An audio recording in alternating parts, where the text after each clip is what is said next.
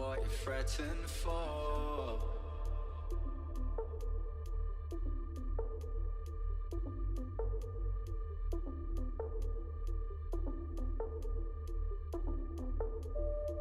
You knew that this was coming.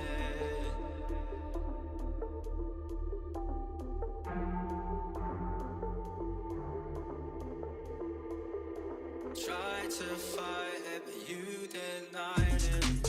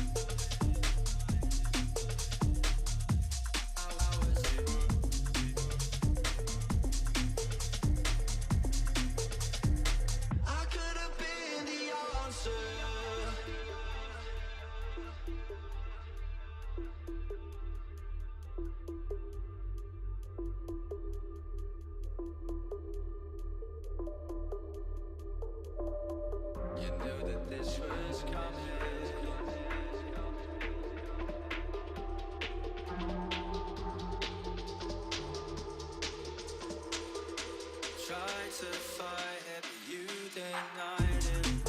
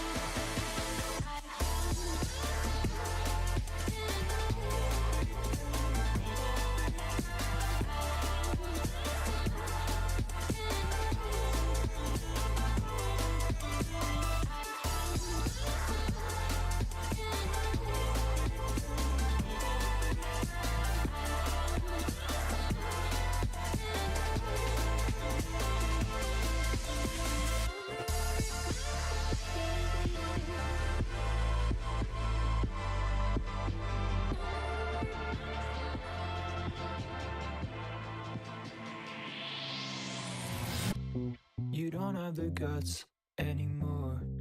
Hit me like a truck and I fell to the floor. You don't give anymore. I couldn't feel a hit and run if you settled the score. I think I wanna punch you. I really, really want to. You're talking at me like I know what you mean. I made a mistake. Could you give me something to respond to? You don't have the guts anymore. You were playing with your guns, so I ran in the door. What's your best side? Give me anyone else. Feel your back, but you can't get over yourself. 80% your function. So can we skip the introductions? The only time that I'm the girl of your dreams is when you face another white boy with the concussion. Everybody's dead and it's all my fault. Everybody's dead and it's all my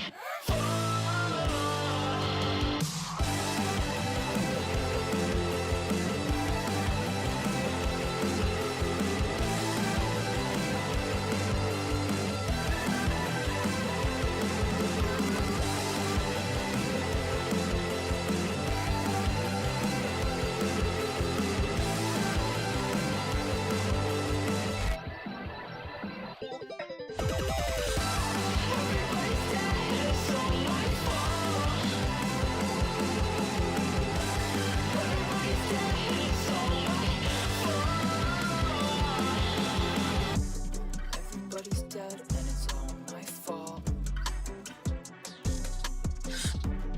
Everybody's dead and it's all my fault. I'm way up, could never be under you. And I never move like a sucker do. Came out the mud and it wasn't because of you. Look at my stats, I got too many W. W, W, W, W. I got way too many W. Came out the mud and it wasn't because of you. W, W, W, W. Hey, I never care what the others do. I'm in the penthouse enjoying the upper view. Don't ever think that your lady is stuck with you. She pull up on me and tell me I'm lovable. Don't do the cap, never been gullible. I've been a plug and I'm unpluggable. Been undefeated, feel like a mother too. Call me.com, that's www. Really feeling myself.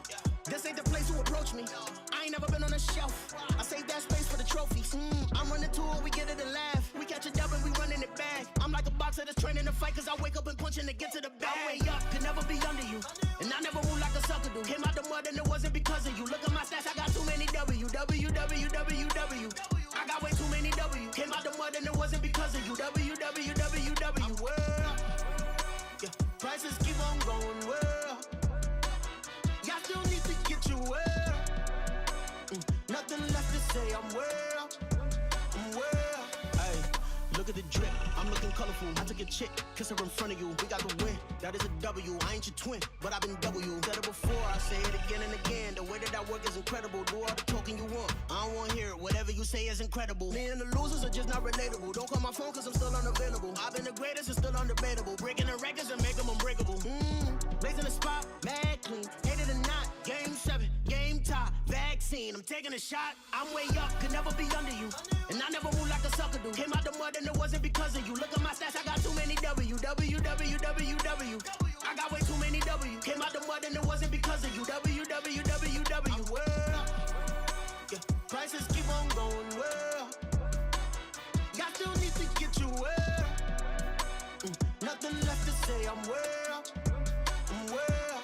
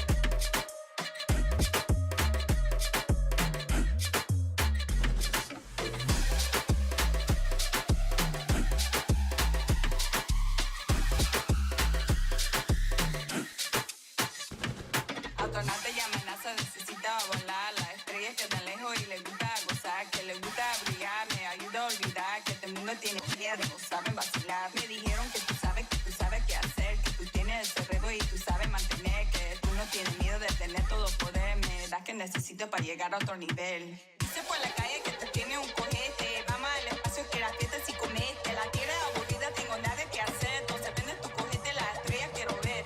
Dice por la calle que tú tienes un cojete. Vamos al espacio que la fiesta si comete. La tierra aburrida, tengo nada que hacer. Entonces prende tu cojete, better rock it like I said.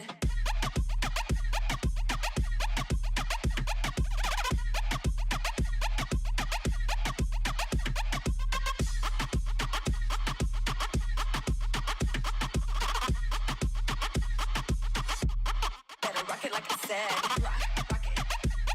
Better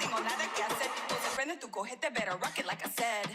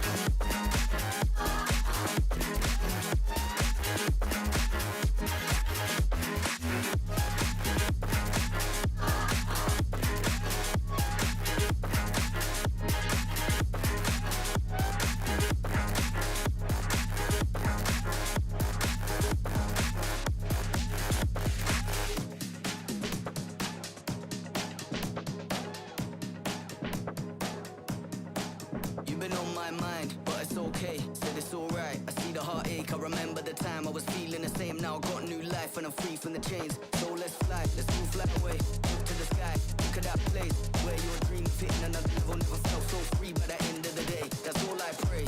No karma, my future, go harder. I feel righteous, it's like armor, cause I'm done with the devil in Prada. See my design, kind of different appetite. Standing out for the time, riding out to free the appetite. Take it higher just to free the mind, oh pray. No karma, my future, go harder. I feel righteous, it's like armor, cause I'm done with the devil in Prada.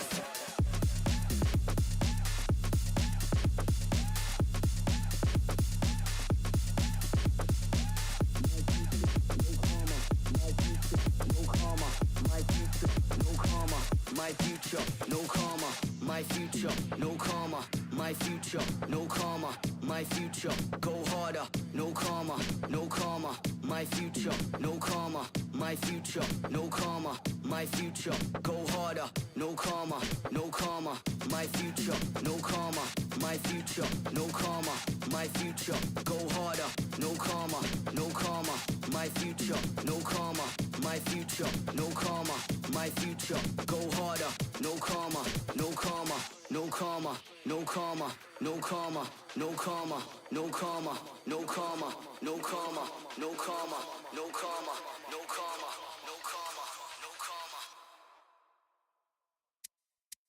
You've been on my mind.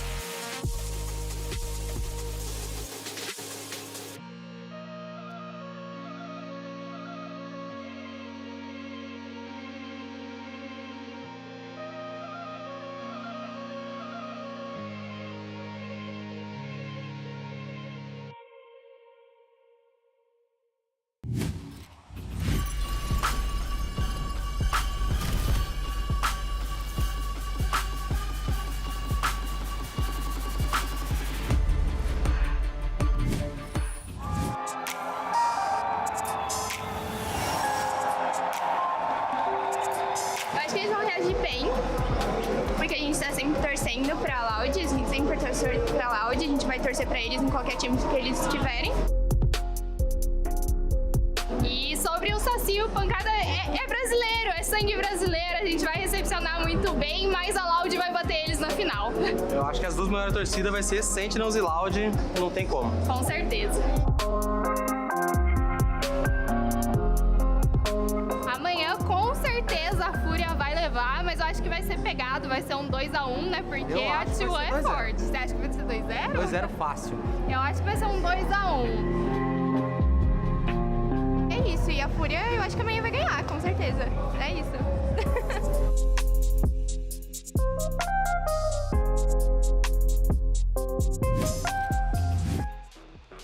The Omega bracket started off with 16 teams, and after today, we're gonna be down to just 8. And if my math is right, that's half. Welcome back, everyone, to day 9 of the lock-in, the biggest VCT event ever. And we're coming at you live from the Ginásio do Ibirapuera in São Paulo, Brazil. Of course, I'm Golden Boy here alongside Mimi and Achilleos. Welcome, everyone.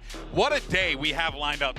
What a way to close out the first part of this Omega bracket. I have missed the days where we've gotten to see a Brazilian team play and gotten to see the crowd go crazy for them. Now we have a full Brazilian team. We have the reigning champions playing on Sentinels. Today is going to be fantastic. Yeah, it's going to be absolutely wild. Fnatic as well, having undergone some changes, looking like a bit of a powerhouse, going to be looking to challenge those former champions on the side of Sentinels, take them down. And then, of course, T1 is also on the horizon, so we'll see how that goes. It's going to be an awesome day. But yesterday, though, we had 3 first-round matches, which means, unfortunately, 3 teams are out in this single elimination format competition. But first, let's talk about Vitality going the distance against Global Esports. And what a great game that was, both to show Vitality really pulling through at the end, but also to see what this experiment with Global Esports was capable of doing. Yeah, it started so strong for Vitality. The absolutes, they just sheriff savants on the squad popping off, but GE fought back. They managed to take a map with their players really coming alive on Pearl.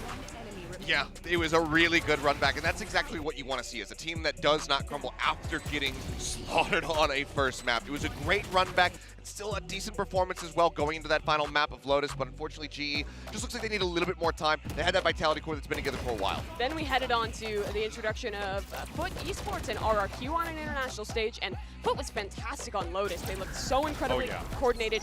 Kiwi was playing out of his mind, opping on Neon, running in on these gambits, doing it all. But again, it was another one of these games where it looked like it was going to be a rally back. RRQ came into Pearl with this idea of just being as cringe as possible with their B post plans, and it worked in the first half. Yeah, had him in the first half. Not gonna lie. And then it got real damn confusing. Pansy and I were losing our minds up on that cast because they were doing some wild stuff. But this was the banger of the day. 100 Thieves versus EDG. I think a lot of people thought this was going to be a lot more one-sided, but EDG, good God, they showed up to perform. He's my favorite player. Chichu was phenomenal. You had Kankan going back to the Jet, also just wild. Chichu, I don't know, just some divine intervention. He is God's gift to Valorant. I don't know how that man is so incredibly good. But blessed. Stellar was too. Stellar was having like a matching, if not even better performance to keep 100 Thieves in it. The game almost slipped away from them, but they came back at the last second. I mean, yesterday was just a day of crazy, crazy comebacks, and it's wild that that's just the opening matches. Yeah, I have been just shocked with the fact that we come into this competition, you know, everyone online is like, oh my God, this is going to be a 2-0. Oh, this team should blah, blah, blah.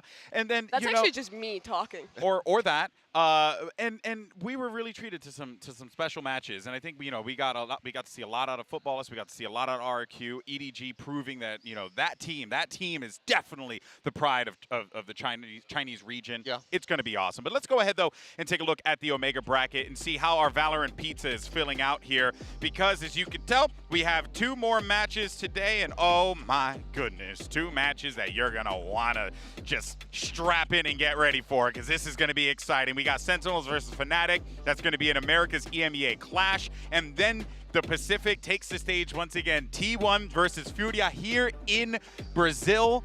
That is going to be tough.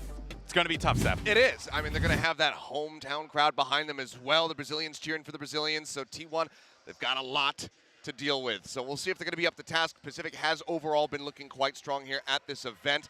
But can they make it through the next round, or is it really only going to be Secret in that role. We'll have to just wait and see. That would be wild. Again, we're just kind of getting, I think, surprises from a lot of these regions, especially like EMEA on a live region again. That's pretty cool to see. They've actually sent out some solid teams in this one. But yeah, I think that T1 Furia match is going to be a sleeper. Everyone's Very looking exciting. at Sentinels Fnatic, but that one's going to be good. You know, I tell you what, though, this event has genuinely been a marathon. And, you know, speaking for myself, guys, you know, I'm old, you know, I'm white. How you guys feeling? You're tired. Honestly, there's just been too much good Valorant. It's too much for my brain to process. It drains your energy. You just need a little nap sometimes. You know what? Actually, Mimi and Steph, why don't you guys go ahead, just take a little nap here on the desk. I'm just going to recline back in my sponsor-branded Secretlab chair. Yeah. You know what?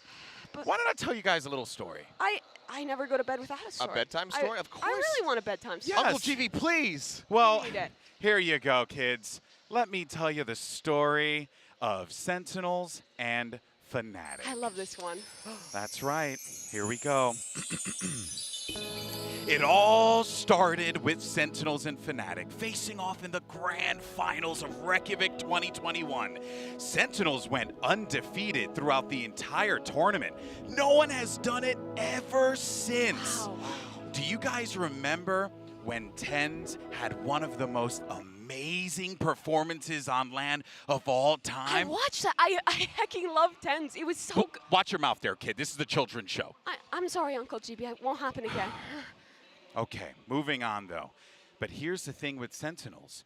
Things then took a dark turn. Oh, I love Sentinels. Yes, that's right. They didn't make any changes for quite some time. They struggled to adapt and got left behind. 2022 was a frightening year for them.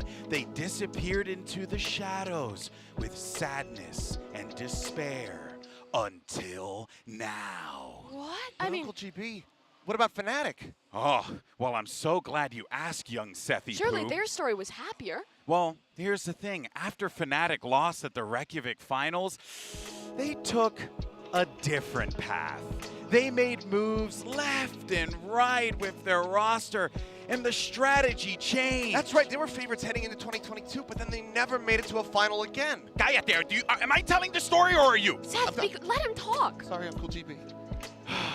But they never made it to a final ever again. And never again? Never. Surely both these teams can have a sad ending. There has to be a different ending to the book. Well, my children, that's the fun part, because the final chapter hasn't been written yet. Sentinels and Fnatic will meet for the first time since 2021 today. It really is a fairy tale. Wowee! How do you want this story to end? Why don't you go ahead and tell us in today's poll question? If the chat's not spamming cringe, I'm disappointed in each and every one of you. They definitely are.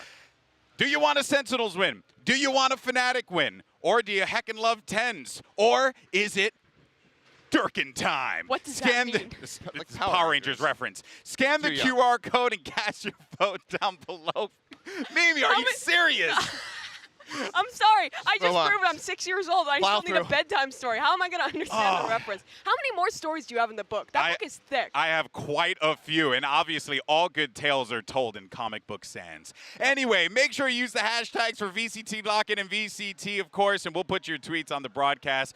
And if you want to react to that segment, God bless. In any case, though, we're going to step away for a quick minute, and then when we come back, we're going to break down one of the most hype matches of all of VCT LOCK in Sentinels versus Fnatic. We'll see you on the other side. Yeah, there we go.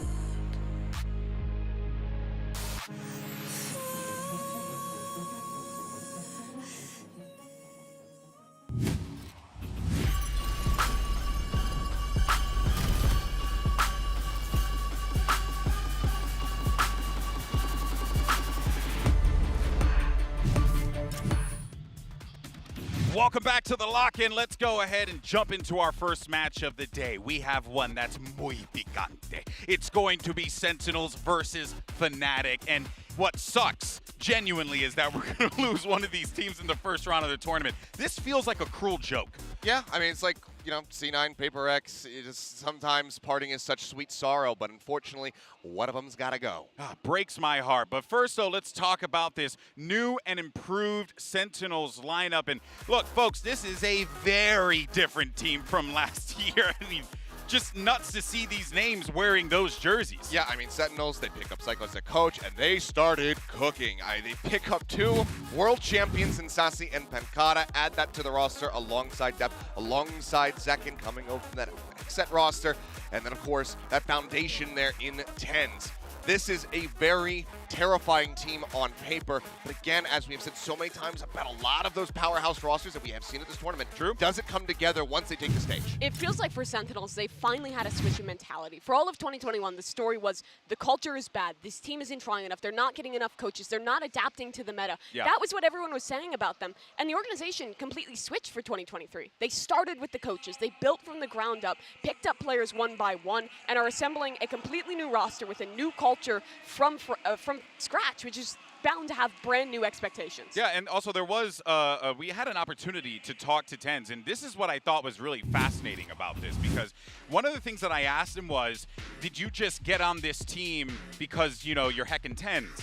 And he was like, no, Cycle was actually trialing players. He was uncertain if he was going to even be on Sentinels for this year. The whole team was under the impression that the only person staying was Dapper, which is, you know, again, Dapper, incredibly talented player, no doubt, but the fact that you had a player like TenZ trialing goes to show the culture in this team is completely different. I think it's really important because the previous accomplishments, 2021, what they had in the past, that's all great, but it means nothing for this team now, right? How good of a player are you now? How well can you fit into the team? How coachable are you? That was what was important for Sentinels heading into this year, and I think it's a great mentality shift. Yeah, and I think just having those trials as well just helps to make sure that you are building a cohesive unit of a squad, rather than just saying, this piece is good, cramming them together and hoping that you get magic from it. Yeah, and also for TenZ, right, this is going to force him to reinvent himself. He's playing new roles on this team. He's changing things up, and I think it's a very good arc for him as an individual player and for this team. Yeah, well, and one of the arcs that I've been really fascinated with has been Sassy and Pancada, right? My bald brethren, but most importantly, when we actually had that opportunity to talk to him, he said that coming and playing in NA, like, he accomplished his goal in Brazil. He won a championship for his countrymen. So now he's like, I want to do something that I never thought I'd have an opportunity to do. And he's now on this Sentinels lineup, and he brought his boy Pancada with him. And also of note, Pancada has been learning English every single day after scrims for a few months now. The work that these two guys are putting in to make this roster happen is nothing short of impressive. It has been incredibly impressive. And when we got to see this team in the offseason, we got that sample at the Ludwig Tarek Invitational, I think a lot of people were disappointed in the coordination. They only had a week of practice. It was Pancada's first team in English. All this stuff wasn't quite working. But what was working was the individuals. This duo of Sassy and Pancada was absolutely excellent, as we've come to expect from them. They are world-class championship-winning players. Yeah, and it's unsurprising that, you know, they get picked up by an org like Sentinels. They say, you know what, we want to have a powerhouse team. Let's get some championship wins. Let's get some recency as far as the international stage is concerned. So they flesh that out with Depth and Zekin, and then TenZ earns his spot back here onto the roster. So incredible story. I'm looking forward to seeing how they perform. Yeah, it really has been a fascinating story for Sentinels all season long. So for a closer look, let's go ahead and actually hear from Sassy and TenZ about their journey.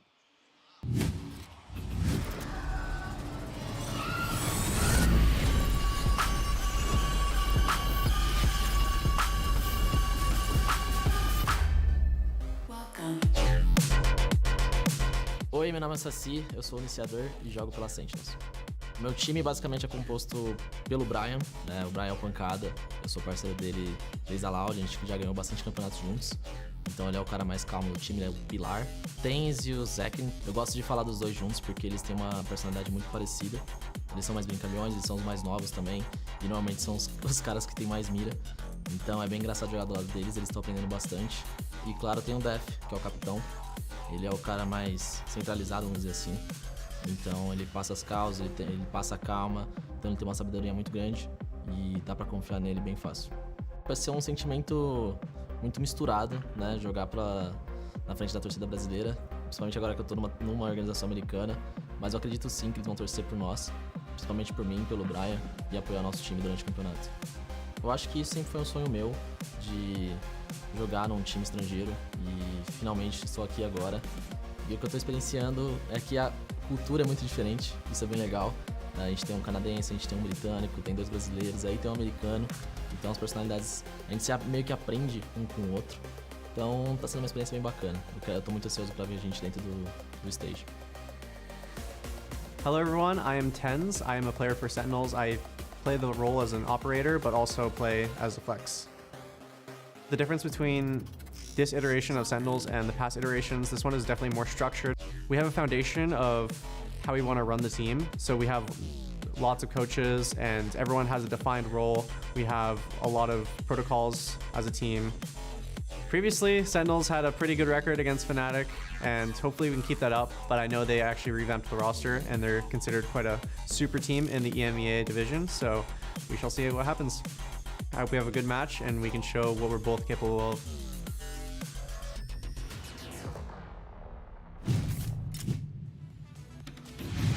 And I think that is the thing we all have to kind of take into this, right?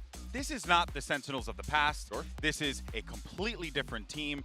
But also, if I can be just a touch, you know, I guess critical or worrisome here, it's that it is a completely different team with a completely different system, and Psycho's got his work cut out for him. Oh, he certainly does, but we've seen wilder systems already have some innate success. I mean, take a look at Global yesterday. It's clearly the foundation is there for them to be able to build a very solid roster and be competitive in the Pacific region. So I think if that kind of crazy system can work where you're pulling people from so many different regions, so many different languages being spoken, then this one absolutely can, but we need to see. That last little line there from Tens, I hope that we can both show what we're capable of. That's what we're all hoping for as well, because we have high expectations of both of these squads, and if this match is not a gigabanger at the end of the day, it will be a letdown for everyone. Yeah, we saw the individual player quality in the offseason and at previous events. We know all these players can be great. It's a question of leadership, but I think it's one where I actually have a lot of faith in this team. You have Psycho and Def who built that XSET roster. Yeah. You have Kaplan, who's been a fantastic coach in NA. You're really starting strong. You also have Sassy on the team. I mean, the guy built Loud. You have that history there of players who can build legacies. Okay, now before we have any other people saying,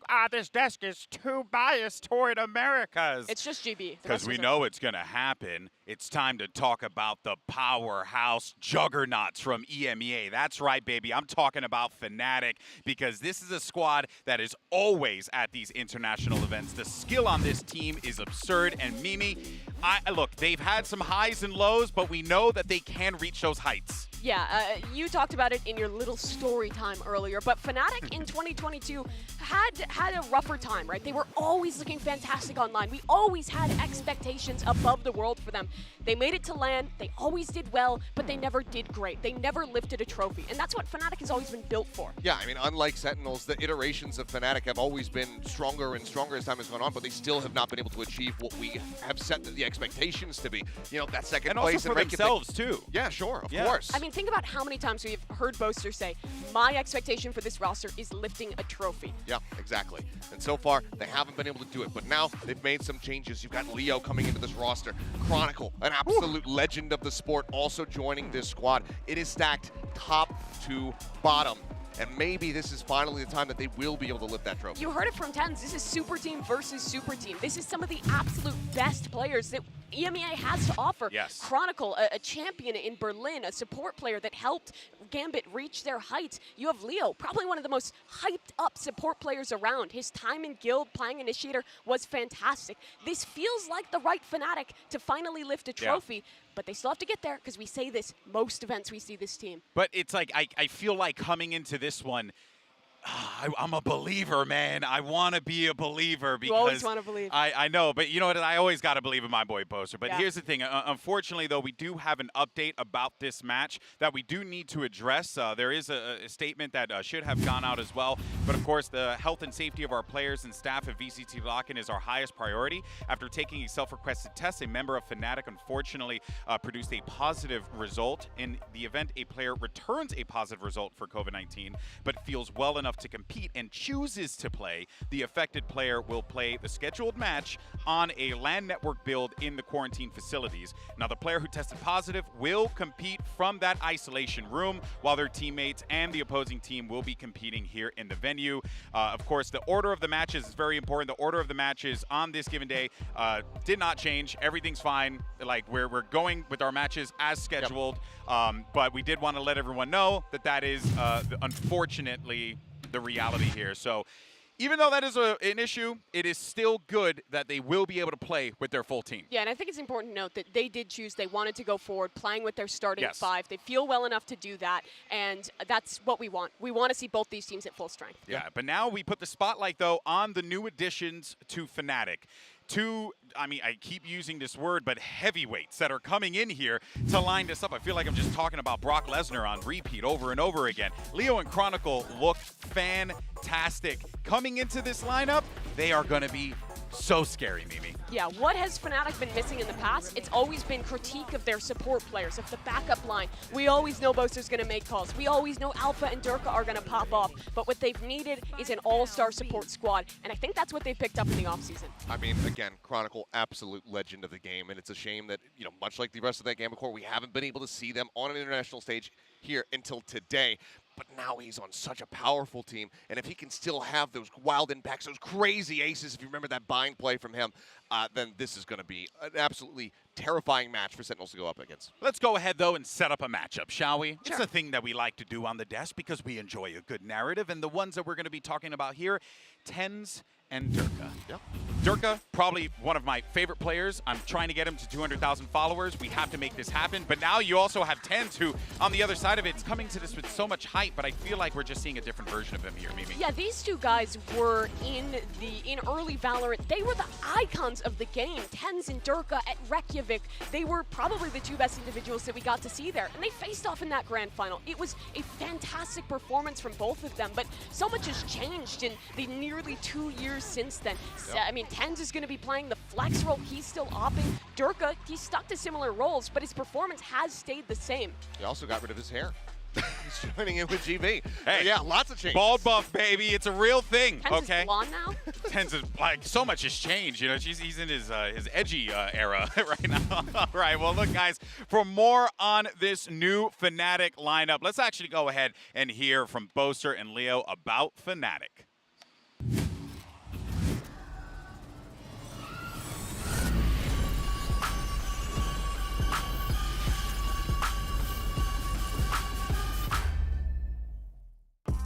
Hello, my name is Boaster. I'm the IGL of Fnatic. Okay, I'll start off with Durka. He brings the bold buff, as everyone knows. He also brings the high skill capabilities in a top fragger. And then we've got Alfia. He's a 17-year-old in a 30-year-old body. He's got crazy bed hair, and that bed hair is a symbol of how crazy he is in real life as well. Then we've got Chronicle. He's the guy that's like really keen and really, I don't know, he just loves learning stuff. And we've got Leo.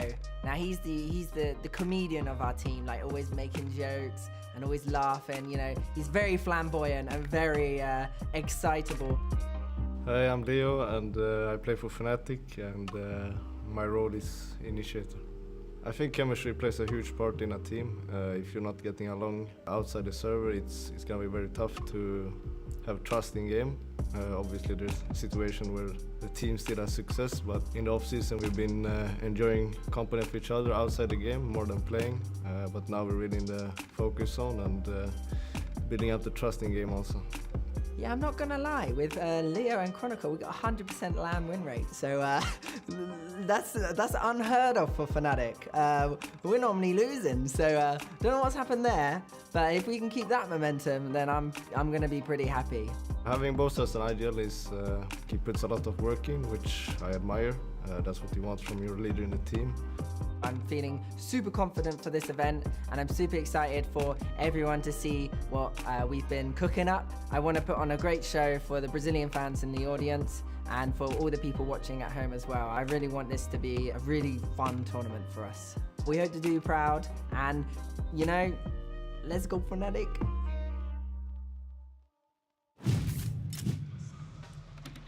Firstly, I just want to give a huge shout out to our features team for just continuing to pump out amazing content, but also Poster is the best when it comes to all this stuff. He's so charismatic. It's hard not to like this team, Mimi. It is really hard not to like them. I mean, both these teams have just such like fun-loving, enjoyable players. You want to root for both of them. But again, single elimination, this is going to be a brutal one. Yeah, I imagine the features team also really likes working with Boaster because you don't have to encourage any personality out of him. He's just exuding it. You have to tell him, like, okay, calm it down a little bit. You're going a little too ham.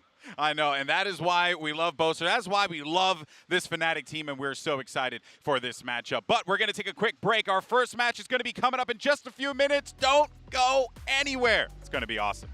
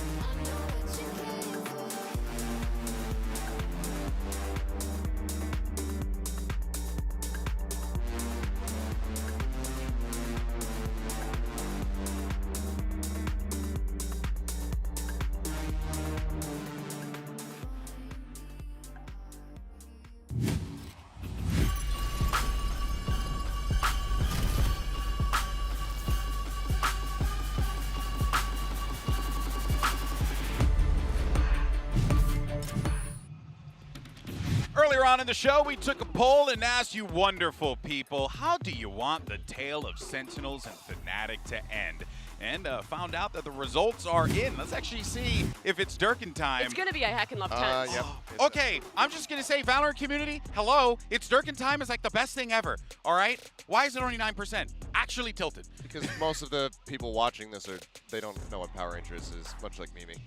I didn't know what Power Rangers is, and I'm the one who said we should put that on the poll, so that was kind of random, but all good. All right, well, guys, we have a minute left, so let's do some predictions, shall we? I'm going to go first. Okay. My reasoning, it's not because of America's bias. I just got a feeling. And also, I really wanted to draw their logo. I went with Sentinels for the win. Please do not flame me, EMEA. I love all of you dearly. Flame him. I might need a close-up for mine just because it's writing, but... What does it say? Just show it. I have no biases here, but it's just straight up who I think is going to win. I'm bat-chesting out of my mind. You're bat-chesting? All right. We need some good, honest balance on this desk because this is going to be a giga banger. 2 super teams. Yes. I favor Fnatic. What does they that have say? the core. It says, dude, we need to bring back teaching cursive in school because this is abysmal. What but it is says I this? heck and love 10s. Okay. But you have Fnatic. Okay, you make I no still sense heck to and me. love 10s even if I think Fnatic is going to win. Oh, man. All right. Still heck and love 10s. Guys, I hope you're ready because this is going to be a great match. I hope everyone just takes a moment to breathe this one in because you don't get it all the time. It's time to start this show and find out who survives another round. Korea or Brazil, Durka or Tens. It's going to be a heckin' great day of Valorant. And folks, lock in. Day 9 starts right now.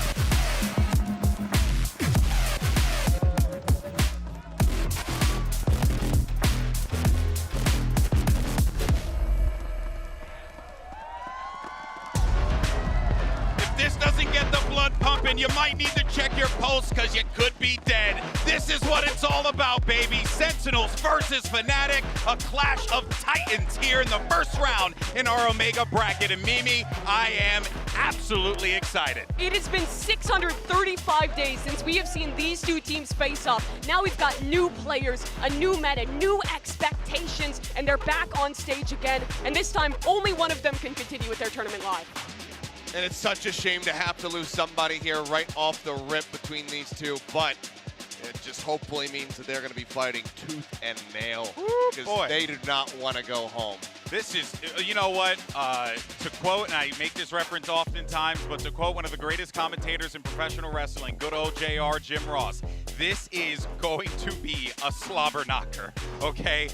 This genuinely could not be the most hyped matchup in this entire bracket. It feels as if we're witnessing like the main event, and this is just our first match of the day. It is wild to see. We have the map vetoes already coming in. Fnatic will get rid of Pearl off the start. Sentinels showed some of that in the offseason. Tends to be a very strong map for a lot of North American teams. Makes sense. Same with Sentinels. Icebox has always been Fnatic's best. Yep. Yeah, I mean, also that X-Set core quite good at Pearl, so they have a lot of strategies. Yeah. Second can go over to that Neon, looks incredible. But Fnatic, with the first selection, will go ahead and elect to take us back to Haven, something that we have been seeing fairly consistently. Maybe not in the last couple days of Omega, but over in the Alpha bracket especially, saw a hell of a lot of Haven, and Sentinels are going for split. This makes a lot of sense. You rewind the clock to X-Set back when this map was in the pool, and Def was one of the absolute best callers on this map. That core was fantastic on it. You're implementing new talent, and sure, it's a new roster, but I still think it'll be a good map for them. Sent going to be taken away. Lotus still being floated right now. See if Sentinels ban it, and they don't. They're going to take away the fracture. In the off-season, so it's clear that they didn't want to play it then, but they've been prepping something now to leave it to our third. What are they cooking? What are they cooking? Oh boy, I am excited. So we have Haven, Split, and Lotus if necessary, but let's be honest, folks, I think we're going the distance. One can only hope. The unfortunate thing about this event so far is that aside from a couple matches such as Energy versus Loud, some of the ones that look like they're going to be gigabangers on paper just haven't quite delivered, but surely there's just no way that this one doesn't. Prime Gaming Agent select on our screens now. My question is, what is TenZ going to play? He's been switching up roles. He's been moving on to KO, flexing around, and letting Zekin be the primary duelist. Does that continue? Whoa, what's Alpha going to play? Oh, yeah, that's a good question. I mean, he's always been an incredibly flexible individual. Probably the Sentinel. He's back on his kill drone. That makes sense. But what about TenZ? He gets the Jet on this one. It's a flip-flop from what we saw at the LTI. Jet v Jet, Durka versus TenZ. I mean, you couldn't really ask to start the series off in a better fashion. 2021, Iceland, Haven ended the series. And it was Sentinels who took that one home in a TenZ versus Durka matchup. We get it again here, Jet v Jet. And we're starting it off right here on Haven. Well, folks, we got a clout match, which means that we got to call in some pretty clout casters. Actually, I would say clout chasers. Here's Brennan Sideshow. Yeah, let's get to it. This match right here is going to be something special because it's North America versus EMEA, Sentinels versus Fnatic, an age-old matchup, a classic matchup, Josh, because like the desk was saying, the last time these two teams faced off was so long ago, May 30th, 2021, at the Reykjavik Grand Finals. Yeah, and both of these teams have taken very different paths to get here, and yet, in 2023, both Fnatic and Sentinels have tried to form super teams heading into the partnership system. And I think for Boaster particularly, but also for Def on the other side, it's a hunt for a trophy, and one team must go home. What do they have cooked up for us to start things out on Haven? And Haven, bit of a playground for the IGLs. Maybe that's part of the reason why Fnatic ended up opting into this one, but not messing around already. That Trailblazer just going deep into the site, and TenZ was following that one, but he was shut down in the middle of all of this. This looks like a fast play now. Just trying to make their way through into Garage. Going to be potentially bogged down by all this utility, but there was a flash in play just to push them back and away. Fnatic already claiming 2 kills. It's up to Sentinels now to scramble, try and salvage what they can out of the round. A bit of damage done to Chronicle, but right now just biding their time, waiting it out. It's on Def to try and make something happen here. No pressure anywhere else, and Dirk has walked down mid. He knows that the spike is dropped. He knows they're all contained inside Garage. This should be Fnatic easily cleaning up. Yep, they know exactly what's going on here. Sheriff in the hands of Durka. Already getting some lovely damage down onto them and right through the wall. It's 3 kills in the round for Durka. What a way to set things up, and nobody dropping on the side of Fnatic. That's a Prime Gaming flawless. We're going to be keeping track of Durka v10s throughout this entire map, but I want to shoot 10s a bit of bail here. This is a pretty normal pathing, actually, on a pistol round strat. We've seen a lot of teams do it. He looks a bit silly, sure, but I don't think there's anything wrong with his decision-making or the game plan. It is, though, a pistol round strat where 10s is very alone. He just has to dive in and hope that there aren't a couple of people at back B for a C pinch. So definitely a planned pistol round strategy for Sentinels, but the reaction was very good from Fnatic. And they strike the first blow. No force buy, nothing crazy happening here, and Sassy loading up his ultimate. I do think it's really interesting though, Bren, that Sassy is playing the Sky here. When you think about Sentinels, you're expecting Sassy to be the safe pair of hands. The guy that's a veteran, king of initiators, safest player in the game. Just able to really pick up the pieces when things go wrong, but... Yeah, and having him on Sky instead of on Breach, it's a really aggressive comp from Sentinels, and I think it's going to ask Sassy to get really involved in the fighting. Yeah. And that's unusual to me. I would expect Sassy and Zekken's roles to be swapped. It is an interesting one, isn't it? Breach oftentimes going to be that third player into the fight most of the time.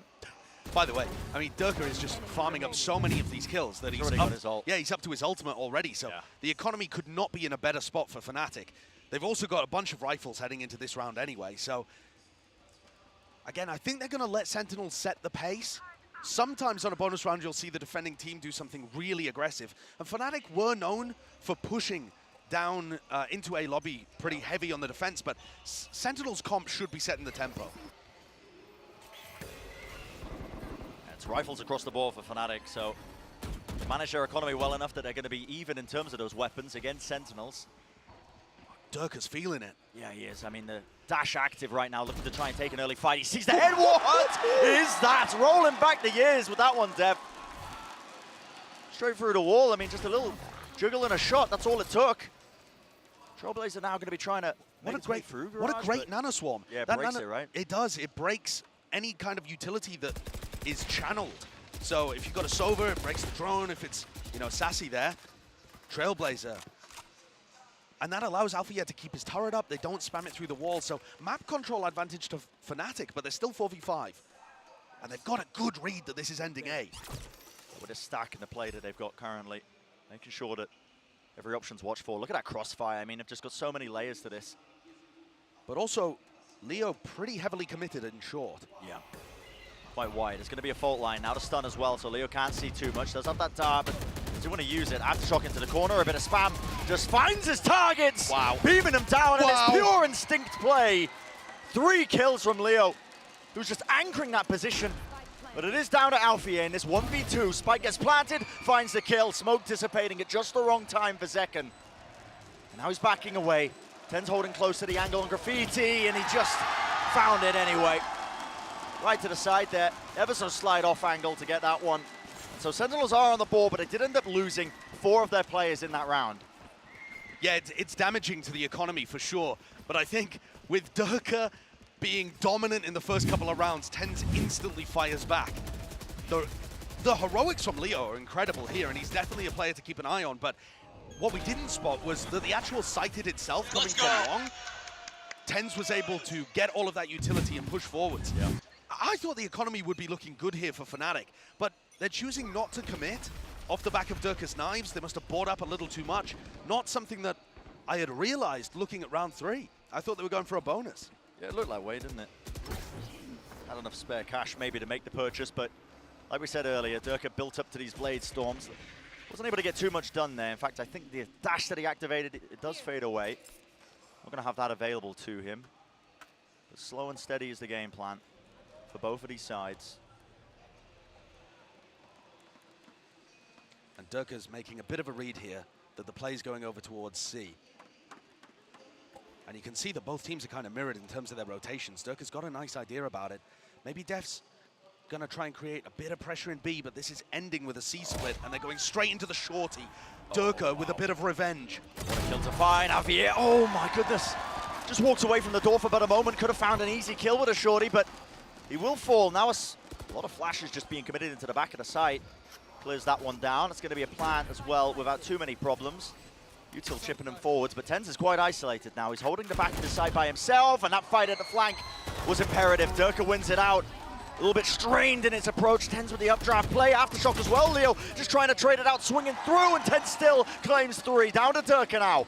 Another dash that's come online here, right into the smoke to cut up the crosshair placement. That gives him a good idea of where these players are, but again, just a battle taking place, tries to spray it down, and that Jet head-to-head just manifesting itself in the round. The desk hyped it up as TenZ versus Durka, and that is how these compositions work. All of the utility is going to be used to set TenZ and Durka up on the best fights possible, and you're just seeing them clash. They're not necessarily taking the duels against each other early in the round. They're massacring everybody else before they finally meet in the 1v1. That's another quite expensive round for Sentinels, but it's on the board at 2 apiece. Light armor for everybody on Fnatic, and an operator in Durka's hand. He explores down mid as TenZ takes an early face into A long. But this looks awkward for Durka. Deep push, a slight angle. And he's burning his dash at the beginning of every one of these rounds. Yeah. Recalled star there. Gonna be pushing him away from that angle now while all this was going on as well. It was a bit of a slow burner now for Sentinels as they are just trying to make sure that they get a bit of space in A short. This Trailblazer up close. Leo. This is so advanced from Leo. Yeah, he's there. He doesn't really have anybody watching his back, but Fnatic are committing a lot of players here to the site. You can see this, and the Rolling Thunder's going to be catching them, actually. Leo going to be caught. Flash play, and, well, the knife's just not good in that kind of position, but Boaster was isolated. Now a drone. Fault line as well cuts across, and Durka's still there, holding the angle at Heaven. He knows what his players are, and he will find them time and time again. One after the other, but Sentinels will answer back. And it's just down to Sassy. Positioning, I believe, known. He's going to get reinforcements as Alfie is going to be rejoining him at Heaven. Spike out in the open now. Will he get an easy fight? Just trying to isolate one of them, but no. Jiggle of the positioning. Leo doesn't give away too much now. 28 seconds left in this round. Time starting to get burnt, and now he knows where the second player is. That's one broken, just trying to isolate one of these fights, and, well, the warbang angle, Alfie here. Just about grabbing that kill. Such a back and forth round. I think Boaster's kill onto TenZ really seals the deal for it. Yeah. He's not favored in that situation. Breach ulted up, and, you know, TenZ also not taking the most favorable duel in the world. It was really messy between the two of them. There's a missed fault line too for Durka to be able to grab the kill onto second. And I think Def should have swung before Durka got a second. Maybe slightly miscoordinated from Sentinels, allowing openings for the Fnatic players. But this is really back and forth.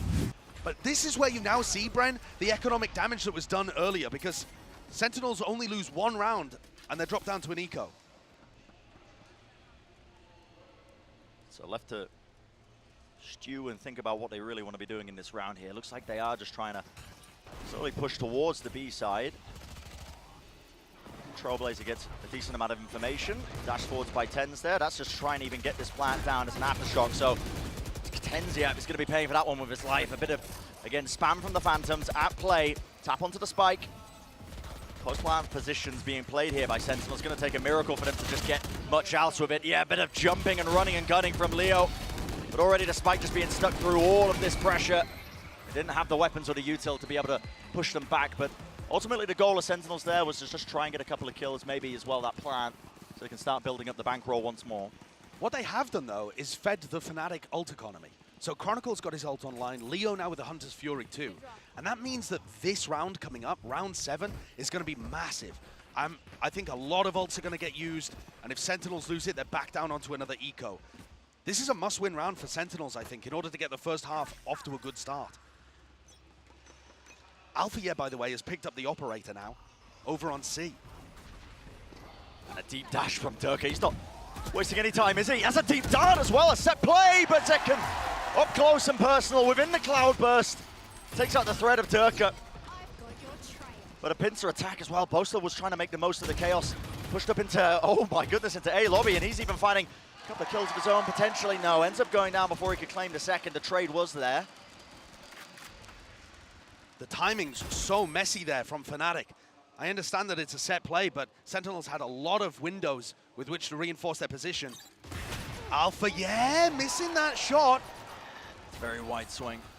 Dog will miss though, so not stunned up. He can afford to just retake this angle and just on the armored F. What a shot to hit.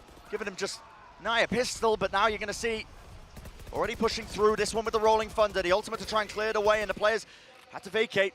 Sentinels trapped in the cubby, and Alfia's got that line of sight angle watched for once more, but the spike handed over to Pancada. He's got his ultimate, so he's going to be able to get a free plant now onto A. 1v3. Can he do it? He's got a lot of time to threaten a reposition. He's going to smoke both Spawn and A Link. It's really smart. He's just throwing a bunch of misinformation into it, but this fight now by Leo, meeting him into short. It's massive. The first kill. It's massive. Takes it down to a 1v2, but he's given away where he is. What is that? Chronicle so far ahead of his teammate. There's no trade in sight from Alfia. Now the paranoia. Waiting for the tap of the spike. And there it is. Rips his way across a full blind. Another tap from Alfia, but still biding, waiting. Smoke ready and waiting. Wide swings it, but Alfia so calm and patient in the clutch. Really big round from Alfia. After he missed that opening op shot, I thought it was game over for Fnatic. But he comes through and recovers. Perhaps you could argue that round should never have been that close. With Pancada, an opportunity to hit the 1v3. This one, beautiful. Just being able to isolate this fight as well. Look at that. Doesn't open himself up too wide with that second fight that he was taking. But ultimately, Alfia, really intelligent player.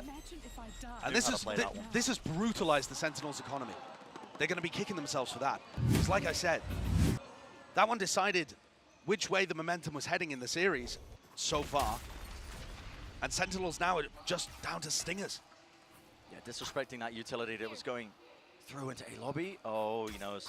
Durka knows. 10's locked into this position. Even the utility, the shock darts, you can see it now. And after shock, though, Durka has to respect that one. The dash to just disengage, make sure he doesn't take too much damage.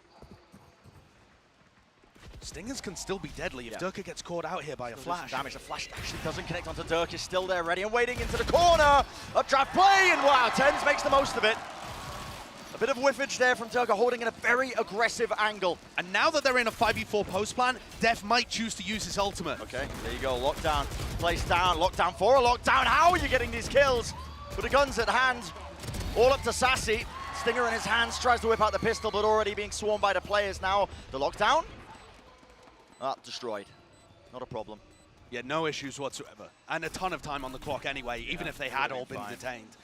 Fnatic committing really decisively, though. If you want to talk about Fnatic's, you know, and more so boasters hunt for a trophy, it feels like they get to a certain point in a tournament, they play against a big team, and there's a bit of freezing up that happens. At least that's my perception of how Fnatic's trophy hunt has gone ever since that fated grand final against Sentinels. And this squad that they've got is full of really decisive players.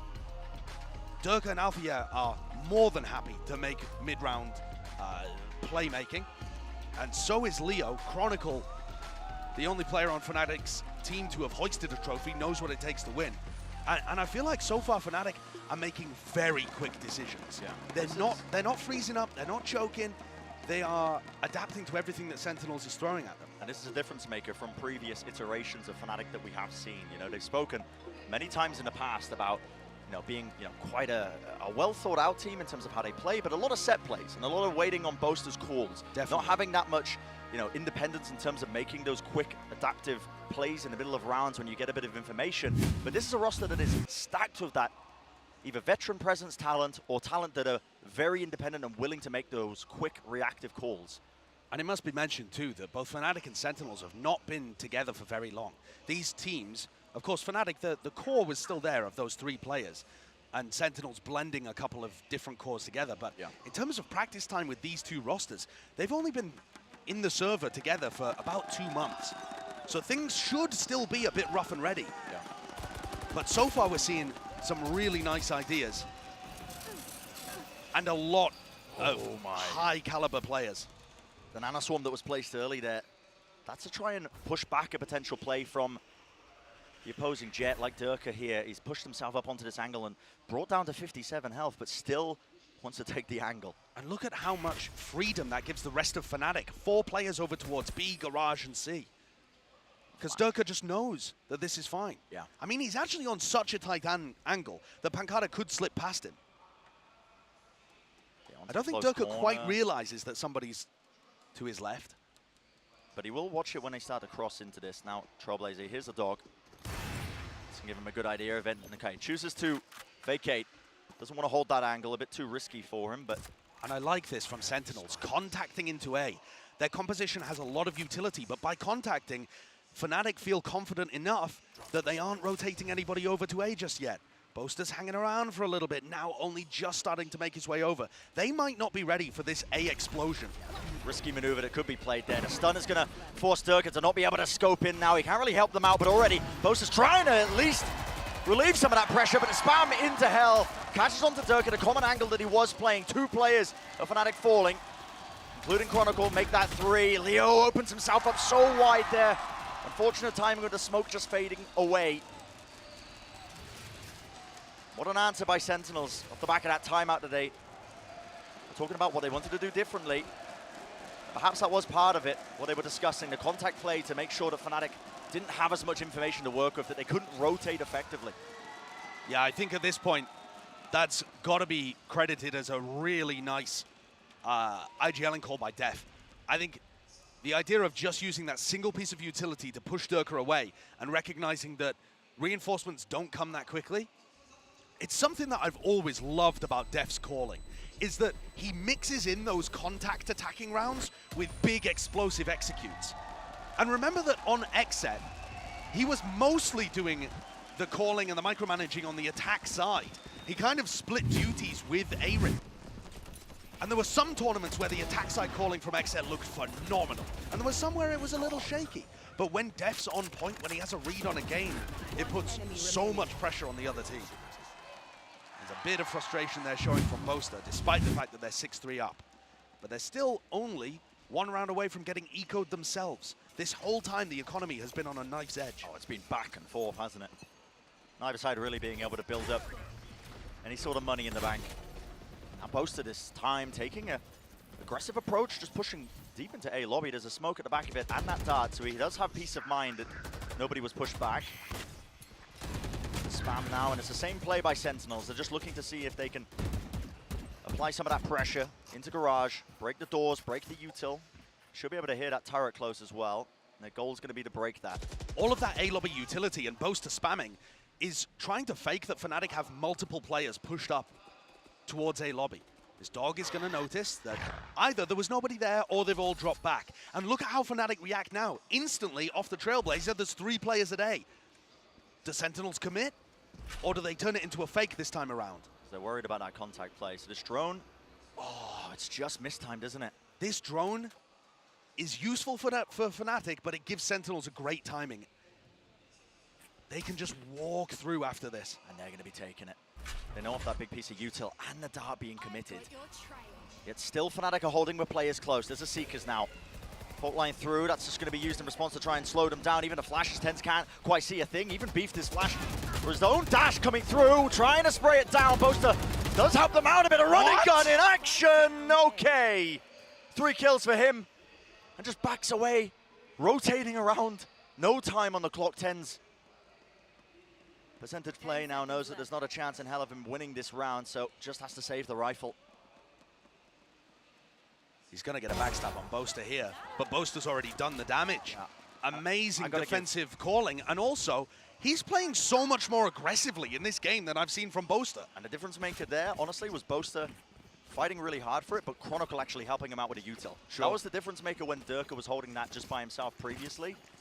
Chronicle's util there was fantastic. The fault line, the flash, it caused Tens to beef the dash. We might see it in the replay as well earlier, but all of that was just used excellently, and Boaster is playing so much more aggressively. You are right. Yeah, he's got confidence. I don't know if he's been working on his, aim labs routine or what in the offseason, but he's taking map control, challenging these players. He's not scared of the heavyweight big hitters on Sentinels. He's just taking it to them. That's what you need. It's a kind of attitude, mindset that you really do need. The knives, oh my words. It's the same kind of pathing from the pistol round, but it doesn't work again. Yep. Just too many stray blades just landing all over the place there. Gets a couple of the players low, but wow, that shot just being found, and And this is disastrous. Sentinels need a miracle here, because going down 8 rounds, giving 8 rounds to Fnatic? Brutal. Really, really brutal for them. They do need a miracle. Who's going to be the playmaker? Target's broken. Cosmic Divider cut across now. Moving forward, Sassy has to hold this. He knows he's being pushed. There's the first opener. Still Zekken, his positioning is known. A pop flash play moving forwards, and Zekken isolates the fights, but eventually shut down. Really, really well calculated there by Fnatic, making sure that they didn't overstep themselves, didn't give too much away. Very solid retake, and at this point, an extremely good half from Fnatic. 8-3 with a potential to go 9-3. Either way this final round goes, Fnatic have put on a really good performance here. Their retakes have been excellent, and apart from a couple of good moments from Sentinels, they've been able to work the defensive rotates into a position to shut down the pushes. We haven't seen TenZ unlocked as much as perhaps Sentinels would have hoped for. Let's fly. Careful. Now we're heading into that final round of the first half here. Operator fight taking place. Durka wants to try and take it. Waits it out as well. Smart from him. Doesn't immediately go for the turret. Just waits for it as it's being activated, just in case a player slips up and makes a mistake and peeks before it's ready. TenZ even going for a shot of his own as well, almost reacting to that jump peek. But now they know TenZ is opping on attack, and that means that they should expect Sentinels to be playing a little slowly. Yeah. So Fnatic don't have to be as aggressive in terms of reclearing the map and looking for information, because they know that if they just kind of hold tight, Sentinels are going to be working a pick for probably the next 20, maybe even 30 seconds. They know it's going to be a slower paced round, and look at this reposition by Alpha yet. Deep push to the bottom of C.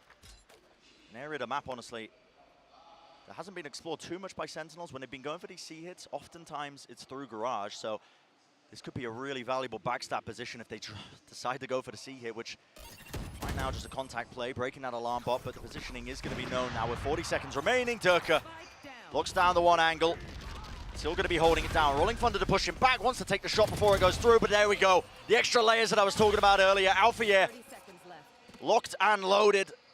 And it is disaster for Sentinels. 2 players left standing, with Death falling all down to Zekken. A nasty shot to be found, but Alpha once more with that consistency. I think so many people were coming into this match wondering which team would have the better super team. Is it Americas or is it EMEA? And Fnatic have landed an emphatic first blow. Outstanding first half from them. Clearly see why Fnatic opted into going into Haven as well. Very ready for it. They had so many different looks and changes to their defensive setups, honestly. Really falling across the board. And now, let's send it down to the desk to break down the first half so far.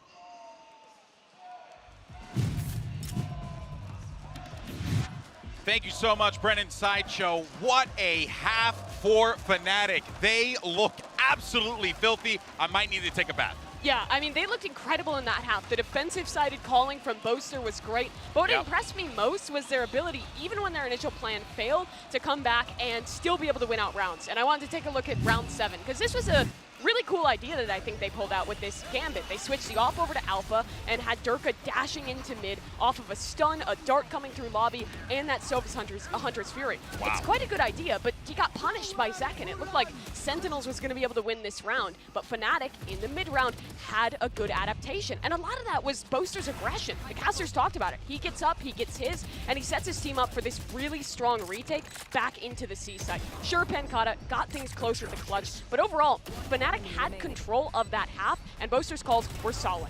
Yeah, I mean, nasty with it there for Pankata. So close to being able to clutch that out, and had he been able to, that would have stopped a bit more of that momentum there from the side of Fnatic, who were able to string together 4 consecutive rounds right there in the middle of that half. But now it's on Sentinels to try to bounce back, and one of the ways they're going to be able to do that is with TenZ. So let's go ahead and we'll take a closer look at some highlights from him and Durka, because from the outset, Durka really kicked things off. He upped the pace immediately, and then TenZ, it took a little while, was able to eventually catch up. Yeah, that he did. And now as we look towards this second half, I think it's going to continue to be defined by this Jett head-to-head. how both of these players are being used by their teams with their decision-making on that attacking side. TenZ has looked good thus far, but what Fnatic has had is better coordination as a team. We're seeing the individual moments, but it still feels like the coordination could use a little bit more work. I'm looking towards Def with this defensive calling. Yeah, it seems like Coach Mini and Boaster's prep work has definitely paid off here on Haven. And look, I mean, this is what you expect on the pick of I believe this is a Fnatic's pick. So if you really want to do the, you know, the kind of like the microscope into the matchup, this is going all according to plan for Fnatic. How does Sentinels try and bring this back, send it back over to the casters? I love the highlighting there of that jet head-to-head between Durka and TenZ, two individuals that really are just carrying the weight of their team now as they're heading deeper and deeper into this Haven match. And TenZ is a player that is quite interesting as well. He's had such high peaks early on in his career. 2021, just, you know, when people were talking about superstar players, all the comparisons were being made against him. But this year, 2023, Josh, seems to be a chance of redemption for him to be able to prove that he can go toe-to-toe with the top heavy hitter teams once more. I completely agree. On this pistol round, he's got a Sheriff in his hand and a desire to find a first engagement.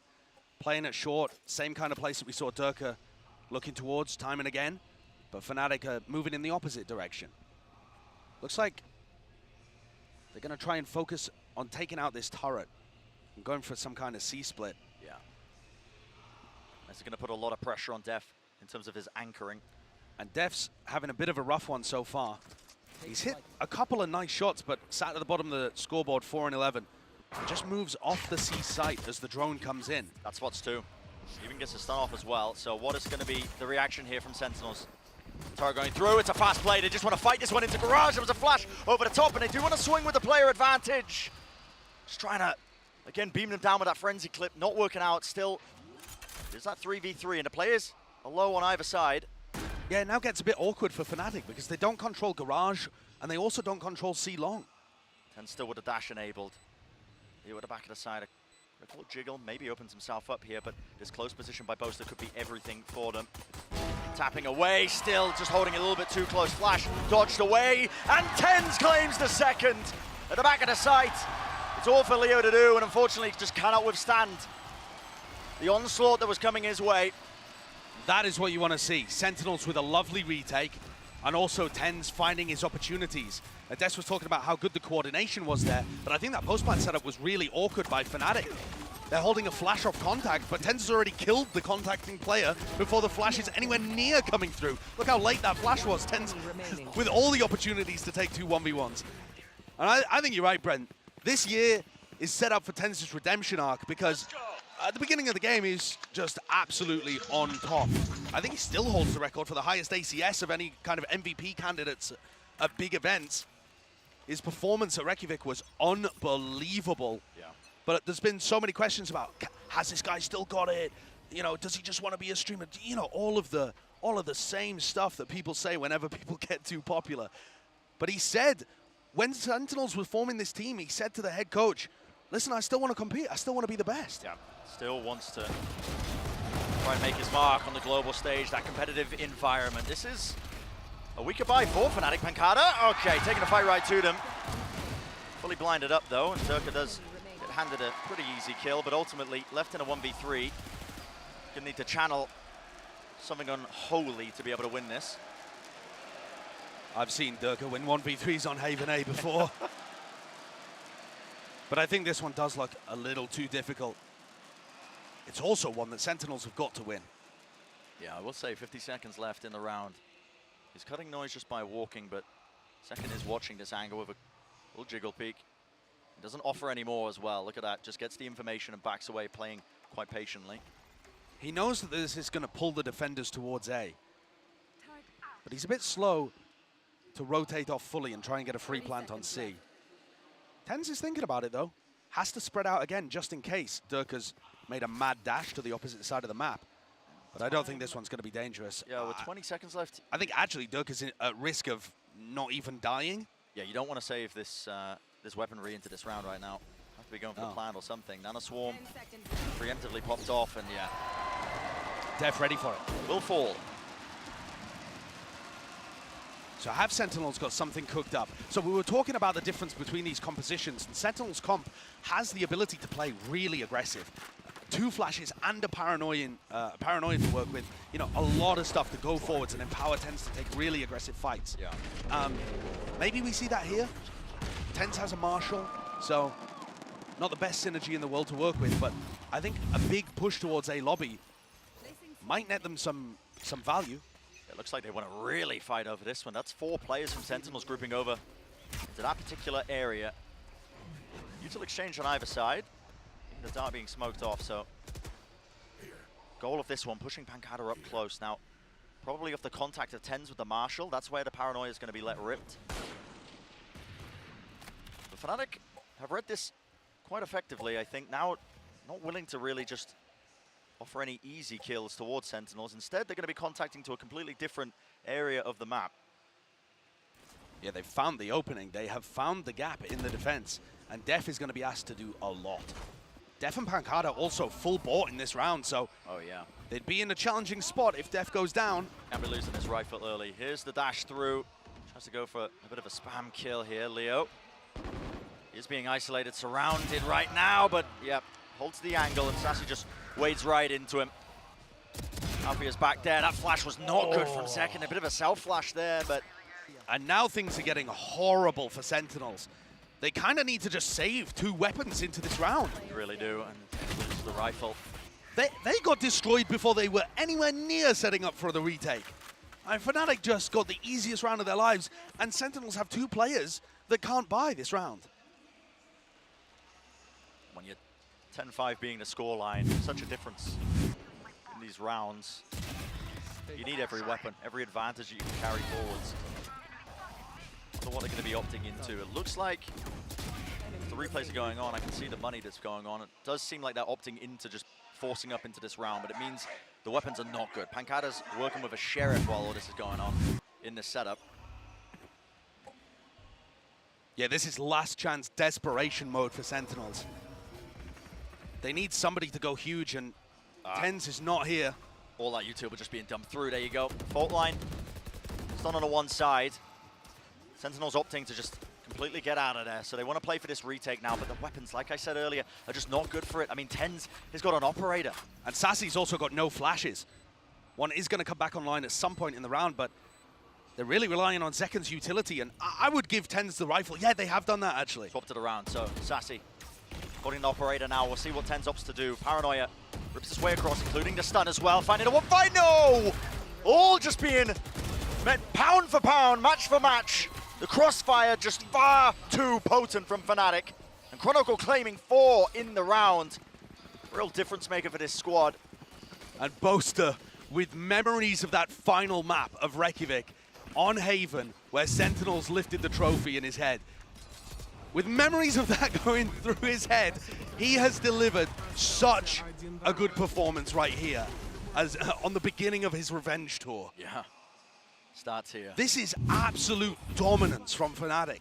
Sentinels look like they are completely out of the game. We saw some flashes of brilliance in the first half, but other than that, the coordination, the utility usage, the game plan ideas, just all in favor of Fnatic on Haven. This was a great map pick to start things off. Making it 11-5. Fault line to push back the players there. Now, look at this. It's a risk to be taken. Rolling Thunder, though, being set up. This is Chronicle, and he's going to clear this through all of A. Players trying to hold close. This is going to catch on to them, right? He's far enough back. No one from Fnatic might be able to swing off this, though, in short. They're playing pretty far back there, so... Not ready yet. What are they waiting for right now? Maybe a bit of util to come back? Yeah, it's Leo with the dart. Waiting for that recon to come back online. But I do think these short players need to be a little further forwards. Now they start moving their way forwards. They're into good space. And here we go. To start, and that's it. Everything just sent flying. Updraft right round the corner. Even the aftershock. Sublime placement of the utility. So well executed. And that double stack. The risky play by Sentinels here on their weaker buy does not pay off. Fnatic looking so damn ready to take that 12th round, set themselves up on map point. It looks sublime, doesn't it? Yeah, it's so good. And Fnatic are going to take that step closer to taking map 1. And it would have to be an almost impossible miracle run for Sentinels to mount any kind of comeback. Fnatic looks so in control. The game plans are gorgeous. Brent, a lot of the times, super teams do not live up to the hype. It's obviously way too early to call it for any of the teams in VCT with the year just starting. But I like what I'm seeing so far from Fnatic. They haven't just strung together a bunch of good players on their team. They've got a nice game plan and good ideas of the roles that, and how the synergies are going to operate. Yeah. Very nice from them. Just a replay of that round as well. But this is do or die for Sentinels. This particular map. The recon dart is also so good that Leo throws, because if it gets broken, they breach ult. If it doesn't get broken, it clears out short and they know that they don't need to breach ult that position and they can save it. You know, there's serious thought process been put into this. And this is one of the things that Fnatic always does, is start out tournaments with amazing ideas. Yeah, including this one. Shock dart over the top. Land right at the front side of B, so that's going to be just clearing out all that utility. It was popped off early though. Durka. Updraft dash play. He is stunned up though for the moment. Even the darts are clear through the back of the site, but this is Sentinels that now need to answer with something else. They're close to a couple of ultimates with this plant. It's going off and there's no problems whatsoever. It's now setting themselves up into the post plant. What an opening. With Zekken falling, you don't have that breach utility. And how do you win this? Cosmic Divider cut the one side up. Tens.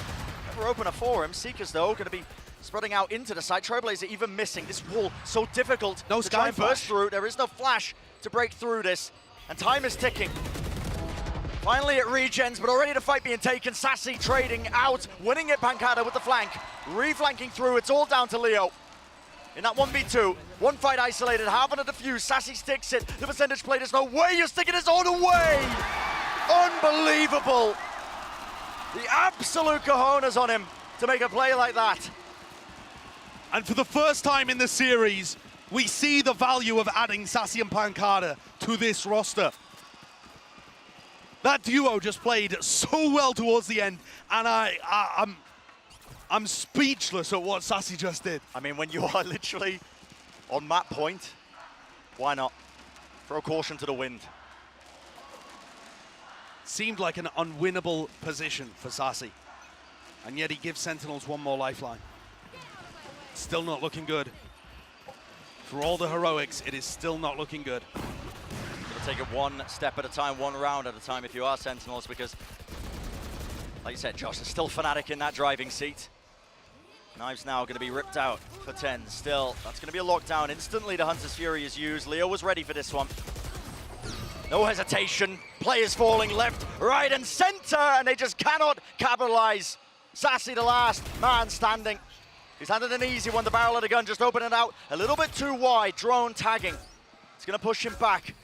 Let's hope a bit of re-swing there with that pre-fire, but Fnatic are looking more than ready now to take this one. Surrounding him, the reposition. Look at this from Durka. To the back of Garage, it's just unwinnable. Layers of utility, no one giving him an easy fight. Beams him down, but left to 5 health. And the doubled up positions, look at it. Waiting it out with the patience. Intelligent play from Fnatic. And they take map 1 in this series, 13-6. Good start in the series for Fnatic on their map pick. Looking completely in control from about the middle of the first half. We called it an IGL's playground, and I think not just Boaster's calling, but also the game plan, the preparation was so evident and looking super strong. Sentinels are going to be hard-pressed to fight back on Split here. This Fnatic team is not messing around. They're worthy of the title so far of Super Team. What an interesting series we potentially have as well. The fact that Sentinel's next map pick is Split. It's a map that has haunted them throughout the entirety of this org's existence, but that is going to be interesting. We're going to be finding out just on the other side of this break just how the rest of this series is going to be playing out.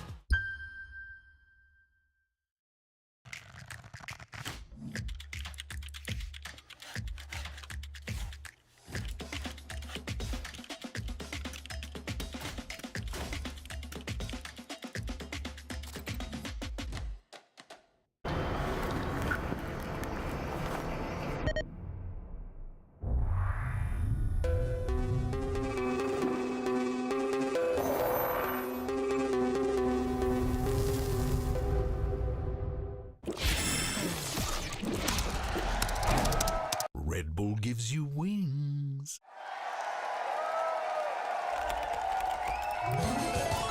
Red Bull gives you wings.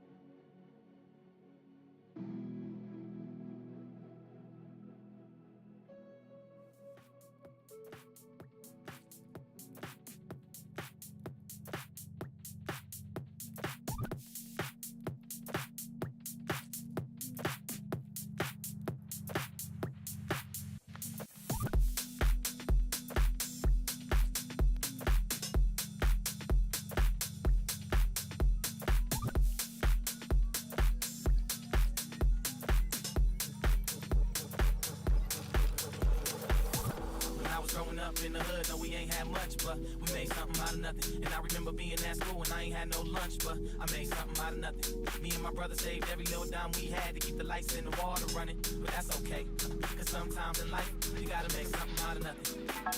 Something out of nothing. Something out of nothing. Something out of nothing. Something out of nothing. Something out of nothing. Something out of nothing. Something out of nothing.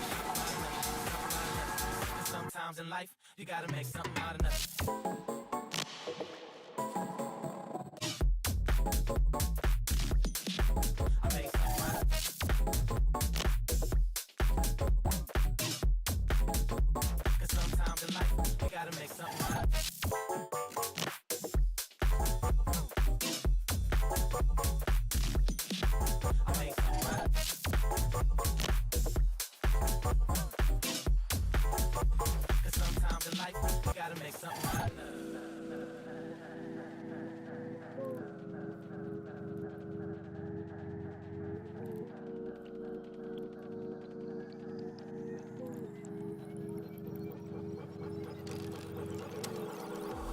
Growing up in the hood, no, we ain't had much, but we made something out of nothing. And I remember being at school and I ain't had no lunch, but I made something out of nothing.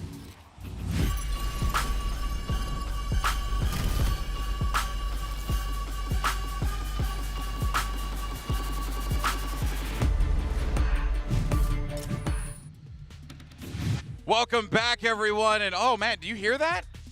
Actually, no, I don't hear anything because NA's being so quiet right now. Oh, Fnatic pick up the win and they go up 1-0 in the series. NA stands for not audible. Oh, wow. Oh, I like that. I like that. It's By America's the way, now. you may notice that we have a new guest here. It's Redgar from Team Liquid. Welcome. Thank you for inviting me.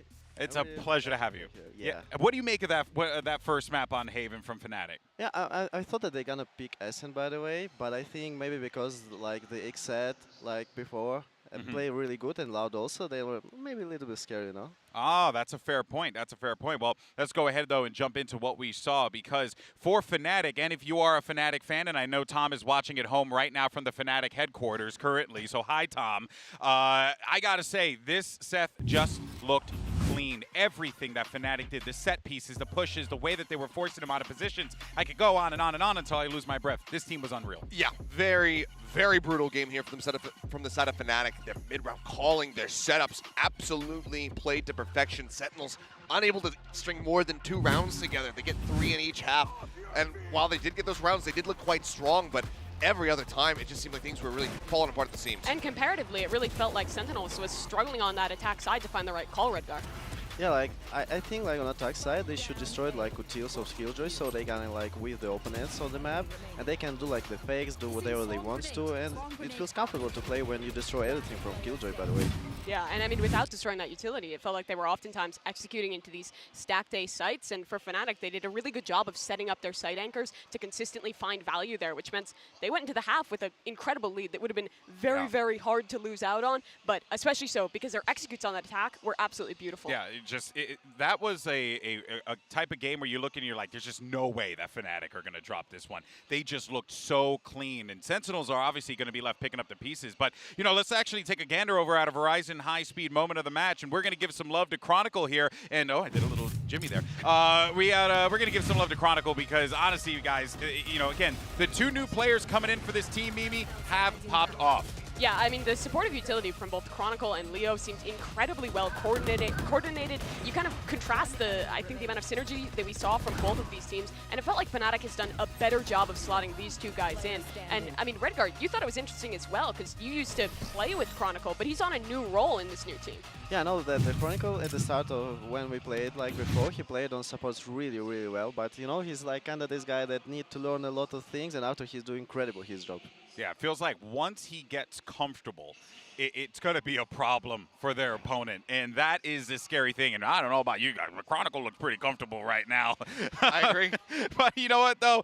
Moving on to our Aim Lab shoot-around, and we're going to be checking in with the IGL of Sentinels. It's going to be Def here, who, you know, really, Achilleos had a hard time with the right calls in this game because it just felt like the game plan here from Boaster, from Mini, from the entire crew on Fnatic was so clean. How do you even call against that? Yeah, it's really difficult, and obviously coming into this, it just feels like Fnatic have done so much more homework for Haven specifically comparatively.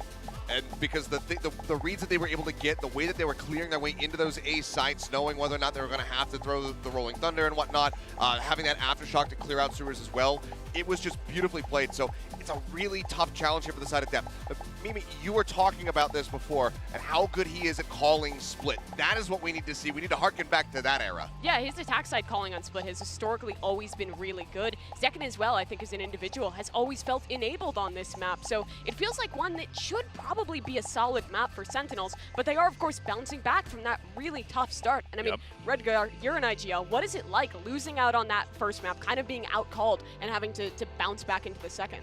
I think personally when you're losing like the first map, you know, like you're giving out all like the pressure, you already lost, like what you can lose sales, right? So you just need to focus on the another map, like what you can do in the other map, like how to focus on the things, like what you should say to the guys to fire it up, like find out the key points, like the best rounds, and go into the game. I like that. You're like, hey, you know what? I'm down at the bottom, so the only place to go at this point is up, right, Mimi? Yeah, we're going to be hopping into the agent select in a second. We saw TenZ play Jett on that first map, but I'm wondering if they're going to play instead of him on that Jett, maybe play Zekken on that Raze. They could try a double duelist comp like is hovered here. There's different options for the squad. All right, Prime Gaming Agent Select is underway, and you know what, Redguard, you were talking about, you were curious what Fnatic were going to be busting out here, but so far it looks like we're going to get some explosive gameplay. Oh yeah, I see like that Horning right now is playing on Raze. It's like a kind of different role, like how can support with the tools, like throwing the nades into opponents and kill everyone? That would be good. That would be very good for him. Yeah, Fnatic as well. We've seen this double duelist comp come out from a couple teams. It's looked very good thus far. I think squads have struggled to shut it down on their defensive side.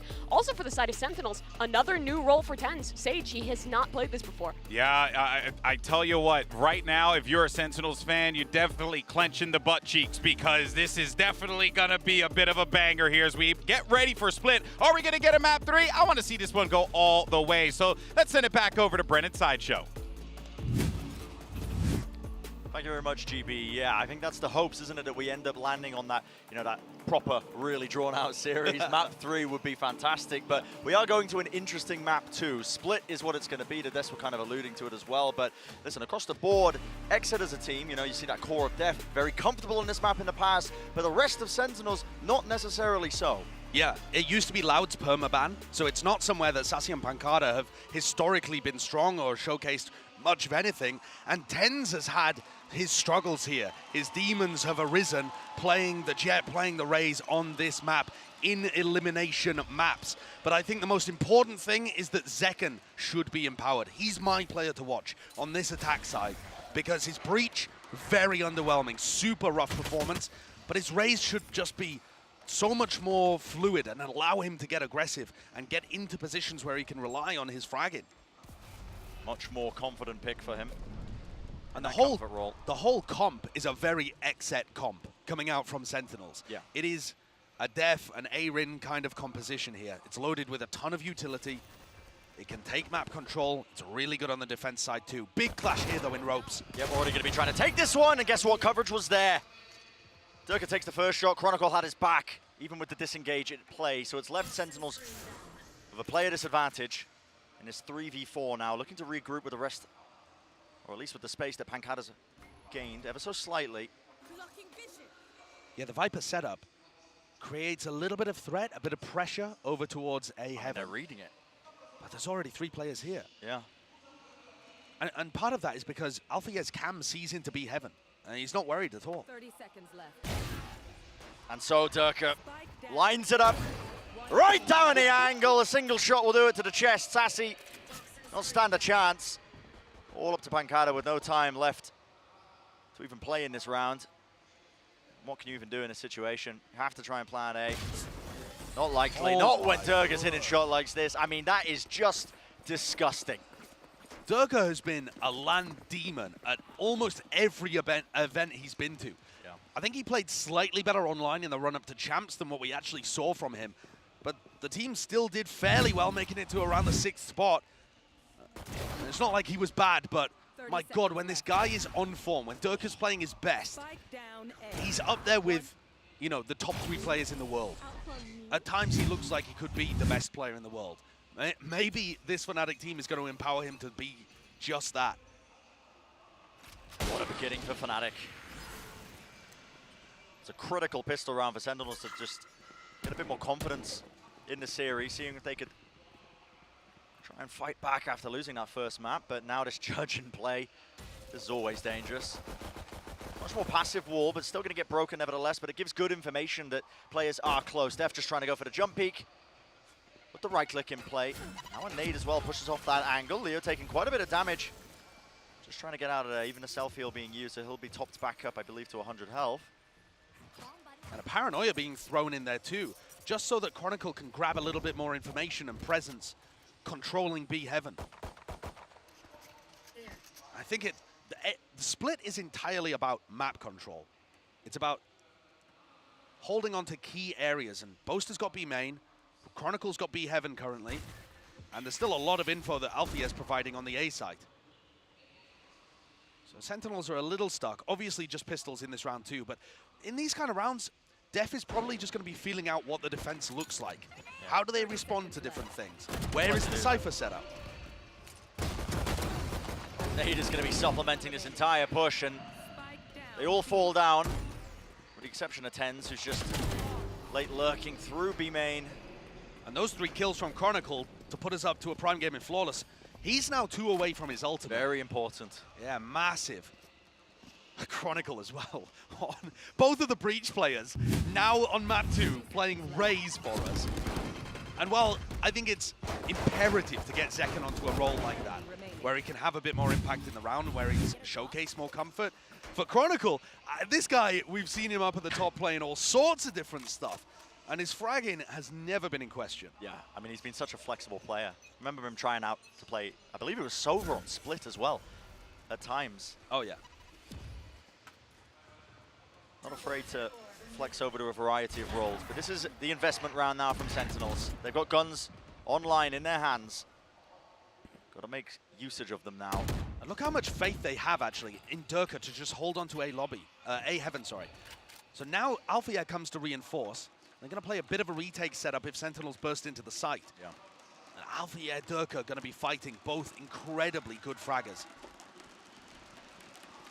This Heaven position, watched for. Flash goes all the way up top there. That is an instant trade, so Durka only going to be claiming the one. Double satchel across. Althea could be the difference maker. High ground position. Crosshair placement was not good, but he uses the cage to get back out of there. Site's going to be gained. Wall has to be used, though, and Heaven wasn't Didn't really watch for there. Ten's had the spike in his hands the entire time. He will get this plant down without too much problem. Still, Fnatic, it maintained and held on to control of Heaven this entire time and looking to re-clear now through ramp down into main. And Boaster holding this paranoia. This is a big play, ready and waiting. It's going to be ripping its way through. It's going to be a Tempest there as they're trying to hide through the smoke. Showstopper letting it rip over the wall though. Oh. No one watching for it and a spray down. Reset of the aim, Def being the playmaker. What a big triple kill from Def. But also fortunate that he was on the right side of that wall. Yep. He was hugging the very edge of the smoke. He knew that he wanted to go through it, and the timing just ended up being impeccable. I think a very big difference there too in terms of how Fnatic were approaching the retake. On Haven, we saw them strike immediately as soon as the plant went down, not giving Sentinels a moment to set up into a post plant. Whereas this time they took a bit just to set up and make sure that they're all approaching, but it let Sentinels get a bit more comfortable. Definitely some more hesitancy there. Walking down mid so with the op. aggressive. Durka was doing this on Haven too. And they're doubled up. Primed and ready for the collateral, but denied at the final moment. The high-low setup, the reaction time's just not paying off there for Durka. The reflexes from Zekken though, to be able to get that one, so important. They seemed almost ready for that one, Sentinels. The way they played it, like they anticipated a push down mid. Another fight being taken though, Chronicle. Oh boy, Satro's missing. Leo just tries to bail him out, but he does pay with it. With his life in the process, now backing away. That wall, it has a little gap for Chronicle to hide in. And he's able to get up on top of it too. Yeah. So I thought Chronicle was just left out to dry, and instead, Leo's given him a little safety spot. This is a weird round. Okay, so Pancada's created some pressure over on A, and that's pulled the rotate. Boaster, for maybe the first time in this series, has a bad read on where this is going. That's all left up to Chronicle to try and deny. Wall still in the hands of Tens. He's going to be using it, slow into the back. Now the wall's up. Chronicle doesn't look to try and push them back. In fact, just pushing down into mid. A contact play from him. Plan's going to go down without too many problems, but this fight that's about to take place in main is so important. Pancada is going to meet him. Yep, face to face with Chronicle. A lot of util still to try and push them back, but that snake bite is quite nice. Means it's not going to be anybody following up on the boom bot. Now the nade across though. Aim of the game going to be trying to delay. Boaster with the paranoia, goes too wide, actually a little bit too high. Pancada's still alive in this one, and there's a crossfire setup, the re-swing! An adjustment of the aim, finds the target, finds the mark. Alfie swinging across, position is known, now onto Heaven, but Sassy reveals it still.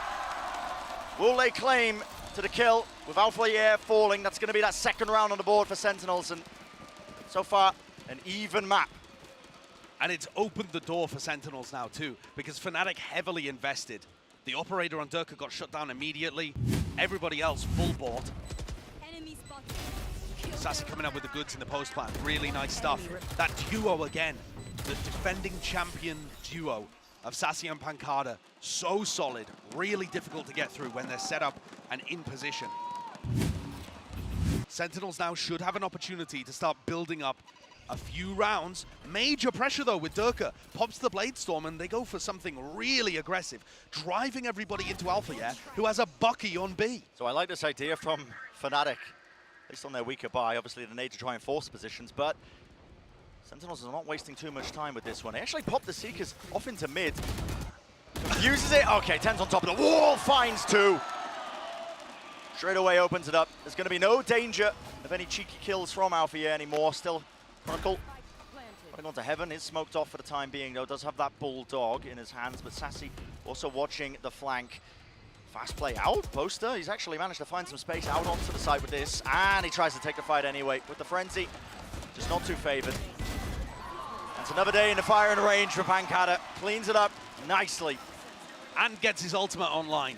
Really important that Pancada was hunting those kills towards the end, because a Viper's Pit could easily win this next round if they can get onto site. Tens, that's the second time that when he walls out into B, he's been on top of it. And obviously he gets a great punish there. But I'm wondering if Fnatic are going to start reading into this a little bit and just be holding for him being on top of the wall every time. I think the most important thing though in this round is, can Sentinels get into a post plant for Pancada to win with his pit?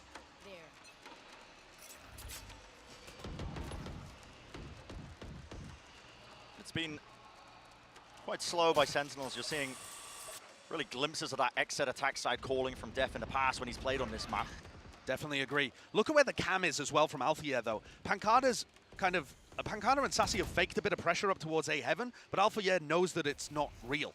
And that's going to allow Durka to rotate off, and they can just leave the whole of the A site to Alpha. Still holding it for the time being. Mid, just being contained. Deep flash there into ropes. A familiar play to what Sentinels were trying to do on Haven quite a bit. They throw a bit of util out and just contact up, but this wall is going to be causing problems now. That gives Sentinels a ton of space, though. How do they want to play around this? Just waiting. Ten's holding solo. You got to be joking. The spacing there just not quite good enough, and Fnatic, they crumble. This is a save round at this point. The only thing Fnatic are hoping for is that maybe Pancada gets panicked and uses his ult for no reason. This round is over. And all down to tens. Being the playmaker. This guy, we on were a new speaking role. About him, man. Yeah, new role. And 2023 really is the year of redemption for this guy. You know, he's playing on a map where we spoke about it. Historically, his performances were never good. This map always haunted him in the past, but yeah, he's had occasional performances where he goes nutty on Jet, but his team still looks scrappy. His raise was never that great, and there were a lot of, you know, narratives about him being poor in elimination matches and stuff as well. Yeah. Frankly, the guy just has a microscope on him because of the size of the audience that he commands. I mean, the guy set the standards for star level performances in 2021. But I like what he's doing there, and I also think that that was a bit ill-advised from Fnatic to be challenging this super heavily. It's not a great one-way. We've seen teams run it before. I think Yampi on Astra was somebody that I could remember doing it, but you see how awkward it was for Boaster and Chronicle? Part of the reason why the spacing was so poor when they lined up was because they were only given the sliver of an angle to play around with that one-way. It's not a one-way that really favors the defenders that much. And yet they decided to fight it until the very bitter end. I much prefer a one-way that's deeper in B main, and I'm sure that Fnatic will, you know, put that one-way up again and fake as if they're challenging him. But Boaster needs to make some kind of adjustment here. Fnatic call a timeout, having an opportunity to talk to Mini. But I think the Cypher is getting good information behind the Viper fakes. So they should have a decent idea about where Sentinels are trying to finish. But they need to make sure that they don't lose players too early. For example, when Durka walked down mid and they just lost a player off the rip. And then where Tens grabs 2 in B main. Because they're not actually forcing Sentinels to go for big site execs. They always have an advantage by the time they're hitting the site. And that's a big difference compared to Haven, where I think Fnatic had 13 of the first kills. Which obviously makes a massive difference. Yeah. If you're heading into most rounds of an advantage like that, playing a 5v4. But off the back of this timeout now from Fnatic, they look to invest. It's going to be those weapons. Boaster on the weaker buy, half armor across the board as well. So not the most ideal of situations, but we'll see if the adjustments come through, like you were saying, Josh. Maybe a bit slower play from Fnatic, but already a tempo shift. Sassy has been using this dog, though, every time. So this doesn't feel any different for Fnatic, up until they all burst out this smoke. Which is right now. You're going to see the double satchel play over the top. Oh, what is that? Absolutely unbelievable. And the crossfire setup, Alvia ready to bail it out just as Sentinels try and collapse into the site. Space being gained, Pancada does hold, but still, no one's dealing with Alvia. Durka, he just walks into the smoke like ships in the night, but this time Def was aware of it. And that might have given an opportunity for the 2 Smokes players on Sentinels to clutch. The Spike, though, is in such a horrible position. And a triple crossfire, the camera's still up. Everything is stacked against Sentinels. But they have a hope. Hope and dream. Still, the cam is going to spot them out. See that warbang angle? That's just off the cam. Spots the player, pings it out, and you warbang him through the box there. Boaster took a bit of damage back. That exchange of fire. 28 seconds left. How do you find an isolator fight here? Fnatic, so favored. Slide off angle by Leo. Does he not spot him into the corner? He does, but good movement from Leo. The wider swing, Pancada wasn't ready for it, and Alfia, what a cleanup from that guy. I mean, firstly, let's just adjust. I mean, I don't know, we got to talk about that first shot from Durka. Show me a replay or something, because that was, I mean, I was speechless. I'm speechless. That really is superb. And he knows where Zekken is going, so there's a bit of anticipation in that as well. It's not just pure tracking. He knows that he's trying to land on that high ground, but it's still such a gorgeous shot. And Durka and Alfia just playing off each other perfectly. That's the thing in and out. That is the first time that A setup has properly been tested, where they're ready to receive it. In one of the previous rounds, they did go A, but Alfia was trying to get back into the site through elbow, and they didn't quite know what was going on. I'm not sure Sentinels are going to go for heavy hits, but I do think they could still follow this dog and try and control A. The camera, again, in a really nice spot from Alfia. Opting into that mid-control, though, from Fnatic, with the operator in the hands of Durka. This time they fight it. Still Pancada. They get that deep position. Does he know the cam's there? Oh, the left-hand approach! Wow, okay. What? I mean, just should never have been favored in that fight yet. Comes out relatively unscathed. I mean, dropped to 27 health, but the kill claimed, and that's the important part. And since the timeout, all of these first fights have been going the way of Fnatic. Good information here too. Leo's walled off B main, so they're not too worried about that. They can put a lot of focus towards B heaven. I'm not exactly sure though why Chronicle is leaving right now. Okay, now he returns. Yeah. Just in time, I think. Play being set up though. Fnatic, massive advantage with this one, and a contact play. Zekken just tries to take the angle. Paranoia and a nade to push them back. Wall not even close to fading here. 30 seconds left. Interesting angle that TenZ is looking for. A clean shot into this one. Jump peek by Chronicle. Got a lot of information now. Time running so damn low. Only 18 seconds left in the round. What a flick from Sassy. Does he anticipate the second player up top though? Drop down, that's Boaster close. And fight still being won out. It's down to TenZ. Spike has to be picked up, and the pressure is on. Isolates one more fight. Whoa. What is that? He's just got time. Yeah, he does indeed. Durka solo though. Rotating around, the heal's gonna be used. Back up, healthy, still in that 1v1. Isolating the angle, and Durka is just waiting it out. Locking down the angle on top of the box with that operator. Has the dash, waiting to see what he can do. Slowly creeping and crawling down the ropes, not making any noise, and it's just going to be a game of reactions. Who spots who first? Barrel sticks out, and TenZ delivers the final blow for the Red Bull clutch. What a performance. TenZ has been masterful on this map so far. I love the timing that he takes past the wall in B main. And then the skill demonstrated from TenZ and Sassy to be able to win that round is superb. I think Fnatic's defensive setup was really good. In fact, I think the macro game so far has still been better from Fnatic. But that doesn't win you games. No. Sentinels running away with this on the attack side. Fast showstopper play right up close. And these fast plays, when you throw them in, just how slow the attack side rounds have been played. Of course they're going to be capitalizing. Of course they're going to be coming up with the goods. Durka needs something here. He might get all two. Oh, I thought he was going to get both of them. They almost lined up, but the trade is there from Sassy. Yep. Safe again, not even a point of damage. And now Fnatic are really stuck. 3v4, and like I said, Split is about map control. Well, they have no idea if someone is into ropes. They still have this cam from Alpha, yeah? And I think the desk was talking about it. The Sentinels are not putting a premium on breaking this stuff. They didn't break the Killjoy utility. They're not breaking the Cypher utility either, but they are still finding a way around it. I heckin' love that guy. Yep, just blessed of his POV in the moment there. Trip's going to be broken though, Alpha yet. His job now to try and hold this down. And Cam's quite good at spotting out a bit of that angle. Tries to go for the spray down there with a stinger, but now just backing away actually. Opting into the save.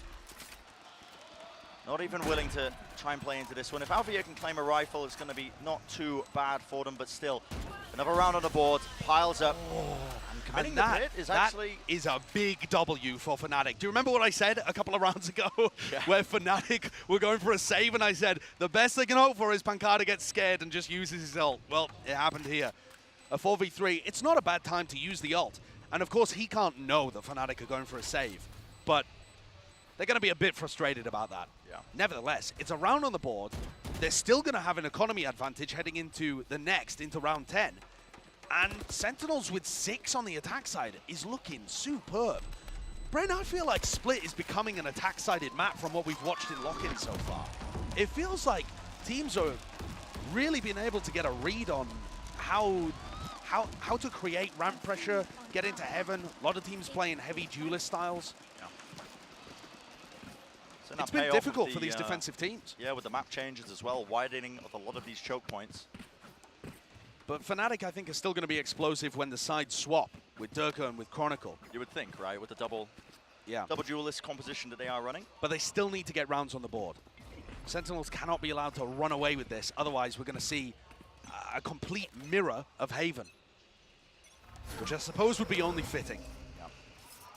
Really slow orb from Leo. That's just a bit of conditioning. Dirk has been opping that angle just from that, so making sure that they keep adding these layers into the early rounds.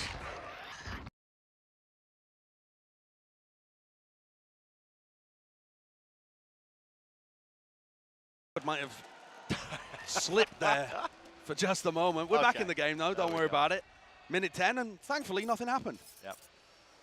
Just a bit of slow mid control, and Sassy coming around the corner, just contacting in. Yep, and that kill is quite far out in the open there. We'll see what can be done. Leo does have a res available, but already that pressure's being applied to him and starting to squeeze him. Nade rebounded off the side, sets him up again. Tens an easy kill, especially when his target is rotating this way, that way. Alfia has to be the difference maker, and what a shot to find. The crossfire setup, Boaster quick to respond again in kind, holding that crossfire setup. And cool, calm, and collected. That is the name of the game. Oh, Alfia as the anchor. Alfia's anchoring has just been phenomenal. Tested on the A site, delivers. Tested on the B site, absolutely immaculate again. And the cages are working, the trips are working, the positions he's playing are off his teammates. And just relying on that ability to take duels and win them. Fnatic get a fourth, and they save themselves from another eco. I'm liking the Cypher setups as well that they're going for. Alfia obviously was a Sentinel main before he started playing duelist for Fnatic, so he's really comfortable in this spot. And I gotta be honest, Brent, my eyes are still over towards Zekken. I'm waiting for that big moment where he showcases the skills that we've seen from him in the past. Can he crack this open in A heaven with Sassy? Pressure now on Durka. High ground angle, watch for. No, drops down onto the side, and it's just a contact play. Sentinels moving all the way through. Fight has to be taken here. And one out. It's Durka taking out Pancada. Chronicle as well, just making sure to try and cover that angle, but there was an instant trade. It's so strange, though. Durka just controls the main entrance into A. The spike is not in there. Zekken's walking into spawn. Things are getting chaotic. This is going to come down to individual decision-making. With 40 seconds left in the round. Individual moments. Going to be forced out of Sentinels. They're going to have to shine, but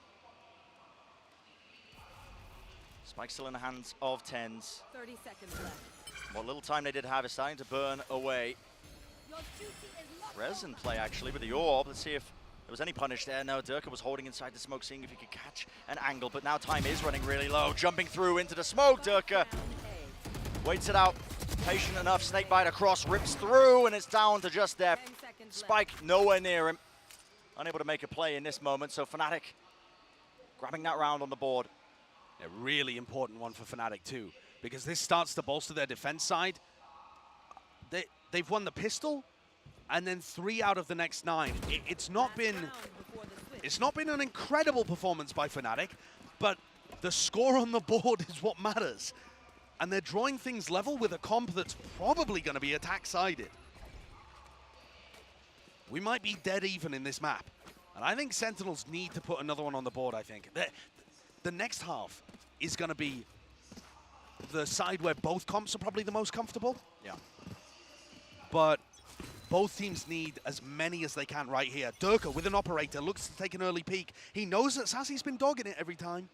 We'll see what happens here. It's early fight.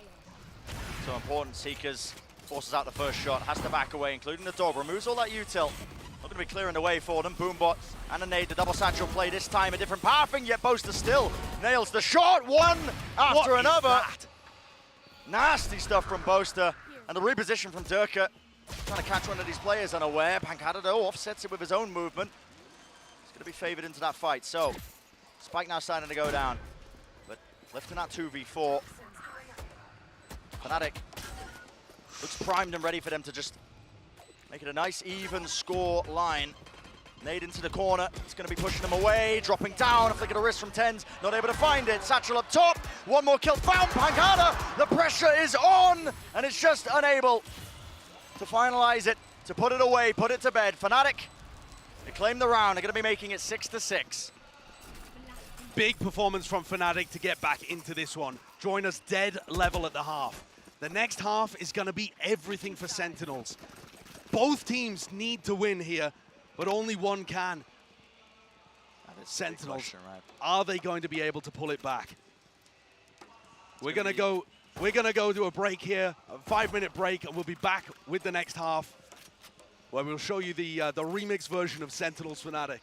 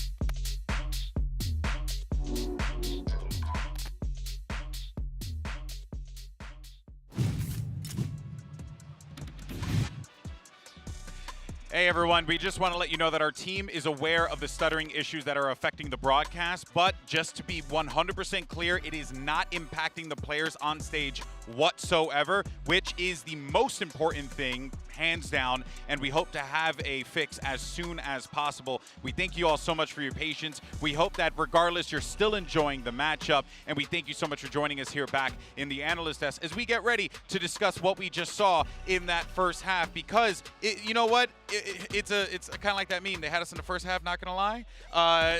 It was looking all right for them so far, but I just got word that we are going to be jumping back in the game. So apologies for that. Let's actually send it back over to the casters and get into the action, and then we'll talk about it later.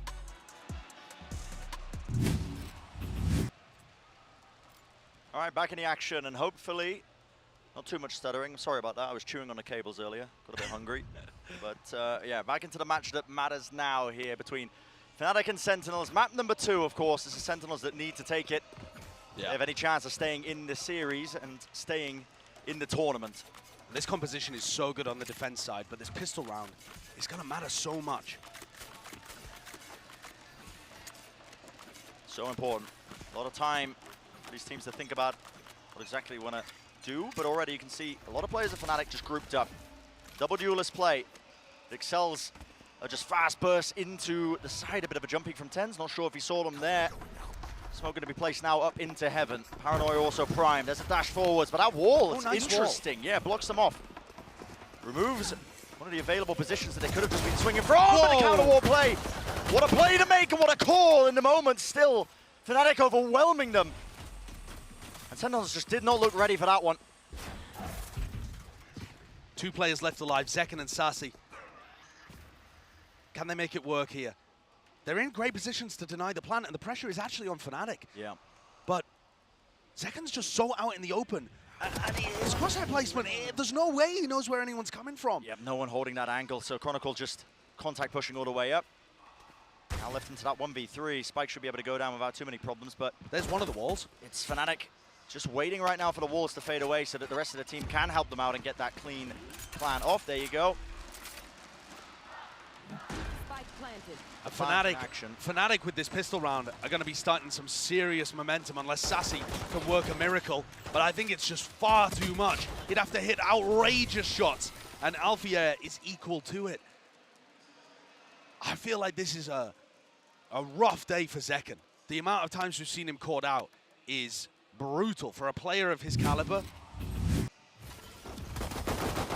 The coordination and the game plan just helping all of the Fnatic players stay on the same page a little more than Sentinels, who we've seen players get caught out and not be able to find the value. Yeah. No force buy either from Sen, so they're just accepting that Fnatic are going to go up 8-6. Playing it safe, heavy presence from them in towards mid, but Fnatic, a great opener there, claiming that pistol round. You can see this and that. Going to be that dash engage, up draft up over the top, so Doka looking to try and create some space, but Sentinels are not wasting any time, already making sure that they can fight them. Going to be a swing attempt now through into main. Jiggle of the movement there, but both are not really being baited out too much, and a shot to the chest will do it just from the Marshal in that moment, cleaning up these players one after another. Working towards building those ultimates. I want to talk a little bit about how these compositions work, though, because Sentinels comp is going to focus really heavy on mid control. They're going to have Astropols, Viper Walls, you know, nades, so much stuff. Fnatic are probably not going to be able to get mid control very often, but I don't think they need it. The double duelist compositions excel at bursting out through one of the choke points really quickly and applying a lot of pressure to the anchors. So both teams have slightly different goals in terms of which area of the map they want to control. And this is going to be our first test. And Sentinels, they've got to come out on top here if they want a chance at continuing in this bracket. This was their map pick. This is the one they have to win out, but Fnatic would love to close this out in 2. Early obstacle for them in the entirety of Lock-in, and we've talked about the hopes and dreams of this Fnatic squad, this Fnatic team, including Boaster. This guy who's just had his eyes on a trophy for so long.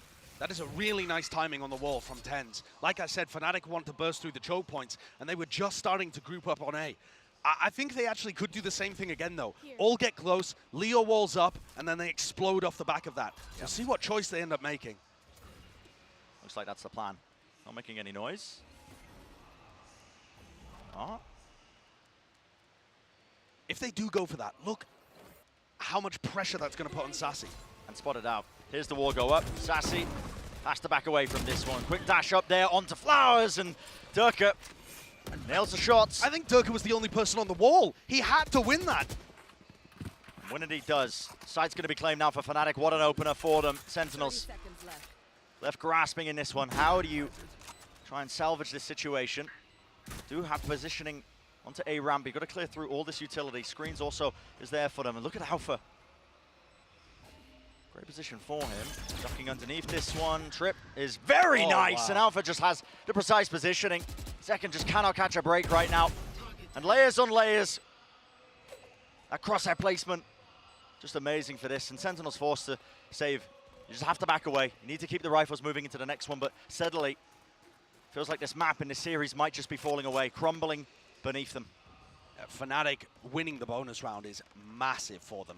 They're going to have a ballooning economy. Sentinels are put up against the ropes here. And their defensive game plan fell apart because Fnatic have the ability to get up, over, and around that wall. The wall is supposed to give them some semblance of control in A main and allow them to rotate their players off to the other side of the map. But when Fnatic is so happy to just use their own wall to get over it, or, you know, updraft dash, blast pack, whatever, they have so many tools to be able to get around that obstacle that it means TenZ's utility is not quite as useful as it otherwise would be against other teams, other comps. Def is going to be hard-pressed to come up with an answer to this. And a timeout being taken. Looking for answers from the coach as well. I mean, this is a good timing for it as well, when it looks like Fnatic are sailing away with the potential win here on their map pick. And the most important thing is that the Sentinels players are in position to receive Durka. I would normally say Durka and Chronicle, but Chronicle hasn't been playing that aggressively on the attack side yet. Yeah. Durka is way out in front. If they can shut down Durka with good anchoring, a smoke, a pull, whatever utility you want to put in there, but be ready to receive him. If they can shut down Durka, they'll rip off the tip of the spear, and Fnatic are going to be a bit stunted on these pushes. But I think that's a lot to ask. Durka has been in unbelievable form in this series so far. He's currently 18-8. He's just feasting. The only times we've seen him punished is when he just walks around with an op. He's been a true difference maker. One away from that ultimate as well, but you are right. It's going to be the key for them. Putting a stop to these dash engages. Finding a way around it. And a lot of the time, that is going to mean that Sentinels need to give space. When Fnatic invest really heavily, they need to walk backwards and absorb some of that aggression. Alfayez looking to absorb aggression over at A main right now. Oh, trying to take the fight there, Sassy.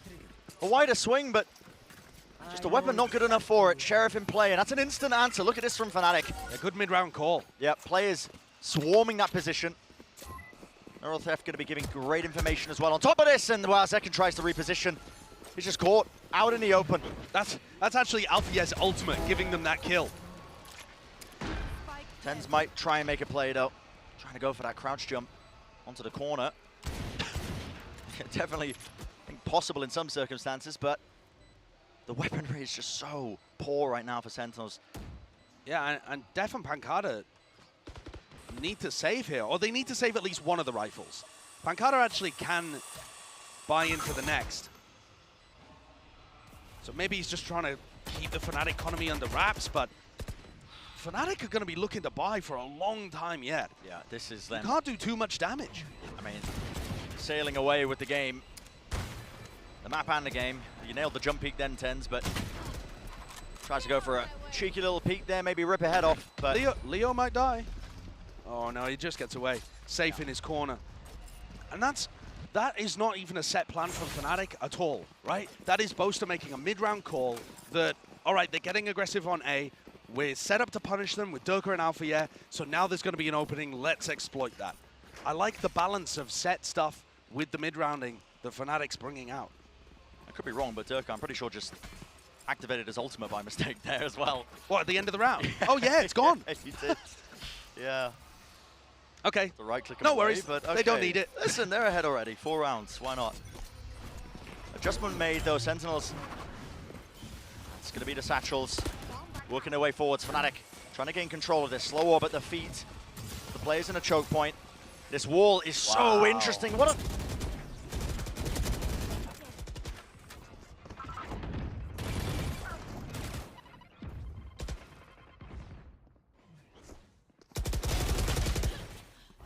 Spike down A. I got the spike.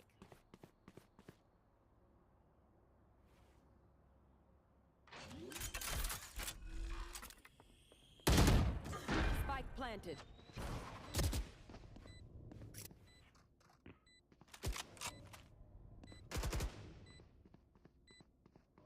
One enemy remaining.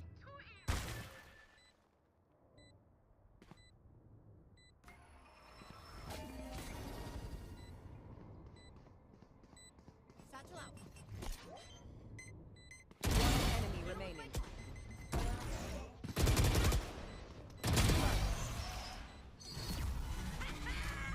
Let's keep it going. Oh, I'm surrounded by minha família. We won't lose.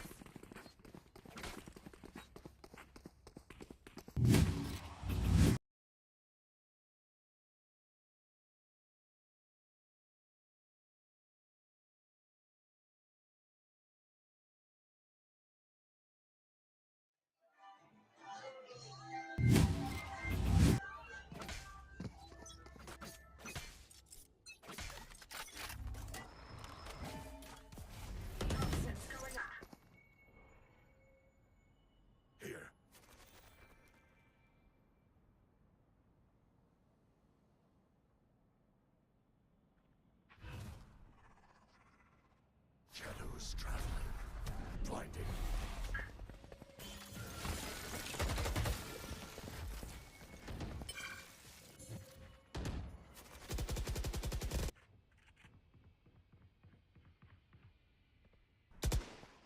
Shadows traveling. Can't use that yet.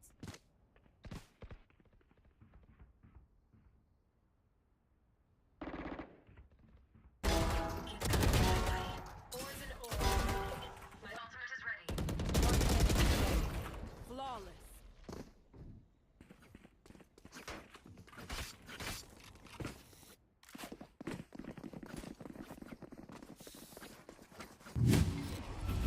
That should work. Should I play some stars in this reality? Right here.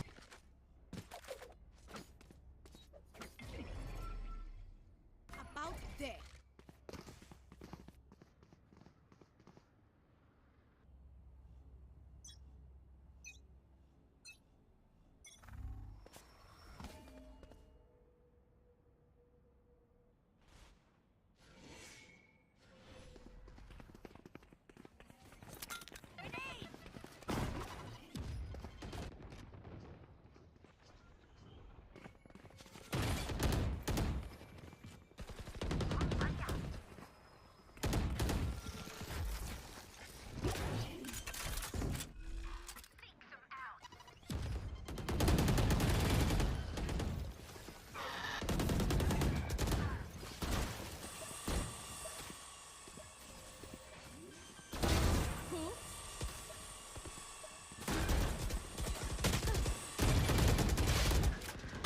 Enemy remaining.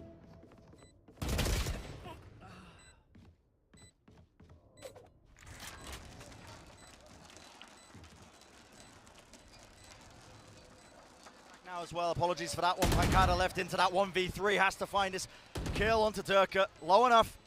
Single bullet might have done it. But he's just so alone right now. And he's being surrounded on every single side. The time pressure just too much. And a heartbreaking moment for Pancada, forced to just back away from the fight. Not a chance in hell, and it leaves no room for error now for Sentinels. With this Fnatic claiming that 12th round on the board for them. Map and series point within their grasp. So many chances to convert this too. Fnatic completely in control. Durka sat at 23 and 11. Sentinels forced to take a timeout. Pancada with a massive ultimate to work with, but they're always up against the ropes. One round away from being eliminated in the first round of the EMEA bracket. And it's rough, isn't it? We knew that one of these teams would be going home. It's no shock. That's what happens when two heavy hitters face each other in single elimination. But the manner in which it's happened, there's been a bit of a gulf in this match between the preparation levels and the teamwork and the individual level of Fnatic and what people were hoping for from Sentinels. Fnatic performing at this kind of level as well. I mean, Leo playing in isolation. Yeah. Not even really at 100%, you could argue. But he was great map 1, and he's been there when his team needs him map 2. Still holding strong, but this is the final timeout for Sentinel in the second half. It has to be 5 rounds in a row. And as I said earlier, no room for error, no buffer.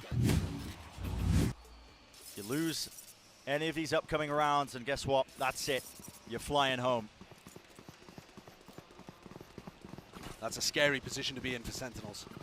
It's America's super team. And just like the Loud projects of last year, obviously, it's built for the long term. It's built for champions, but they were hoping to make a run here at Lock-In. And they're going to have to pull out something absurd to make that dream a reality. Early slow orb, need to try and push back the angle. That's that pressure being applied.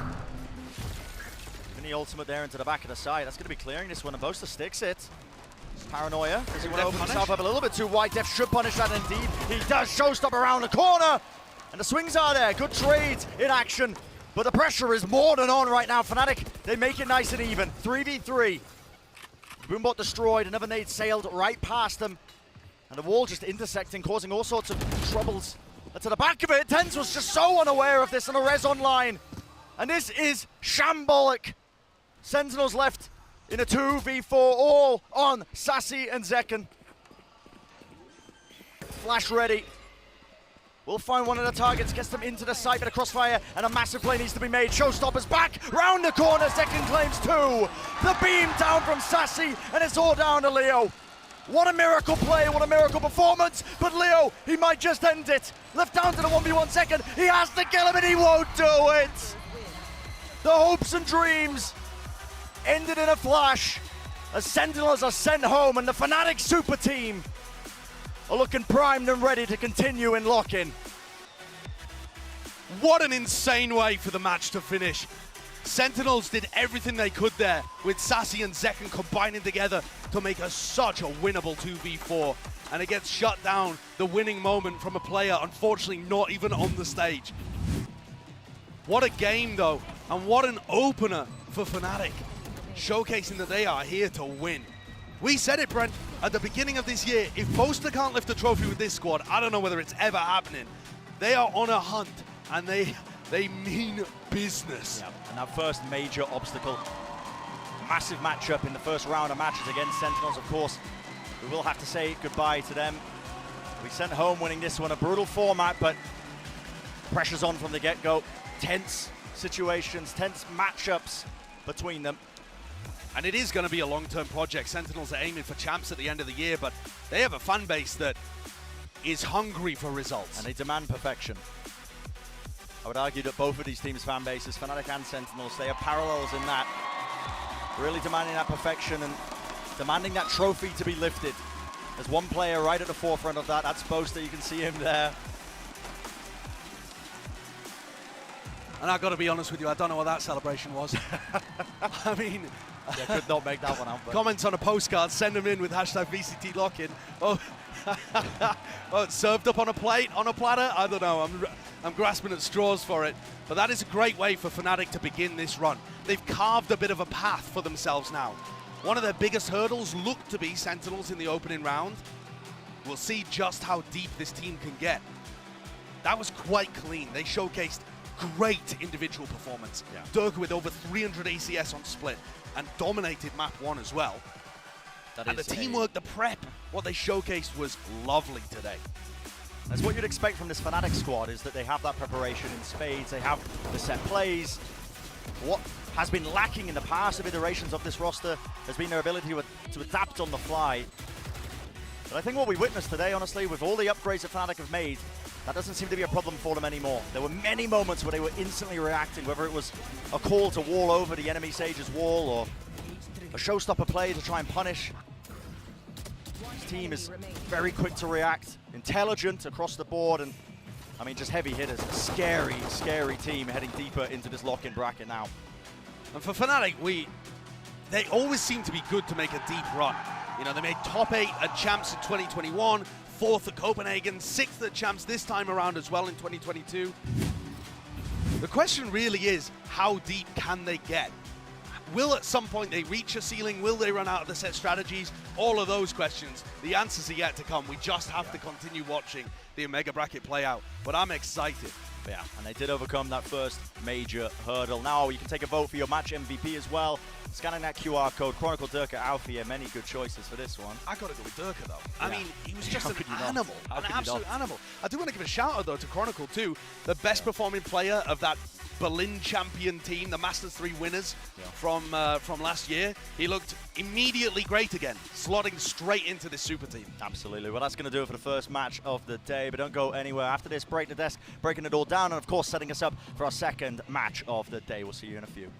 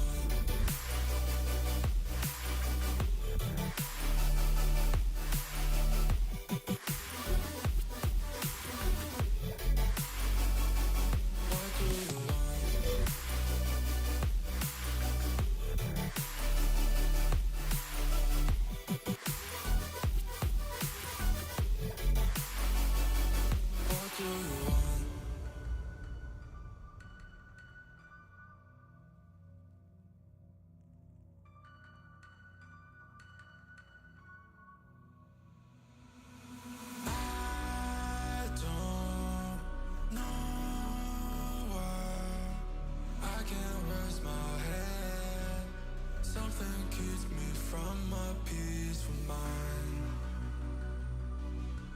Short of breath, I'm weak and paralyzed. Crawling, but I can't escape the minds. What do you want? What do you want?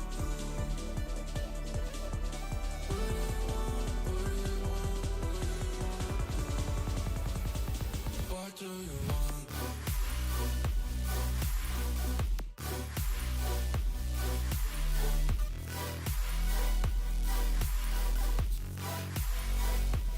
What do you want?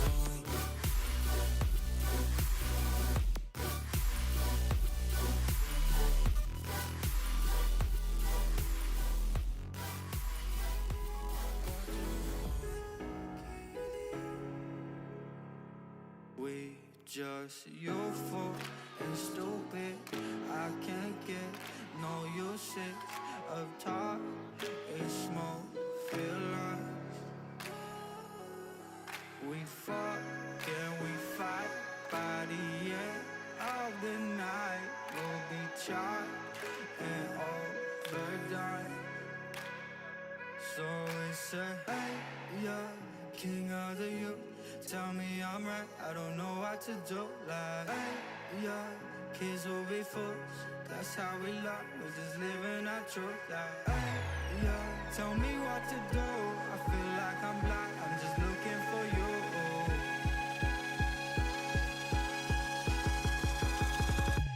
Looking for you.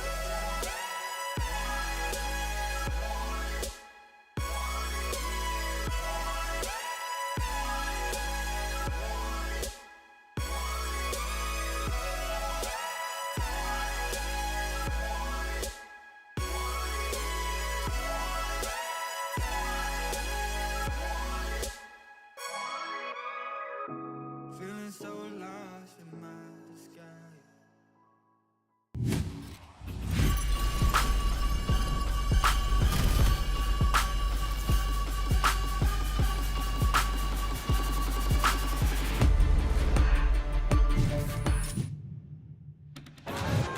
The Omega bracket started off with 16 teams, and after today, we're gonna be down to just 8. If this doesn't get the blood pumping, you might need to check your pulse, because you could be dead. This is what it's all about, baby. Sentinels versus Fnatic, a clash of titans. His own dash coming through, trying to spray it down. Boaster does have them out of it. A running gun in action. Okay. Let's go, baby. The extra layers that I was talking about earlier. Alfie locked and loaded. Depth falling all down to Zekken. A nasty shot to be found, but Alfie once more with that consistency. Rips his way across, including the stun as well. Finding a one fight. No! All just being met pound for pound, match for match. Intelligent play from Fnatic, and they take map 1 in this series, 13-6. Over the wall though, no one watching for it, and a spray down. Reset of the aim, Def being the playmaker. This way, that way, Alfie has to be the difference maker, and what a shot to find. And cool, calm, and collected, that is the name of the game. Oh, Alfie as the anchor. Boaster not really being baited out too much, and a shot to the chest will do it just from the Marshal in that moment, cleaning up these players one after another. Nice, boys. The hopes and dream ended in a flash as Sentinels are sent home, and the Fnatic super team are looking primed and ready to continue in lock-in. Well, those are your Prime Gaming post-match highlights for what was really just a highlight reel of a game for the super team out of EMEA, Fnatic, as they walk away with a 2-0 win over Sentinels. Of course, I'm Golden Boy alongside Mimi. We got Achilleos and Redgar from Team Liquid with us here today. But let's just jump right into the discussion because, oh my word, Fnatic, Mimi, just look out of this world. Yeah, they really impressed me across this series. I think in map number 2 in particular, they came into Split with a really strong game plan, and Sentinels really struggled to get anything done on that defensive side. Quite a dominant game for them to close. I mean, being able to pick up one round as the defending team on Split. What is happening? It was just 2023 is a crazy year. Such a great read. I mean, both of these attack sides for Fnatic on Haven, then coming into this, such great decision making to go for the counter boost, catching them off guard completely with that pistol round. It was just such a fantastic start here the whole way throughout from Fnatic.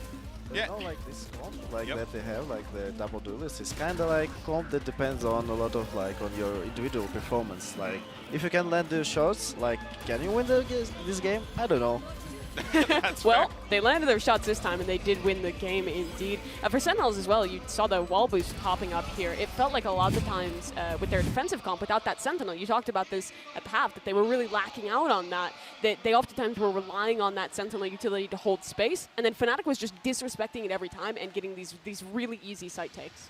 Yeah, like for example, if we're talking about the attack side, then Sentinels played, I think they didn't destroy like a lot of Cypher utils, like it was the similar on Heaven map, to be fair. Yeah, with the Killjoy. Yeah, and they're just going to straight, they're not destroying, and I feel just watching the cam and just chilling, you know. Yeah, and there was really no reason for him to not sit in cam and just hang out. If your utility is just not being wiped out, you're chilling, you're vibing. But really, though, when you want to put a highlight on the players that had massive performances, we knew coming into it, man. My bald brother, this dude, he brings it time and time again.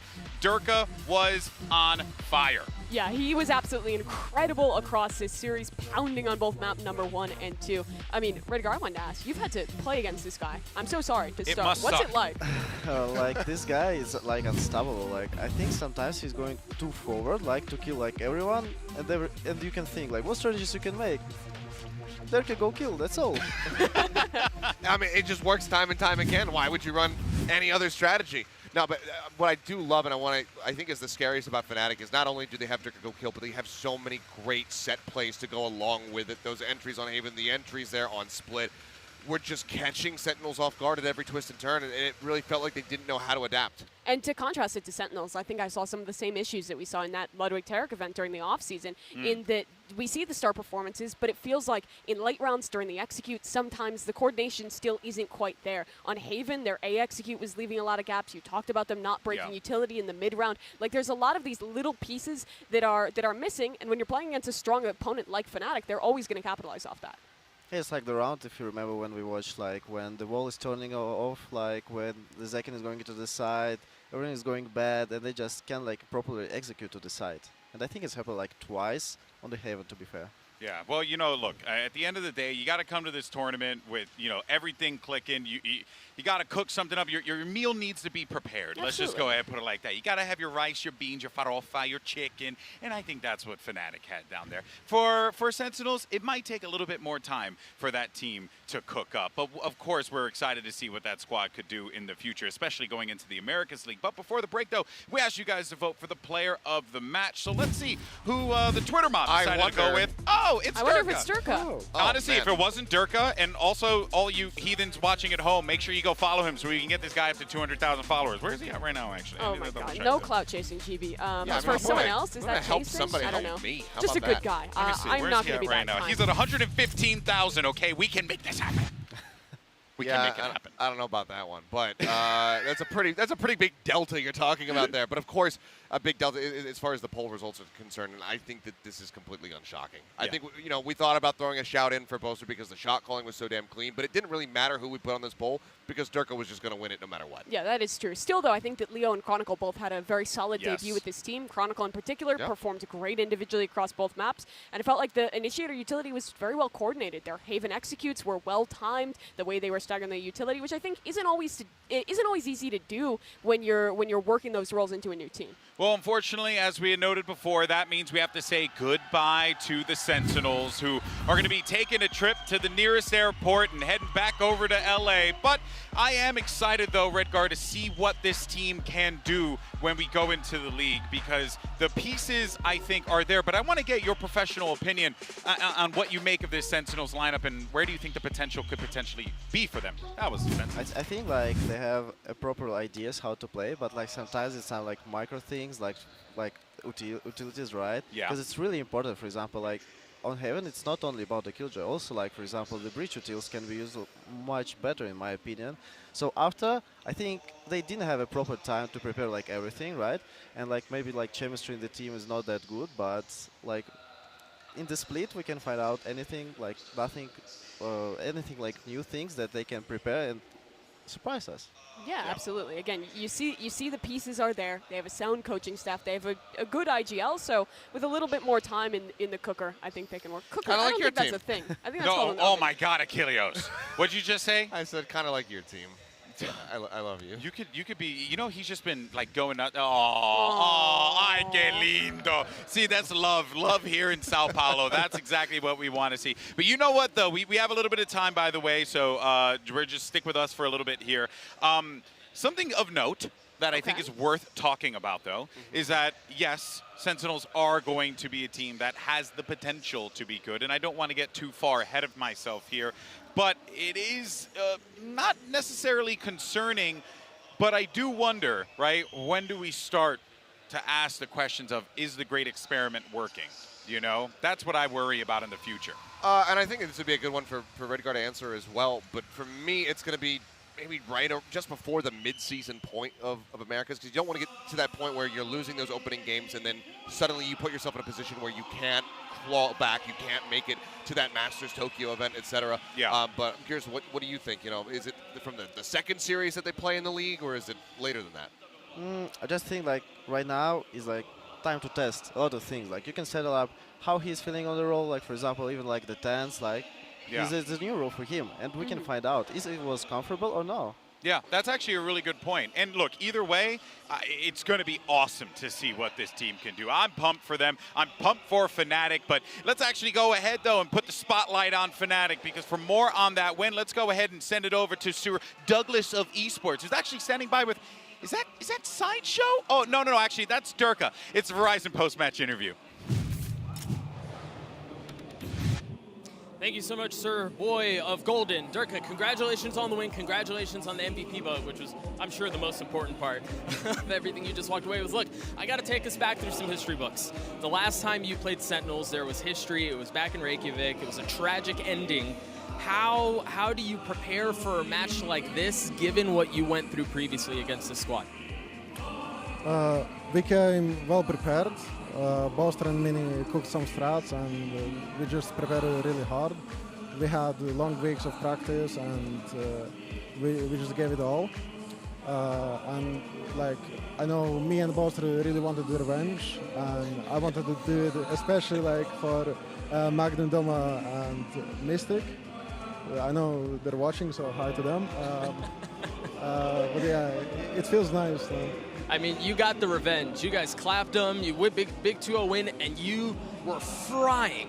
Man, I want to talk about the matchup against TENS, because that was something that had been so heavily discussed. Durka versus TENS, who's going to win out? You've got these two stars with so much firepower going against one another. What's it like to play against someone of that caliber? How do you prepare for that matchup individually? Or do you even think about it that way? Are you thinking about TENS, or is it just focusing on Fnatic, focusing on Durka, and doing our own thing? I think this time it was like mostly focused on me and my team, but like preparing against players like TENS and others, it's like I just felt the same energy as I felt 2 years ago, and I was like prepared for it, and it's like I don't really mind from facing against, because I'm playing for my team, and like mostly it's not like Derek versus TENS, because we like all players, I know, we like to pick someone else. That's our job. Sure. Again, you took care of business. You advanced to the next round. Congratulations. We're going to throw it back to Golden Boy at the desk. Golden Boy, take it away.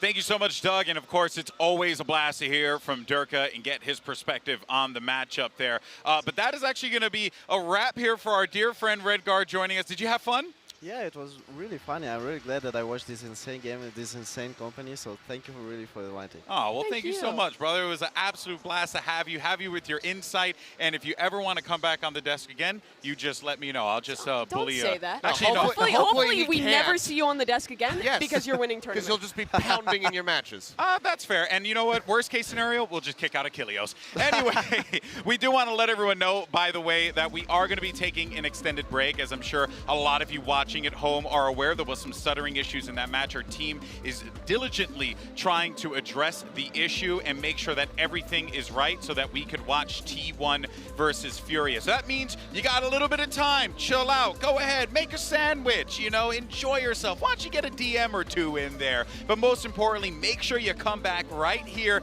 in about 30 or so minutes because we're gonna have T1 versus Furia and it's gonna be awesome. We'll see you in a few.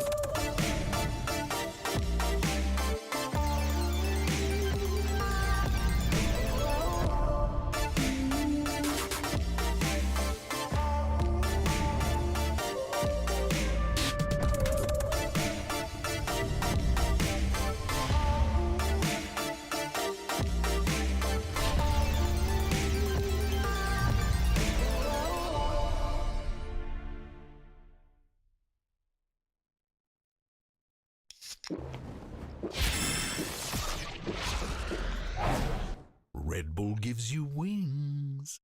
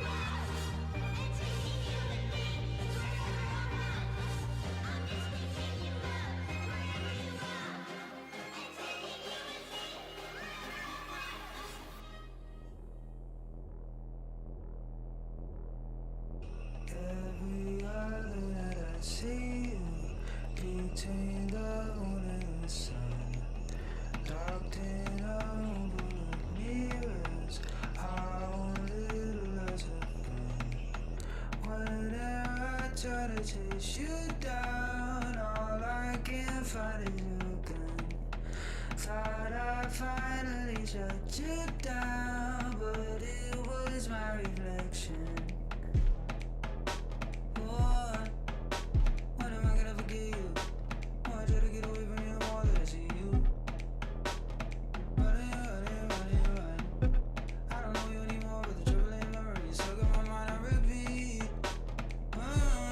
Tell me what I need to do to finally delete you from my mind. I'm gonna take a piece of my brain. Started listening to you like you were being my bad. I'm not in the outside, I should just quit. Every other night I see you between the moon and the sun. Locked in a room full of mirrors. Our home is lots of fun. Whenever I try to chase you down, all I can find is your gun. Thought I finally shut you down, but it was my reflection. I'm sleeping, I took it tonight. Maybe I saw you lurking in the corner, too dark to tell. Whispering stories I don't wanna hear. I'm an imposter, might be a monster. Only a fake friends, cause I'm the fakest. And when I die I'm gonna be alone, no one by my side.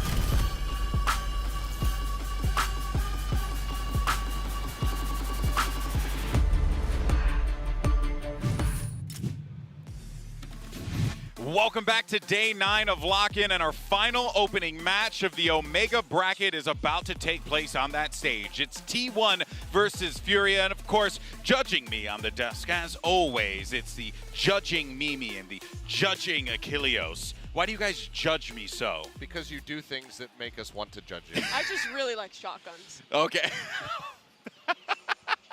That actually... I'm going to leave. Yeah.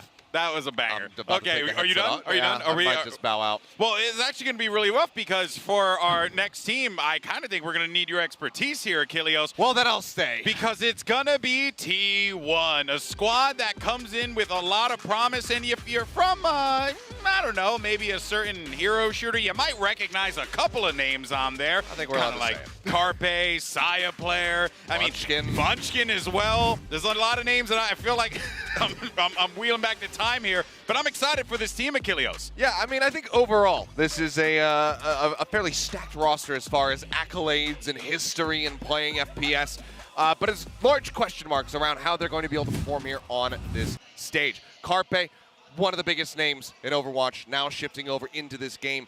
Hadn't really been playing it because he was riding bench for the side of the Philadelphia Fusion, getting ready if he needed to step in, and he did. And when he did step in that last season, he did look quite good, but means he wasn't practicing Valorant. That's so right. now it's been a very recent pickup for him, and the question is going to be, can he deliver? Can he find his form in this new TAC FPS game? And what's interesting is this is a new direction for T1. Previously, they were competing in North America. 4 of the 5 players on this roster are Korean players, Korean speakers, but they were competing in North America. Now the team has picked things up, headed over to the Korean regions, competing in Pacific, so it's something new for them. But what we did see was them play in the offseason at that Ludwig Tarek event, and I'm going to be honest, it did not look that great. They had some moments here, and I want to start with some of the good, because I think they had some ideas. Their identity was around Saya Player on this Neon, going for fast executes with good utility, and you can see that here. You have a stun, you send in your Fade Haunt back sight, they realize they don't have enough space, so want to push deep, a good KO flash. Saya follows it up. That is all good and well. That's all lovely, including the way that they play out this post plant. But there was also a lot of rounds where some spaghetti ended up in a place that was not the bowl, and things slipped out of their hands. Yeah, I mean, that's the biggest concern. You look at this roster for the most part, and you say, like, okay, I like all of the components here. Zeta, known quantity, used to be on C9. It was one of the most puzzling trades that I've ever seen in my life, but he's still here with T1. You've got Saya Player, excellent player, fantastic aimer, and Munchkin as well. But then it's like, okay, we have Carpe, and we're putting them on this very important role in that initiator. is it going to work? And as Mimi was saying, things did fall apart from time to time. He's got a little bit more time now to go ahead and continue grinding with the team. They haven't been out in Korea. They've actually been in North America, kind of assessing, you know what, we think that this is going to be where we're going to get the best scrims ahead of Pacific, ahead of lock-in. So they remained in North America and have been scrimming there ever since. It's time to see, though, if it's ready. You know, if he is going to come out here and really impress us. Just even looking at him there, I'm just going to take a moment. He's grown up quite a bit from when I first saw him play. Yeah. So it's exciting to see Carpe in this position, but you're right, Mimi, there's a lot of pressure on him. There is, and I think that under that pressure, he didn't really live up to it at the first ever event. Again, this was a month ago. This was his first debut. His first ever official he had ever played in Valorant was that event. So there's been plenty of time to improve since then. It's just the issue is he's playing on the initiator role, a pretty pivotal one, and it felt like at times he was still very much getting used to Valorant, getting used to the utility timings. It's a very tough learn to game. It's a very tough learn to game. It's hard to learn English, but it's a tough game to get used to in this one. I hear you every single day, Mimi. You know what, though, guys? I want to learn a little bit more about T1, shall we? So let's go ahead and hear from Zeta and Carpe himself about T1.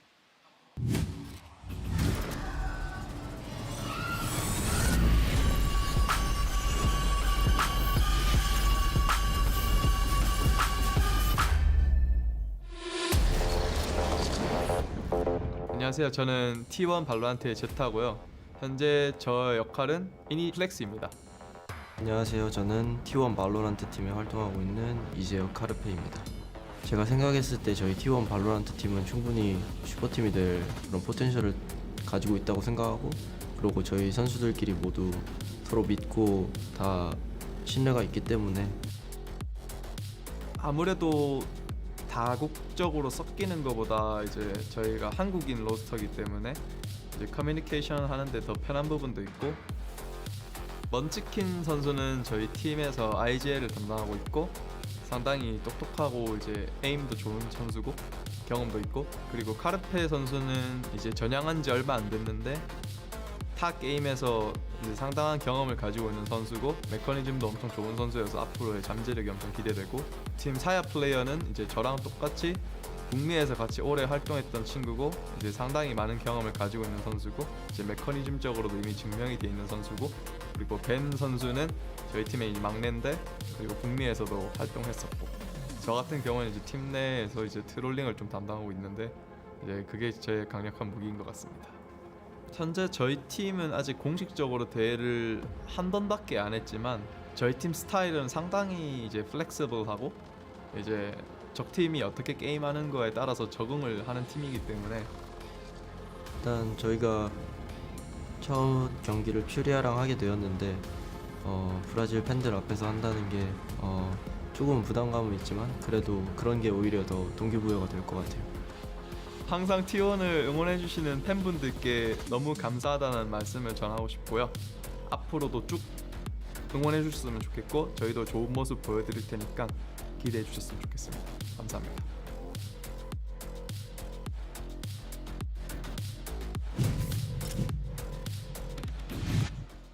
A lot of hope for this T1 team, and as they should, because they have put together, Mimi, a very solid squad that can perform in the Pacific region. We know the potential of these players because we've seen it before. I mean, I've been a little bit of a doomer about what we saw from them in the offseason, but you look at the player quality on there, and there should be expectations for this squad to be good. You have Saya, you have Zeta, you have these Korean players who, in North America, really made a name for themselves as being fantastic individually. Again, it's another one of these teams where it's about how do they put those pieces together. Yeah, I think you hit the nail on the head earlier, honestly, going back to the initiative talk with Carpe. It's about finding those util timings, knowing when and how to utilize them to get the maximum value out of them. I don't have to worry about Carpe's aim for the most part. The guy knows how to click heads. So that's not my concern at all. It's more about have they really grinded in and gotten these set plays together? Has he really mastered this role now? Well, while Carpe can most definitely click on some heads, I mean, let's be honest, when you want to talk about some great aimers, you also got to talk about their opponents taking the stage across from them. It's going to be Furia.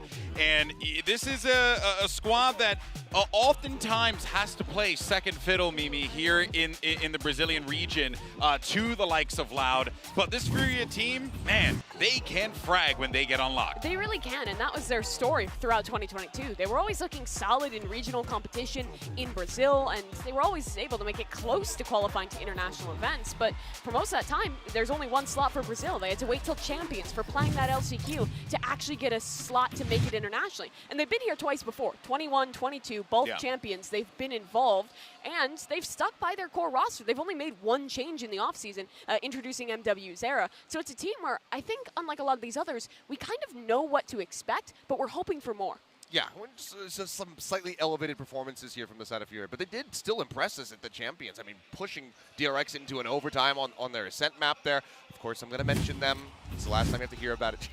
Yeah, Don't that's worry. it. I got one day. But, I mean, yeah, they did have some really strong performances. So this is not a team that you absolutely, especially for T1 coming in with, you know, this roster. Oh, you should not sleep on this You squad absolutely cannot afford to sleep on it. But even if Furia win this and they go into the next round, you don't want to be sleeping on them as their upcoming opponents. You know, you just have to show respect because that's when they're going to catch you off guard. That's when they're going to be able to beat you. Yeah, this B-roll we're watching is from Champions 2022. Their game versus Fnatic. They took Icebox against Fnatic, and that is no small feat. That has always been Fnatic's absolute best map. They came out with a good game plan. The individuals were popping off. They managed to take that map, but they didn't convert it into more. It's another one of those squads. We've seen them internationally. They've been an upset team. We've always felt like they've been a step away from something clicking, and now we have to see if this change with MWZera coming in is the thing that makes them click. Well, you know what? Actually, let's go ahead and put the spotlight, though, on MWZera, right? Because this is going to be a lot of pressure for him. And you know, we actually did get a chance to chat with him. And a good head on his shoulders, knows what his expectations are coming into this Furia lineup, but also having to play out here, Seth. It's very clear. MWZera is ready to take the stage, and I think he can be that missing piece for Furia. I mean, yeah, just simply hope so. But if he really is ready to take that stage, get out there in front of all of those screaming fans, because the audience, it's filled back up. Just look back. Everybody went out. They got some water. They got some food, and they're piled in and ready to go. I mean, hell, even just the screams for them when they were walking off the stage. Yeah, they were leaving the stage. Yeah, and the crowd starts going absolutely crazy for them. That is a hell of a lot of pressure. Again, even though you know that they are cheering for you, that sometimes can still shake you up a little bit because there's just so much noise going on. Yeah, but talk about strong individuals. MWZera is one of them being added to this roster. He's had an interesting arc. In early days Valorant, he was playing dive duelist roles. He was really a star. I mean, we had people like, I think like Wyatt was really selling the stocks of this guy when he was competing in Brazil. Then he kind of has a renaissance, starts playing on the initiator role, makes it to that international event, and now heading into this team with Furia, his coaches really kind of hyped him up for being so incredibly flexible and so strong on every role. Yeah, and what is going to be, I think, the intangible of the situation here, right? As we had alluded to just now, the crowd, it's filling up. We saw what happened with MIBR. I don't want to say that they, crumbled under the pressure of the crowd because I think there was a lot of other things happening in that game, Mimi. But for Furia, there's always going to be that added expectation to go up on that stage and do the job. We did talk to them, GB, and when we heard from MWZera, he said that he didn't feel like it was an added pressure. He felt like, if anything, it could be a buff for this team, something that they can harness. They haven't played any off-season events thus far because they wanted more time to practice. That's been the idea behind this squad, so we'll have to see what that practice has made. Yeah, I mean, you can say that. You can say, oh, yes, we're gonna vibe off of that. It's going to fuel us, but you never really know until you do get out there and you are in front of those fans. I'm sure MIBR felt the same way going in. Yeah, still fairly, a fairly unknown quantity. So we'll see if they are going to be able to roll with it and use that to drive them forward. Yeah, it's such a fascinating dynamic that we have here in São Paulo. But just like we do with every other team, let's actually go ahead and meet this Furia lineup and check out what they're all about.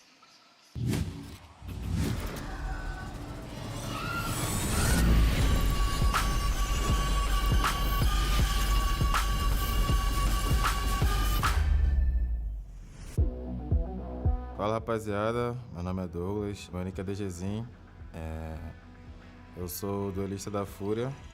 Falando dessa nova Fúria, depois da contratação da MW, eu acho que a gente vem com muita mais personalidade, mais confiante no que a gente faz, no que a gente está produzindo. Meu nome é Leonardo, no jogo meu nick é MWZera, tenho 21 anos, eu jogo de iniciador e jogo pela Fúria. E uma qualidade que eu tenho é que, independente de qualquer situação, eu sempre acredito que dá pra ganhar de qualquer time, de qualquer pessoa que tá contra. A minha confiança, ela é sempre muito alta porque eu sou um jogador que trabalha muito no meu individual. Eu sempre tento pensar, todo mundo tá lutando por um propósito, então eu não gosto de merecer ninguém, mas dentro do servidor eu não consigo ter respeito contra nenhum deles.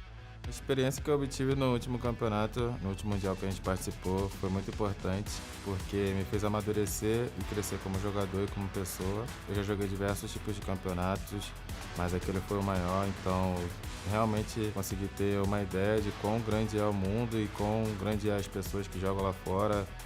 Acho que a diferença do nosso time para a Loud e a MBR, com certeza, é o individual de cada player. Quase todas as pessoas que do cenário aqui do Brasil, até de fora, sabe que o individual do nosso time é muito forte.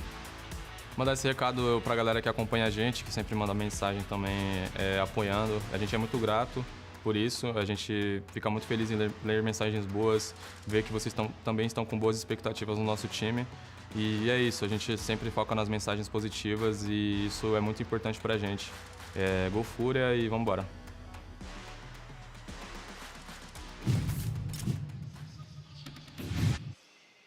I think that final part just goes to show, and as I said before, just these players have great heads on their shoulders, but also the individual skill cannot be discounted, Mimi. This team knows how to frag. These guys as individuals are disgusting, and they've had a lot of time, so I'm expecting more out of the coordination, but for T1, they're going to have to be on their A game against a team this strong individually. No, they absolutely do. I mean, they're 100% the underdogs coming into this, despite the firepower that they do have, the history of these players in just playing FPS generally. Furia should be able to take this one, I think, but T1, we can only hope that they have been able to grind during this off-season after that Tarek event and then show us something a lot better now here today. Yeah, the question is, right, have they managed to put in the work for T1? Has Furia been prepped enough so that they can take to the stage with confidence? But folks, we are ready to get our final match of the day underway. So why don't we go ahead and welcome to the stage T1 and Furia.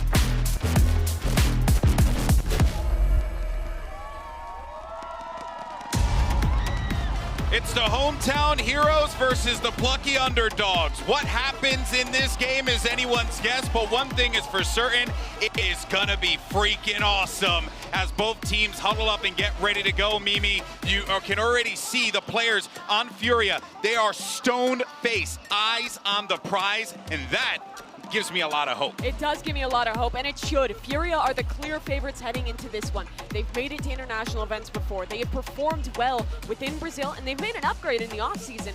For the side of T1, we know that these players have potential, but we need to see if this experiment, bringing in Carpe, his first VALORANT team, being in partnerships, there's big questions on whether that'll work out. But if there is a player that can do it, that can show up at the big moment, it's Carpe. It has been him in history in past games. He has had that impact. When you need him the most, he comes swooping out of the darkness. Just strikes fear into the hearts of his enemies and This takes is them such all a down. fascinating death segment for us because we've seen him and casted him in other games, so we know what he's capable of, Mimi, but I do not blame you for being skeptical of this. I'm skeptical because he did not look particularly good in that off-season tournament, and because Fury's not going to give a damn about your accomplishments in the past. All that matters is how you play today. I think the biggest thing right there as we get ready to go into the map draft is the words from Autumn, the coach formerly of Cloud9, chatting with these players, getting them geared up for this series. You can only wonder what he did say to them in that moment, but hopefully it's enough to inspire some confidence and a strong performance because T1, they have the first map pick. Here we go into the maps. It'll be Pearl, a selection for T1. This was a map that they were picking, or that they were willing to play quite a lot in that off-season tournament, and it's one that they looked solid on. They were playing with Saya player on that Neon. The main thing I'm looking for is better coordination on the initiator utility when they play that map. Icebox gets locked in here for Furia. T1 will go for the attack there to start things off. I mean, unsurprising, we were talking about it, able to take down Fnatic on Icebox just back at Champions. Makes sense. As Split is going to be banned away, but obviously we've been seeing a lot of different looks on Icebox, so curious to see what Furia have prepared today. Either way, still feel very confident with it. That means that Fracture is going to be floated here at the end as Split and Haven get taken out of the equation. Another map that in that off-season tournament, T1 was very comfortable in playing. They actually picked it twice in both of the matches that they played at the LTI, so it is interesting to see them float that one a little bit further. Questions for me are, how do Furia go about the roles? What are they thinking here? What is MWZera going to be playing? Because I think this roster has a lot of flexibility built in. That does give me a lot of pause if you are a T1 fan.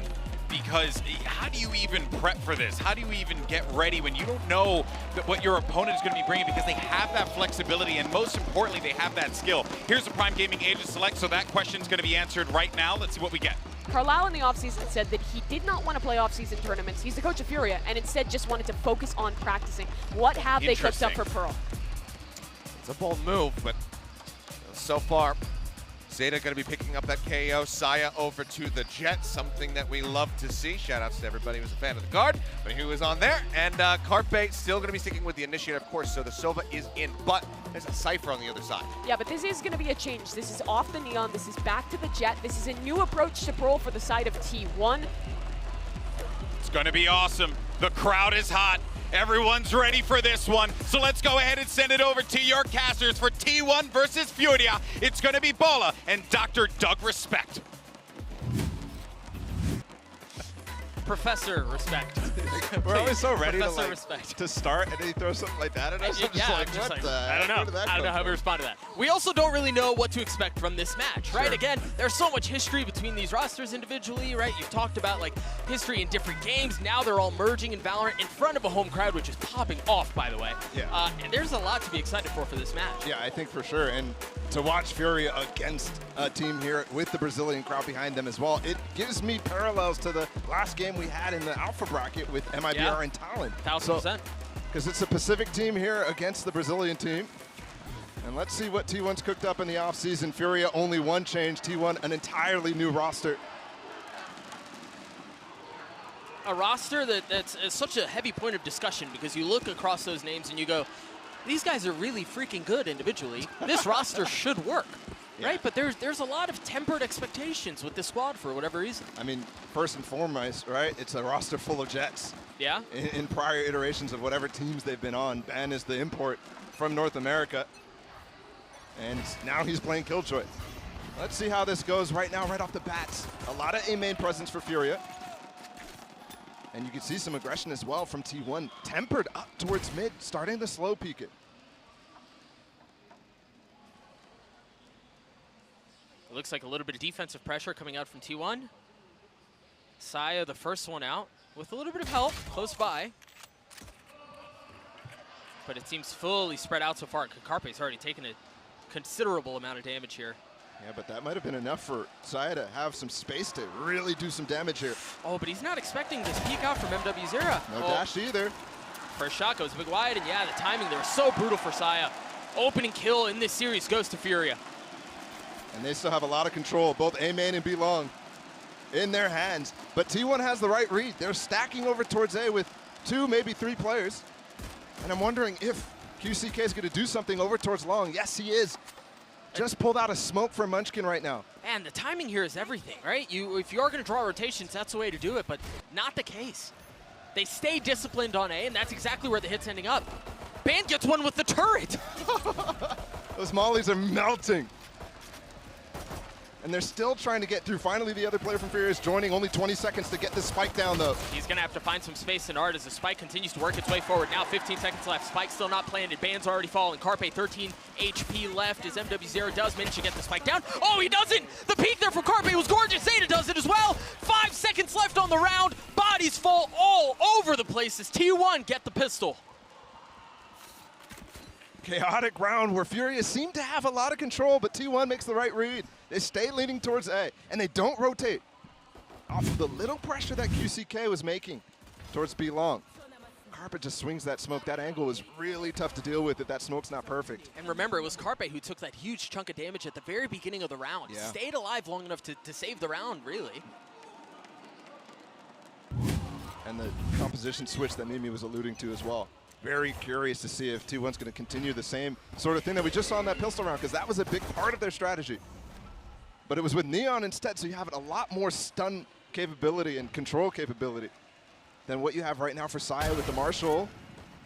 It's a good shot. Very nice shot. Easy when there's no armor on the other side. You know, there was so much discussion around Saya individually, and specifically as we think about his time previously in his Valorant career, and you know, is he flexible, right? Can he play different roles? Can he play different agents that are more meta-specific and still continue to thrive? And the nice thing about this meta is Saya doesn't have to worry about all that anymore, right? He can play the Jet, he can play it comfortably, and I know it's pretty early on, but historically we've seen him look so much better on this Jet role. And it's a cleanup here from T1. He's peeking right behind the molly too. Everything looks good. They'll even get a smoke down. No, actually. It's a big pick from Digizin. They don't really have anything else to follow up with this though. And they still have so much art control T1 does. That dash gets him across though, and that's a big frag. It's a massive frag as Band gets another. Saya with another shot straight through DGZin, and you know, again, we think about the circumstances of the round, and you want T1 to get out of that as cleanly as possible. And yeah, they dropped 2 guns, but by and large, all is well. And you know what's interesting about the stat on the screen right now? Sure, longest standing org in Valorant, but this is the first time they're fielding a Pacific roster. Yep. An org that has so much history over in Korea, in League of Legends. With a little NA left there. Again, Zeta was there. Yeah, Zeta played for Cloud9, Saya as well. Looks like we got a tech pause. We'll get this figured out. We'll get you all back into the action as soon as possible. But yeah, I mean, for as long as they've been around, and they've been around a long time. That was a whole lot of days on screen. I don't remember exactly. Over 1,000 is ridiculous. Yeah. It's absolutely outrageous. When you consider how long the game has been out even, and you know, things of that nature, there is a deep-rooted history of T1 in the books of Valorant and what we've done so far. And yeah, for them to be here, as you were saying, now representing the Pacific region is a ton of fun to watch. Gear tech pause as well, so something on stage. And Fury is actually different, right? They started a little bit later in 2021. And it's been a long time for them to put together something that's been super exciting. Yes, they've had Champions appearances both years. And I think in Champions 2022, they actually looked like they definitely had room to not only do some damage there. They had that series against DRX that I think everybody remembers, that comeback by DRX. But they had players who were absolutely fragging. The big change is NZR for MW0 now. As NZR goes on to Leviathan, there's definitely opportunities for this team to do damage this year. But I'm gonna say it has to start now. It has to start with this one series. Because I think people want to see a competitive Furia. You see some of those people who want to see a competitive Fury on your screen right now as we get through this tech pause. Again, back into action as soon as possible. I like the predictions from the crowd, okay? Yeah, 2-1 Furia, QCK MVP. Very possible. I'm looking at Digizin though, as the player to lead the charge for Furia if they want a chance. Yeah, I think he has to be, especially on Pearl, on the Neon role, which it's interesting because we've seen the meta kind of move away from Neon on Pearl. And it definitely is, yeah. For a lot of the reasons being, like, there's so much that can counter her. You got grab wells if you want to hit B-Long fast. Yeah. On attack side, there's so much that can stifle that aggression that you want to play through. With the addition as well as Cypher back into the meta a lot of times. Yeah. It slows you down significantly. But also, I mean, as we've been watching the last 2 weeks, we've kind of had a difference in how the Alpha bracket approached the meta to how the Omega bracket approached the meta. Yeah, 1000%. So it's not like everything is set in stone. It's not like just because we didn't see a lot of Neon last week on Pearl that we shouldn't continue to see Neon. And that's what is so interesting about this game.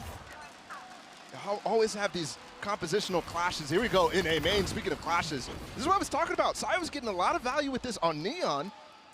But I think right now, he's spending his dash really early over and over. And it got him into trouble when he actually walked down mid that one round on pistol. QCK is calling everybody to come over from Furia, though, and try to hit this B site. We've got the Neon wall out. And remember, there is no Cypher to play anti-Neon. So he's just easily able to get in the back of sight. Munchkin's able to receive him, though. He was waiting for it. The spike has made its way pretty far up, though. Look at that. They're trying to fight to clear out backside. QCK falls for it. As Mazine is still trying to keep him back. 2 massive kills there. How much more can they find? Scarpe's the only one here, and all he's got is a ghost. He's going to fall as well. Fury on the board, and the crowd, they like what they see. Yeah, great anti-bonus. Leading right into some of the disadvantages you have from T1's comp and the strengths of the Neon. That conversation that we were just having. It was a bonus, though, so T1 still has a healthy buy in this next round.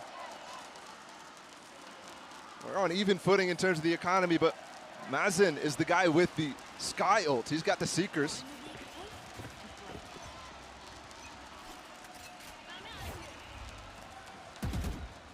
We'll see how they choose to approach this. You see the flash towards A main to continue to fight for some of that space, but again, a nice slow round out from Furia early on.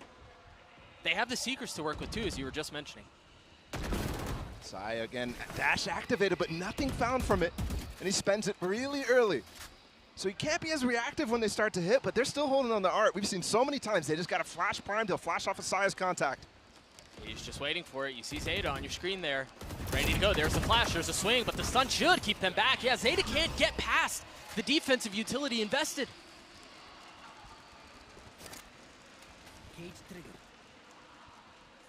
And the spike ball of the spike's still back by Spawn. They're so methodical in how they want to approach this. All those trap plays is causing Furia to be really late on any sort of control here. They have to commit all the way down through B-Link. And it's just Munchkin here. There's no rotate actually coming in, but this wall from DigiZin is actually slowing down their own push. Full retake called, though, for T1. Munchkin wisely falls back. He cannot fall, and he does. He didn't fall back enough. He's going to fall his way into the next round. The kill is traded back, though, as Khalil falls. Carpe now playing close by. QCK gets the spike down. Note here, no real ultimates. DGZin's is close by. QCK's is as well, but there's nothing on line right now. And they're all huddled up back spawn. This is going to be so difficult to deal with because you can just overwhelm backside, and that's exactly what they do. Carpe with 3 on the round, now QCK, who was back safe long the entire time, not able to keep back the aggression of T1. And a great double swing as well. Not only the aggression back through backhaul, and I'm wondering how they even got out of there to be able to challenge with 3 players. And then Carpe and Ban, the communication there, miles better than what we saw in the offseason. Yeah. Just instantly pausing for a second and double swinging. Yeah. That's how you wrap that round up. He has to be all the way back on pillar, and he just didn't have the time, given how fast everybody fell from Furia. And take a look at that one more time. Again, the flooding backside. DGZin was the first to fall. And then from that point forward, the pieces of dominoes just continued to tumble. Fist bumps all the way around as we prepare to get into the next one. DGZin has that ult. It's going to be a light buy up from Fury, so you imagine he's going to want to play around that ult. Exactly. He does. See the grab ult to try to slow him down. DGZin dashing across. He's so far ahead of his teammates, though. So far. And he has to call for it to slow down right now. There's the stuns into Secret. But again, all him clearing backside right now, and he's going to go into the smoke and get punished for it. And the Prowler cleared out Secret, but it didn't go all the way up in the dugout, so it doesn't spot Ban. Nice trade out from MW Zera. Is this ult going to find anything? I think it only got one tag, and he gave up on finding Khalil. Low players, though. Munchkin's able to convert one. Mazen is all by himself up here. No, actually, Khalil up close, too. Saya with the dash proc. The flash helps him out as Mazine falls. Leo playing close by with 20 HP. I mean, how much can you really ask for in a situation like that? Munchkin gets 3 on the round as T1 gets a 4. A good retake. And Fury just a couple stages there, but they up the tempo immediately. And it's super interesting because of how you continuously had that art presence from T1 in the prior rounds. Crowd hype still, no matter what. It's a good attempt on the eco.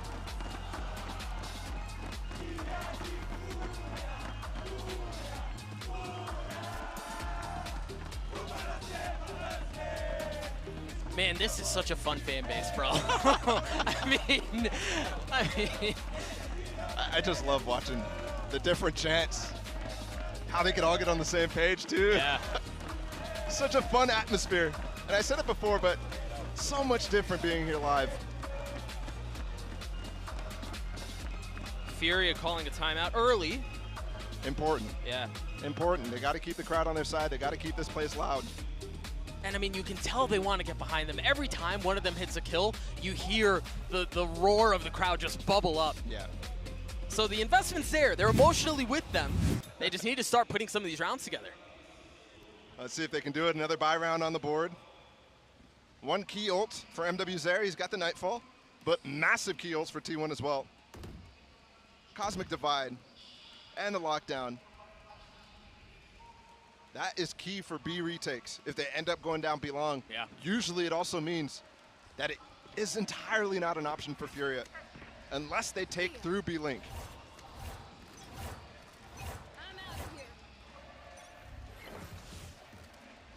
See that flash early on to fight for mid control. Prowler immediately through B Link as well. That's where they want to go. They want to pressure, make sure Ban has to either fall back or they can take him out. And the tempo is a little different here, out from Furia. But just as much as we expect to see them take some of this early space, it just slows right back down. Trying to find an opening. I've liked the defaults from Furia so far. It does gain them some space. It does push T1 back in a lot of instances. Like in the last round, you saw Munchkin had to fall back, play retake. But when it comes down to the executes, outside of the one round they won, they got that wall up, fast lane down B long. It's been tough. That dart did not scan QCK. He's hidden behind a box. And Saya, misinformation from the dart. The Nightfall used the knife to try to trade some of it back, and it is going to delay for just a moment. On top of that nade does such a good job of denying the entry point out onto the site. All they have to do is wait it out, though. They invest the Cosmic Divide as they push their way forward. You've got to keep... All the Fury plays ahead of the wall immediately. You think you're going to be able to isolate fights, but you're not. Yep. Huge round from Furia. And Ban, who was on a flank, it just took a bit too long. He's shown up at the site now, but the round's already done and dusted. You have so much more difficulty finding value out of the KJ ults when you have to hold on to the A site, and that's what T1 really wanted to do. I like the idea for Munchkin, but you don't have the information to stick in the back of sight right there, not knowing exactly how Fury is going to react and not knowing exactly how the hit is coming either.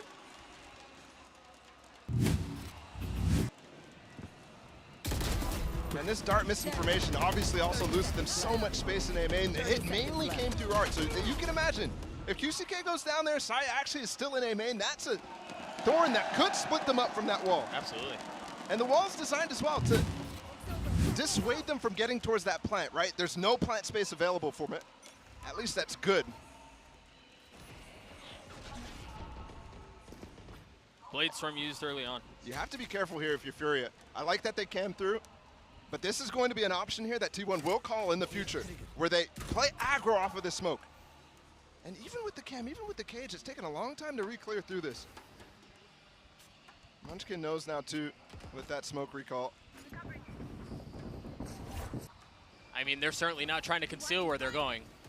They drop their own Cosmic Divide, and that's going to section off everyone from the side of T1. That's a good execute right there. Again, Yeah, twice clean. this B-Long execute's going very well. The Trailblazer as well to clear out the back of this wall. You know for sure you're safe here.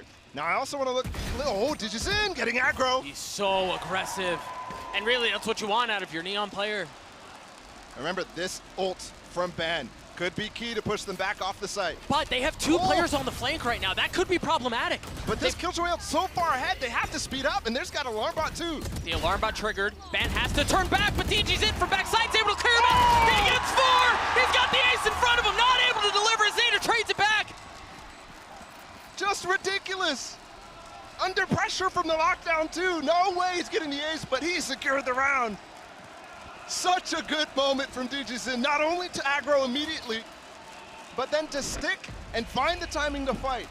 And you have to be holding that if you're T1 because Digizin's in the back of sight. If they don't actually start swinging out of spawn, then the problem is going to be he could just break that lockdown. Right. It was so far advanced.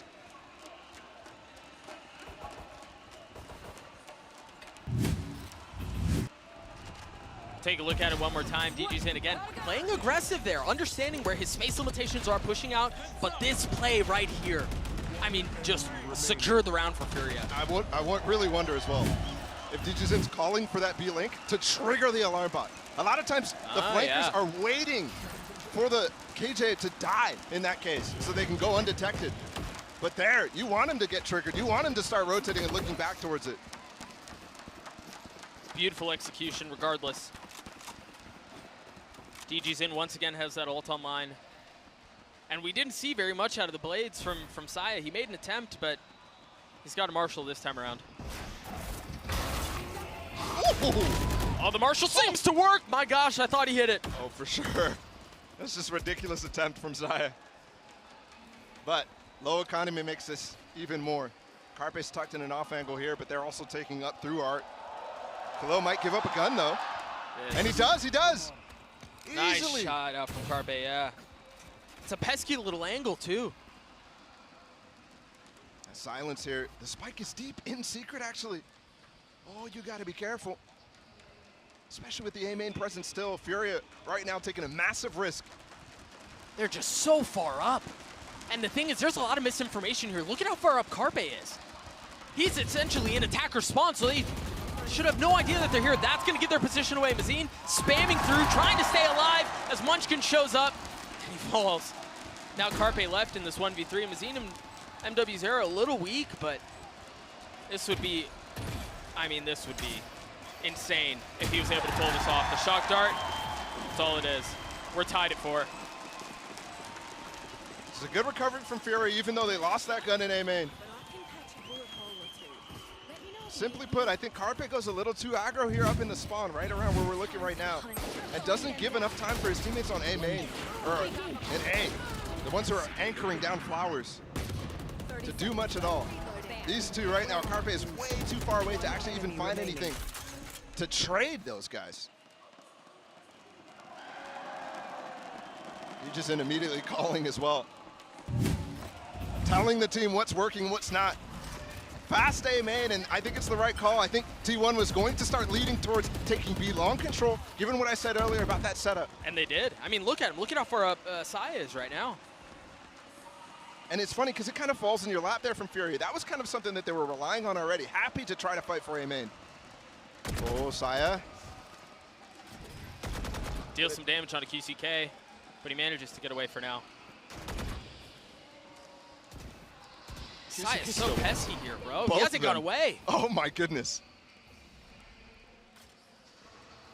You got to remember, QCK's weak. And you don't expect Saya to hold this. You don't expect him to stay here as long as he is to fight. And you can see the style as well from Fury. It's just willing to fight straight up. No flash, nothing special. They know it's just one. Let's take this duel against Saya. The confidence is clear for Furia. And that's so key. I mean, we talk about it so many times, but confidence really is a cheat code when it comes to Valorant. 30 seconds left. The ult invested, MW0 pushing forward, but Khalil gets 2. The flash in his face turns it, stays alive, buys some time. Kyusuke in a great spot for a flank too, but he can't over delay on this. He's got to hit the timing just right. Zeta now left alone, surrounded, takes one with him, but Khalil with 3 on the round gives Furia the lead. And look at that from Furia too. It's both Mazen and MW just pushing Secret together at a certain time. Knowing, okay, T1, you're gonna have to actually come up here if you wanna take this round. And this is what I was talking about with Mazen, just fighting straight up, down B long. That could end up costing you. For example, Zeta's just walking down B long, Saya takes the first engagement and then re-peeks with a flash. And then for Saya as well to be fighting straight up too, he was trying to get his dash online and save his life. And remember, it was all only Digizin for the most part. Or sorry, QCK for the most part fighting that. He thought he was isolating a 1v1 too. Yep. QCK just calls, hey guys, come fight with 3. This freaking fight took so long, there was enough time for the rotates to come through, yeah. And also how fast that rotation came right after as well. This is the type of things that is really difficult to deal with if you're Munchkin, if you're the IGL from T1. Because it's dynamic and it happens fast. They're only in spawn. It's not like they're committed up B long. That rotation from B to A was really, really simple. T1 call a timeout here, down 1 round. Again, still plenty of time left in this half. Time to adjust and right the ship. This buyout from T1's not going to be pretty though. It is worth noting here, they have the vast majority of their utility.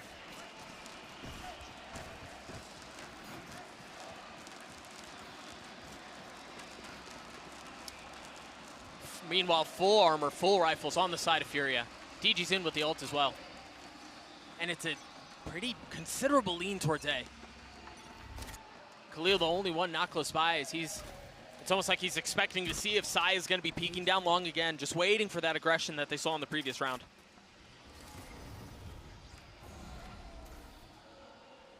Getting up close right now. This drone's coming in though from Carpe. Interesting, Zeta's not up here to fight with that. Potentially can fight a pick while they're dealing with the drone, but nobody peeking with it. They just get the information. I think everybody except the one who got tagged hid from that drone as well. So recall in front of them. Talk about misinformation if that is the case. If the drone only spotted the one that was tagged. Really no idea what's on the other side, but DG's in now choosing to go forward, drops the wall. Drops the stuns too, as they've got the Trailblazer to work its way forward. It is going to spot member in Secret and perhaps one in Dugout as well. Note one more time the light buyout from T1 here. They have utility, but they don't really have the guns to work with it, and they're just overwhelmed right now. It's just Saya who remains, and he's so far off the site. He was waiting B the entire time. That was such a cool play there. As Saya is going to try to do something here. Fury just uses the fast lane, the wall up from Neon, and the Trailblazer to try to confirm positions. And they're spamming for it and not pushing up, deciding, okay, are they stacking here? They realize, okay, yes, they're stacking, but they're playing so far back that we have the time and we have the space to get up in the site and do something with it. I really like that round from Furia. And also just throwing in those stuns too, trying to get a Trailblazer tag. The executes that I mentioned at the beginning of this half that were looking a little lackluster, ending up looking very good now here for Furia. They've got a burst of life in the last few rounds. Ooh, he's fired up. Somebody's got to check on him and get that guy water. 2-round lead here for Furia, and the approach has not changed. This full 1-3-1, it's very slow. We haven't seen a lot of very aggressive heavy hits. And well, if it's not broke, really no reason to try to adjust. The onus is fully on T1 here. Again, the follow-up with the dog here. Digizin has a big opportunity, but no! Ban's able to hold him back, but is he expecting more? He's got the alarm out to make sure he's not being pushed in from Link. He tries to turn the flash, but no, he's overwhelmed by Mazine. QCK slips in, drops Carpe. How did he get this lurk off into the site while all that was happening in Art? You can see his camera was posted up a maze, so he just walked out. It's falling apart here for T1. Yes, it is. I mean, in a massive way. And there you can't expect them to push you up through Art into sewers. That's them the kill on the ban, who was set up to try to deny this space. And they were working on collapsing onto the sites themselves. They had 3 players towards B, 2 players on A. Oh, wait a second. 2v2 immediately. Ooh. They just lost a massive numbers advantage, and it's gotten real bad, real fast for Furia. This was a 4v2, and now it's all on to Khalil to keep him back himself and to secure the round, but he's tucked. They don't expect him there, but Khalil's not able to land the shots. No way. That silences them. And I really think Furia thought that T1 was saving there. Yeah. You saw how deep Mazin pushed into the spawn, into defender spawn. Sai was just holding this. Right at that moment, right before Munchkin got the second there. And Saya switches off onto the Phantom. And finds the last kill. Oh, Sai's all around. Oh, I mean, that should never have gone that way. Absolutely not. Just slightly too overconfident there. And I'm not even sure. Yeah, money was definitely going to be a big factor in that.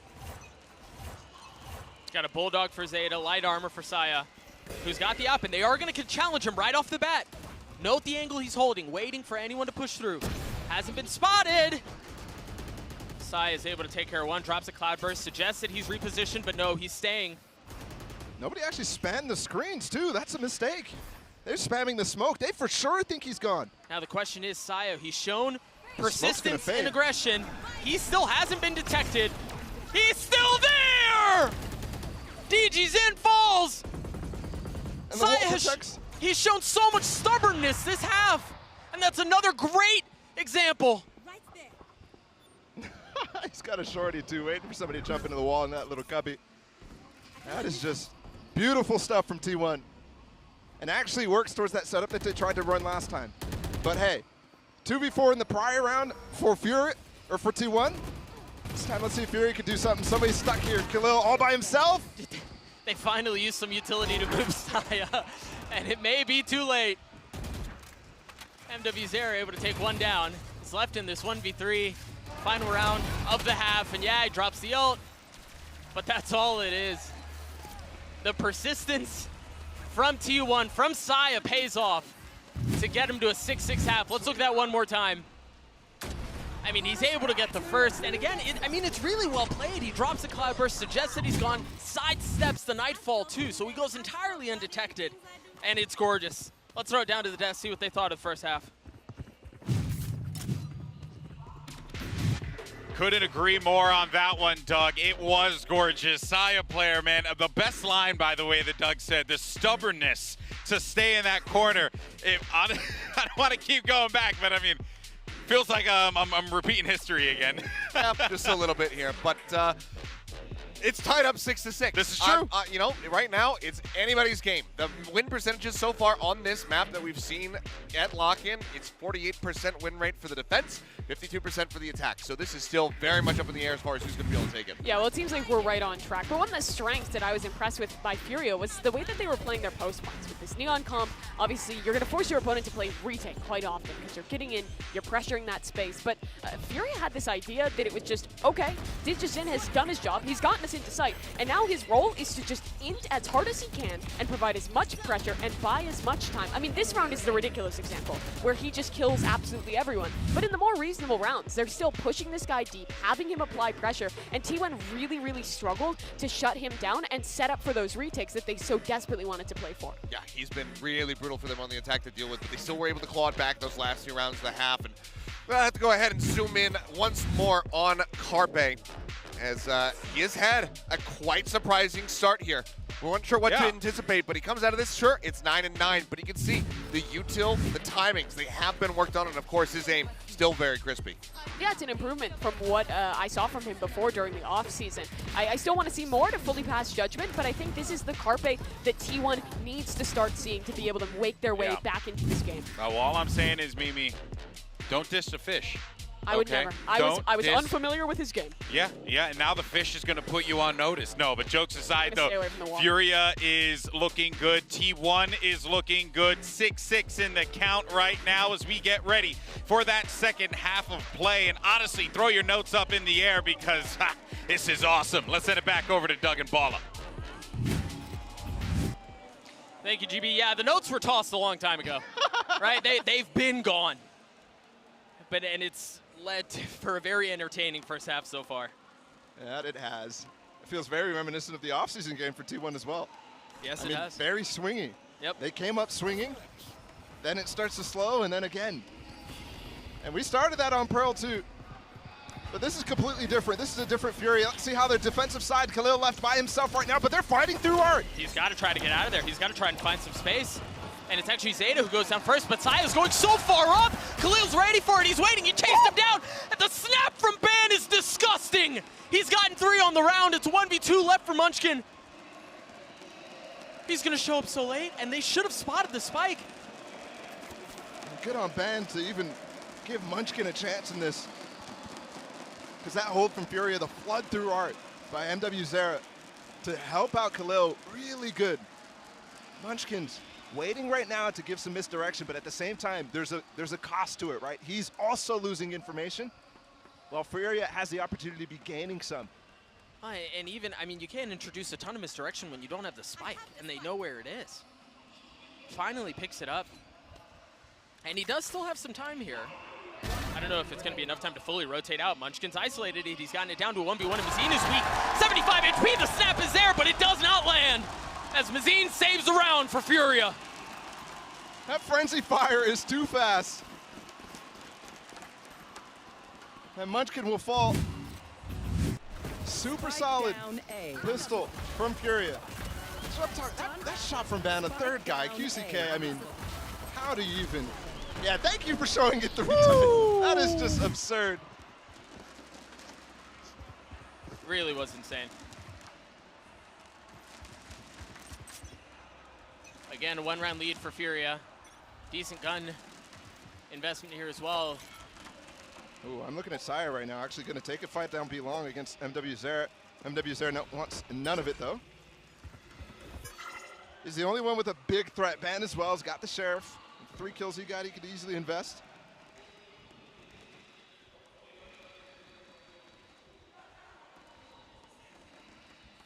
And you can feel the doubt and the misdirection enter the minds of the Furia players because T1's just waiting so long. DG's in, able to get past the gravity wall that should have spelled death. Meanwhile, you look at the other side of the map and Saya hasn't moved. So he's able to hold down B long, make sure nobody's pushing up. The one difference is if you're going to rotate back into him, which seems to be the case, now he's starting to creep forward. Now he can take some of that space away. But he's got to be careful here. He cannot overstep. Oh, QCK saw him with that jump peek, and he goes for another one. He must not have seen him. That's a big pick. But still, with so much time, there's still a lot of room for Furia to actually close up the gaps. They just got to flash onto Ban deep down A. That might be misdirection, and it might leave MW Zera on an island on the site that needs to be held. I mean, they're dropping stuns, they're dropping flashes to make sure that he's cleared out. They don't know how much more is there, but either way, there's utility that they're not going to have to take them back. MW Zera doesn't land a single shot. Oh my goodness. Finally takes down Saya. Finally takes down Saya. And things are equalized for now. 5 seconds left. They've got to get the spike down. And no, there's just not enough time.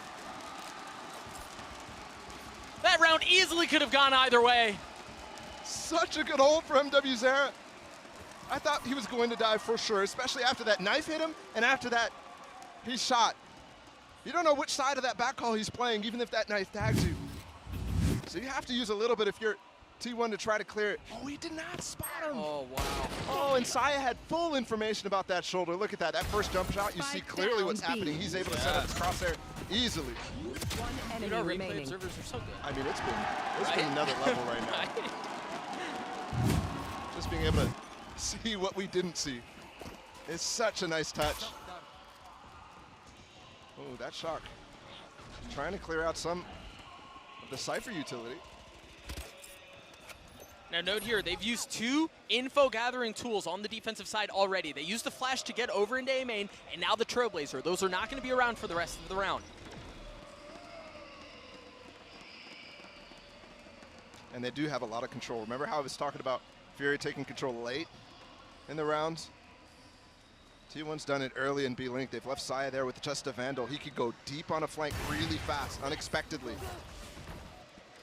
And that was the whole point of the investment in Oh, gosh. That's a gun, too. Remember, this is a bonus from Furia. They had no idea that they'd scaled up so far. And that's the IGL as well right now. Got to formulate a new plan. I thought for sure the plan was going to go back towards A, hit the site, and give Saya an opportunity to get a bunch of kills on the rotation. At the very least, feint towards A. I mean, he may still get a bunch of kills on this. The thing is, the timing on this is so nice. Where's his gun? I thought he would have picked it up. MW again? No, this time he's gone. And they know where QCK is. I mean, he gets one for his troubles, but he's pinched right now. He's got to understand. Ban's behind him, cleans him up. Zeta gets the spike down. The timing on that was very well done. Saya's up top, too. Not going to matter because Digizin goes down anyways, and there's players in spawn, so you know it's a possibility here. Khalil, the last one standing here in this 1v3. He's got a Spectre to work with as well. You've got to so meticulously take care of everything in a situation like that, and it's just way too much to ask for. Furia take the lead back, and I have to stress, I know the guns were a little bit weird here, but again, the timing just worked out so well. I have a question. Why don't Van summon Brimstone? Why don't they? Why don't Van summon Brimstone? This is a good audible call from T1. After losing Munchkin as well, they're able to shore up B-Link really easily, and they split the defense too. Or they split the lurk and hit from Furia. QCK up B long, MW's there in the back of hall.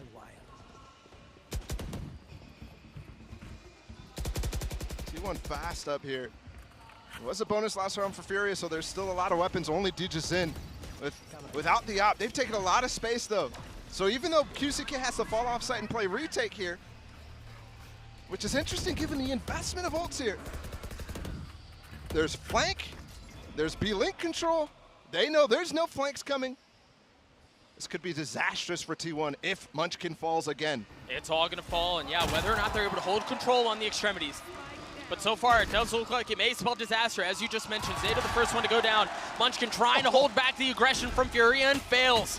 They can't even get out of below, and the stuns are huge! Dude, they're just trapped. They've got nowhere to go. Ban's the only one alive now, and he's got 72 HP. He's able to drop the turret. The spike did go down, so he's got time on his side. Got the molly off too. They can't actually start sticking that spike in the smoke. I mean, surely at this point you just try to overwhelm, right? Yeah, try to take him down. That's what they do. But you could see the writing on the wall. You mentioned it earlier in the round. This could be disaster for T1, and it was. They fully lost mid control. They had full A main. Furia had full A main control. They were able to fully surround them. Oh, what a good scan too for MW. Here's the moment. Look, Munchkin's actually trying to go help his teammate. Wow, Digizin comes out. And that costs him. He was the only person watching that flank. And as soon as there was pressure down B-long, or out of spawn from Furia, he says, okay, maybe I need to start helping them, right? There's players falling on the site. Specifically, Ban falling on the site cost that alarm bot too, so he doesn't even have something to peek off of. That timing works out really nice for Furia. And that seems to be a trend. Again, the timing for Furia. Such a cool knife, by the way, landing inside of the wall there. Yeah. Completely unbreakable. Start to see a shock dart. Zeta gets the flash ready to go. And Saya player dash onto the site, finding cover. Oh, he got haunted, yeah! How? Mazine trying to splash and spray and stun and stay alive, and he takes two down with him. Now this 4v2 in favor of Furia. The spike once again in a precarious spot, well out of reach of the members of T1 that remain. Flash flood and stun out of Furia is ridiculous from Art. What a strat. And QCK playing up to the smoke. He actually gets taken out though. Ooh. Work to be done, but not gonna find it.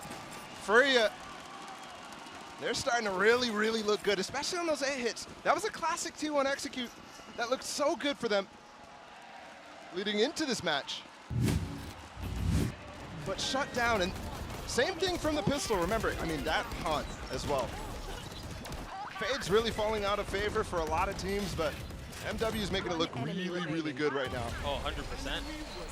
Lahant, Saya down, and then Mazine able to get 2 massive kills off of that. And normally I would criticize T1 for, you know, not breaking the haunt or what have you, but when there's so much going on, and that's influenced by how much utility Furia is throwing, it's difficult in those situations, and Digigen's just having free reign right now. They've had a chokehold on A main for the majority of the half.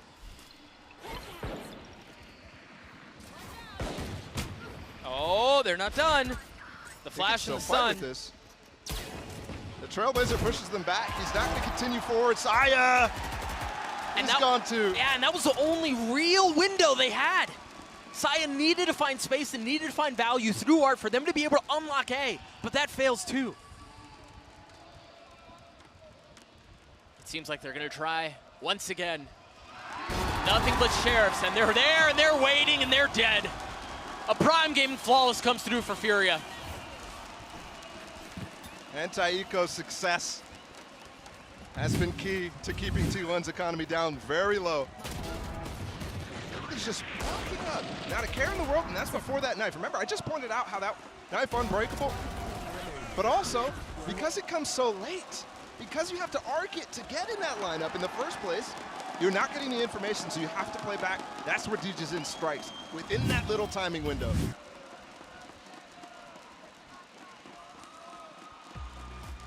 I mean, again, you can see it on your screens. The crowd fired up, and for good reason. Furia managed to get through the early struggles to now take a pretty comfortable lead late here on Pearl. And it is a timeout from T1. Perhaps a Hail Mary on this map, too. This time's not on their side. They're running out of windows of opportunity to get back in this game. I have to note, too, at the beginning of this game, I looked around in the crowd. It's like, oh, there's some gaps. It has filled out. We even have a section up in the top that normally wasn't open to fans. It might be the rowdiest spot, too.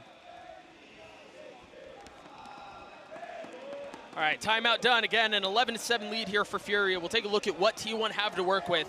And they're considerable ults. You've got the Hunter's Fury, the No Command, and then the Cosmic Divide to try to work your way into a site. Momentum fully in favor of Furia here. This isn't map point, but it kind of feels like it in a way. You've got to execute here if you're T1.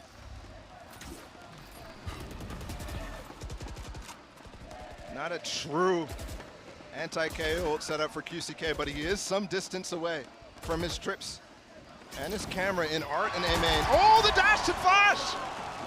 The QCK covers.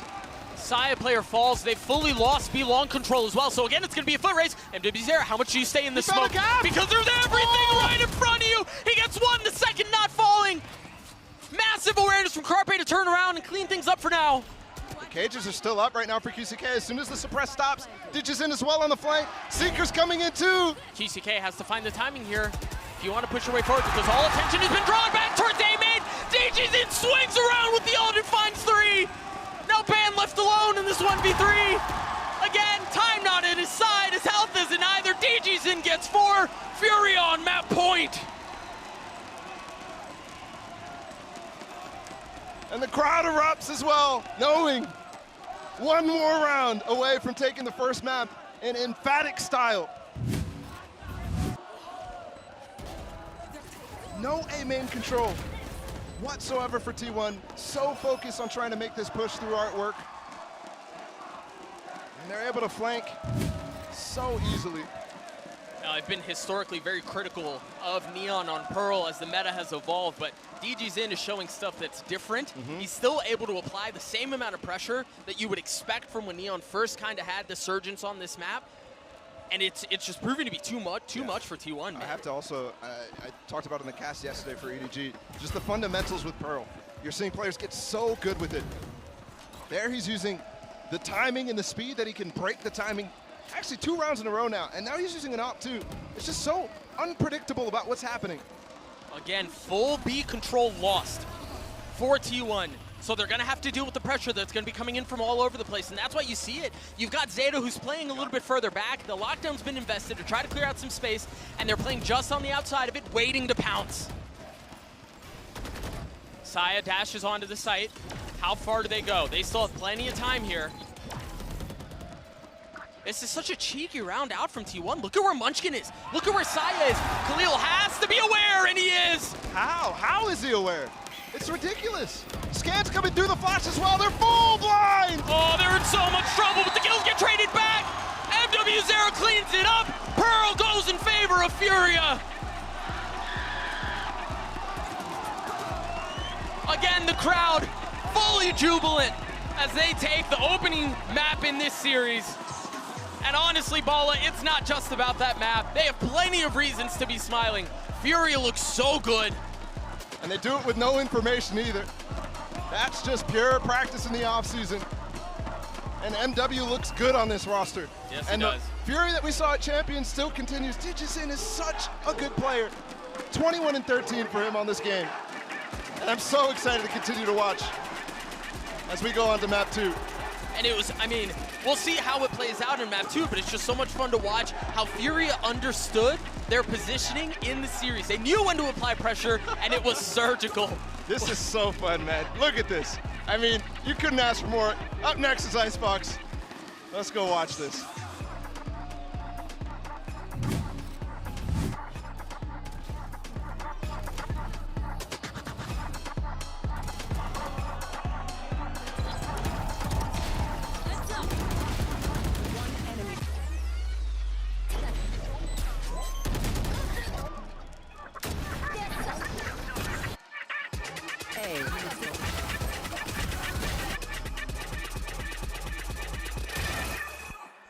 B. One ended. This! There we go! One enemy.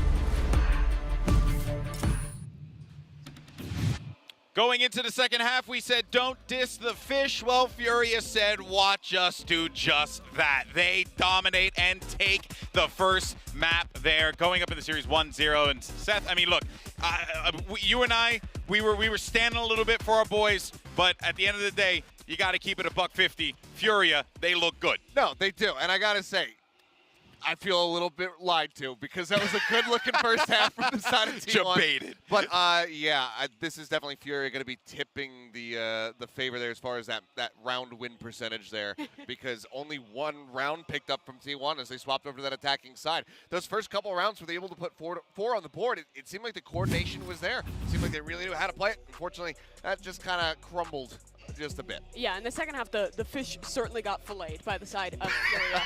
It felt like T1 was struggling to find a solution to their attacking side. They wanted to lean into some of these set-piece side execs that it was clear they'd been practicing with Saya player dashing in. You see the idea with the flash and dash play they do towards mid. But the thing is, Furia gave them no respect on these side execs. Every time that they were pushing into a site and taking that space, Furia was sending these incredibly fast reflanks, and a lot of the time it was just ditches in. You see T1 on one side, you know they're going for the strong side exec, and ditches in just absolutely sends it into the flank. The thing is, Furia also did a good job of stalling on site, so those flanks almost always found value. And while it's good from Furia, I also think it's a failure of T1 in getting stalled out in that way, in how kind of slow a lot of these executes are, which allowed Furia to have those moments. It felt like under the pressure of the pace with which Furia was playing, this team kind of crumbled.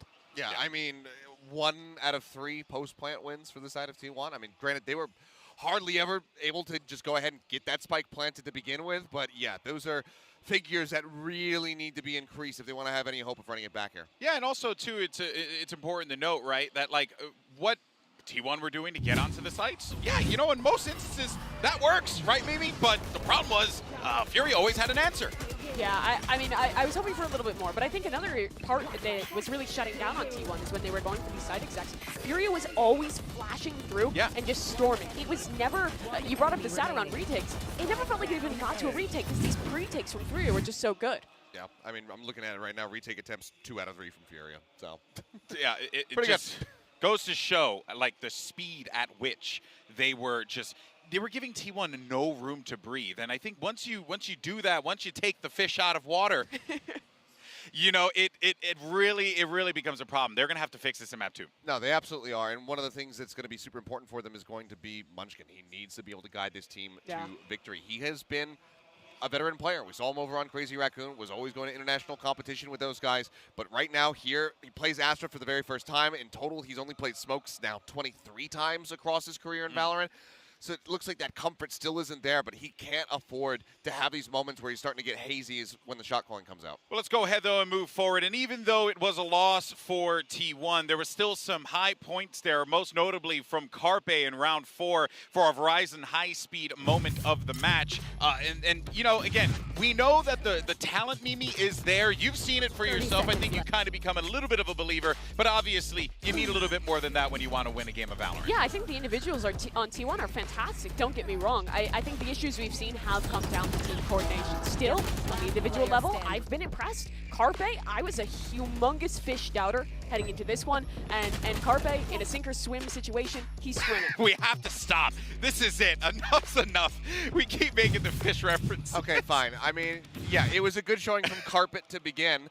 Now we have to see how he's going to be carrying forward. You just change it up. You don't want to go fish? I'll go Carpet. Why not? This guy, really, you are the really ties worst. the team together. That was a rug, but you get me. All right, well, solid start. It's there. Show me improvement. Let's see some warm-up, shall we? It's our Aim Lab shoot-around. We're jumping into this one with Carpe here. But, you know, this kind of brings us back to the point that we were talking about again, Seth, right? And Mimi, you're so eloquent in that one. Like, the problem is that the aim, the skill is there. The coordination isn't. This team is going to need some time to start to gel. But I can see the thought process is starting to develop for this squad. Sure. I mean, I don't come away from that game and say, wow, this team looks hopeless. Far from it. I think in that first half, they looked quite strong, being able to go 6-6 with how Furia was playing, and especially how they looked in that second half. I think that that's okay because the expectations for this team, given what we saw from them during the offseason, were set pretty low. So honestly, I think things do widely look improved for Carpe in particular especially, but you need to see a hell of a lot more because things really did start falling apart, after that second half of the first half, when they're on that defending side. Yeah, I think to sell some hope, though. We're heading into Icebox's map, number 2 in the series. It is Furious pick, and don't get me wrong, it's a really strong map for them in history, but this is a map where most teams will end up playing similar compositions. Most teams will end up playing in a similar style. In a way, I think Icebox is the map that is the most standardizing composition, has become the most formulaic, so expect them to have some good prep and hopefully some better coordination here on Icebox. Yeah, the hopium for me right here for T1 is that we have been seeing a lot of these APAC teams come out, drop their map pick in the first one, and then really start running things back as you go into the second map. This is true. There's something in the air, something in the water that just leads that to happen. Maybe that's going to be the case here today. We'll have to just wait and see, though. The Prime Gaming Agent Select is up, and of course, Saya player sticking with the Jet. Oh yeah, we get to see Saya on Jet, we get to see Digizin on Jet, who was absolutely insane on map number 1. Both these teams picked, I almost said standard comps, no Sage on T1, no Harbor, nothing else. This is a composition that requires coordination, requires you on your attack side to be splitting, to be providing pressure to allow that spike to come down. I think this is actually a pretty tough comp to play, and I'm interested if they have enough cooked up to win this one. No, it absolutely is, and those attacking sides on Pearl were really, really rough. Now they don't have that Sage to go for a safe plant over on B. I'm curious to see how they pilot it. Well, we'll see how this one pans out. Could it be a 2-0? Are we going to map number 3? But for now, let's send it over to Doug and Bala for the cast.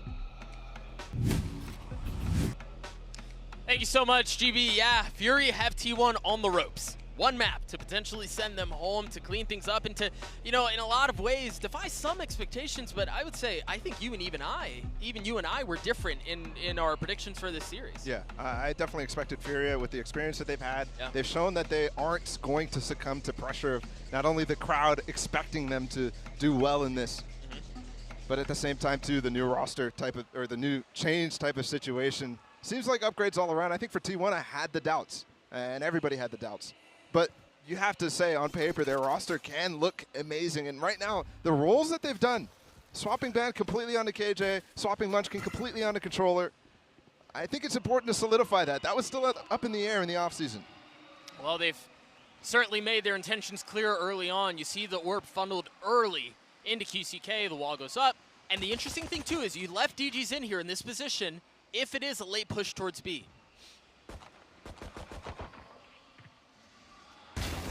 And T1 is starting. That's such a good shot from Digizin.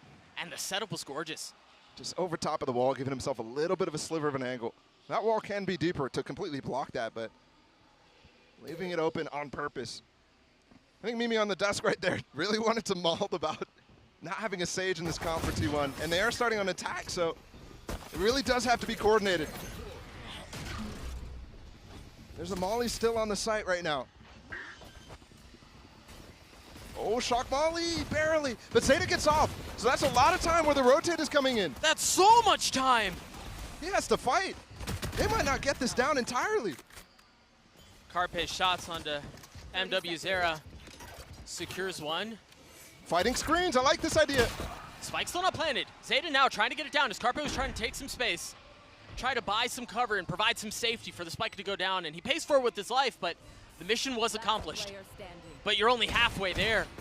Now Saya has to try to keep this thing alive long enough for it to go down, and every single shot goes wide. QCK gets 3 on the round. He had the orb to open things up, and now he's going to get the defuse. He is well on his way to having that res online early. It's tough to find value on defense with the Sage res as a plan, but obviously it's such a big tool. And they seem to care about it enough to intentionally get him that orb early. Sure, yeah. I mean, I think in that case, you're just putting the wall up. You might as well take it. You're under no threat, really, unless Saya like updrafts or something like that. But you have DGs in to hold you there. And I think this is where you're going to start to see some frustration form on the players of T1. You just saw it right there. Because you just couldn't get the plant down. Remember the series that we saw on Icebox from Secret versus Team Liquid? The amount that you could do with a Sova and Viper Molly shot combo. You look at the buys right now and you think it was T1 who won the round. They have full Spectres, or full Stingers, excuse me, while the rest of Fury still has 3 pistols to work with. That's actually ridiculous. I mean, This is taking a lot of shortcuts. You would think maybe there's 2 rifles, and then the rest are pistols like a Na'Vi does, but yeah, it's just 2 Spectres. a conservative approach nonetheless. And honestly, I kind of like it against what could be a Stinger force, right? You're giving yourself this chance with the 2 Spectres. And they Pistols are really weak, though. And they should know at this point. They heard a couple of Spectres Oh, go the off, flash! but Munchkin was flashed as he tried peeking through the wall. And let me be clear here, there's no flash on the side of Furia. That was a team flash. Once again, they struggle to try to get the spike down and try to take some of this space. Saya dashing forward. They try to peek together, and they both peek down to their deaths. Now Carpe left alone. He has no armor. He's weak, but he does have the spike. And he has a little bit of room to work with. The flick from MW's not landing. Oh, it's only a ghost now. This is where things get really hairy. 26 HP, but not off the rope. Oh, the Spectre! He just picked it up. Swap to it, too. 17 seconds, still plenty of time. DG's in, cleans it up with the ghost. And here we start to see the implications of a buy in the second round when you've lost the pistol. Here's that flash as well. Flashing him as he's on the rope. And he thinks he's safe. Oh, no. The Viper player, too. Munchkin would have had the wall. And maybe you have an attempt.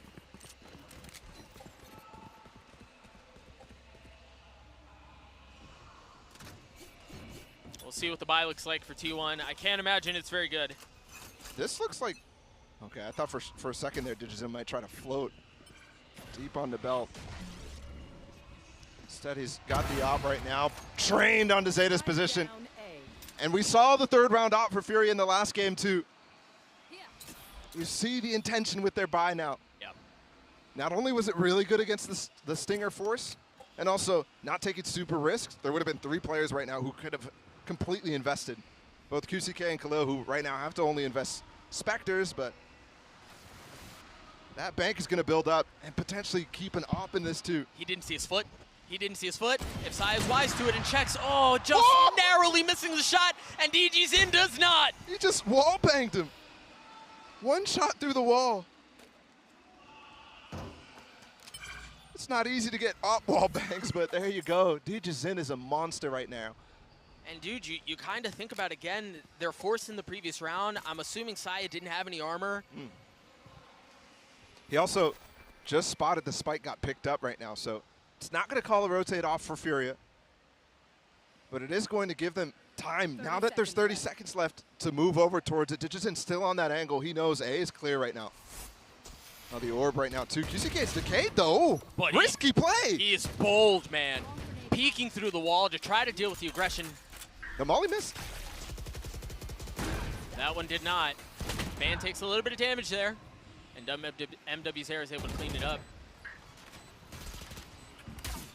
See the shock dart for back yellow. Munchkin taking no damage up until that point. And Carpe in an unwinnable, impossible situation.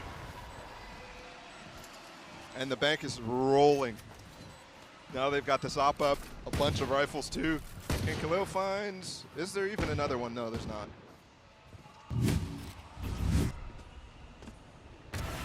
Yeah, I got it. Oh man, I thought we were gonna get the, we may still actually. Oh yeah, the wall bang right here. Yeah. That's free. I didn't realize Sai was trying to wall bang him himself. I mean, cool idea, but Hop in the hands who's of got the Sai bigger player gun? here. And you got the Hunter Fury for Carpe too. These ops are not going to duel off bat. I think Saya wants to take it too, Digizin, but he's not over towards A. This time he's over towards the top of yellow, and yeah, he misses the shot. Was it shoulder peak? Tough to hit. It's the same angle from pistol. Yeah, I was about to say. Just way deeper. And I wondered here how they chose to go about this. I thought Sai would rotate over to take the fight to DG's in, knowing where he is, but they seem intent on ending A. Just holds pipe the entire time waiting. So his team can cross, and now he'll lead up. This drone is going to find some info. MW Zera. That's 3 spotted. He's got ult. That's Zeta too, yeah. He could easily pop that. But he is now getting ready to not only hold mid with QCK, but getting ready to use the ult to deny the plant and hope for a flood from his teammates. T1 is so cautious right now. They're falling both off of B and A. You could see indecisiveness right there from Carpet. Indecisiveness, apprehension, perhaps a little fear. I mean, they haven't spotted the op yet. I know they've gotten up close on towards A, but he could still be anywhere in the back of rafters. That angle has not been cleared. 30 seconds left. Now they know. He just fired off another shot over towards B, so they know he didn't rotate from that beginning early shot. And for the first time in what feels like the entire series, it's actually Fury who are a bit behind on the rotation, but the Hunter's Fury may be enough to delay. Look, 15 seconds left. The spike has not been planted, and it just falls. And Zeta does too. The res is going to bring Mazine back up. 10 seconds left. Now the Hunter's Fury used. Spike's going down. Saya gets it down. DG's In's left alone in this 1v2.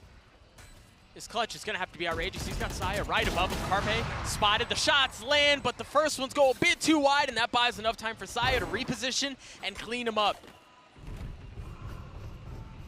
Chaotic situation that T1 comes way out ahead. I thought for sure Munchkin, when he got slightly in the line of fire from that last MW0 Hunter's Fury bolt, he pulled out his knife for a second to try to dodge, and that almost got him killed. This was a big ult from Oh, okay. Following up the ult and the trajectory where that player is going, that is beautiful stuff from Carpe. Yep. And while, yes, there was indecisiveness, that clearly didn't matter. Digison almost gets something with that updraft. He's only got knives this round. Teammate has a full buy, though. And Saya's working B, swapping it up. Ooh. Oh, the op shot misses. The blades do initially too, and QCK is the one who saves the day. Saya trying to dip once again. They've got the orb from Maz in there as well to help the players rotate out of yellow if needed. Normally this would be where T1 would have the Sage res, but no Sage in their comp. Unlucky. And that would have been easy to get back up into the advantage situation, kind of waste the utility and space. Oh, is this another situation where QCK did not spot the op? Gotta be careful here. Oh, QCK gets two there? How in the world? Spamming through the wall. That's just ridiculous, too. They're just coming out. It's a phantom spray. So many kills through smoke. And they knew where he was. He had been spotted. They knew that there was someone who could have been spamming through that angle. DG's in, excuse me. Gets one on the ban. Saya, the money situation, not great. 10 seconds left. He falls, the op goes down with him. And they'll recover it too. Khalil, yep. That is huge for Fury, and it's been a reset. Saya can drop a Vandal. And they can go for knives, they can go for a force, but I don't think they're going to choose to do so. There's too many players who are low money. Here's the first kill from QCK, and then 1 and 2. Holy smokes, man. I mean, that was 3 bullets. That's the type of thing that you just... I know we're seeing frustration on the faces of T1, but who wouldn't get frustrated in that situation? You just can't make that stuff up. Here the blades used. He updrafted to try to find a pick down B long. And you have seen QCK playing that a lot. Hey, even Digison. Remember, they're trying to get that wall down deep. Just avoids it entirely. I've always loved watching Saya when he has knives. Go for updraft kills like that, but it's also so well known that it's tough to find value. They're going to push forward here. Munchkin's 1 point away from having the pit to work with, but DG's in. Shorty done. Mazine does as well. And they had a shot there, but it had to be off of Saya, finding value with the blades. And the plan just kind of falls apart here. It was good, but, I mean, if you need proof, that, folks, right there is why you buy a Shorty as your secondary.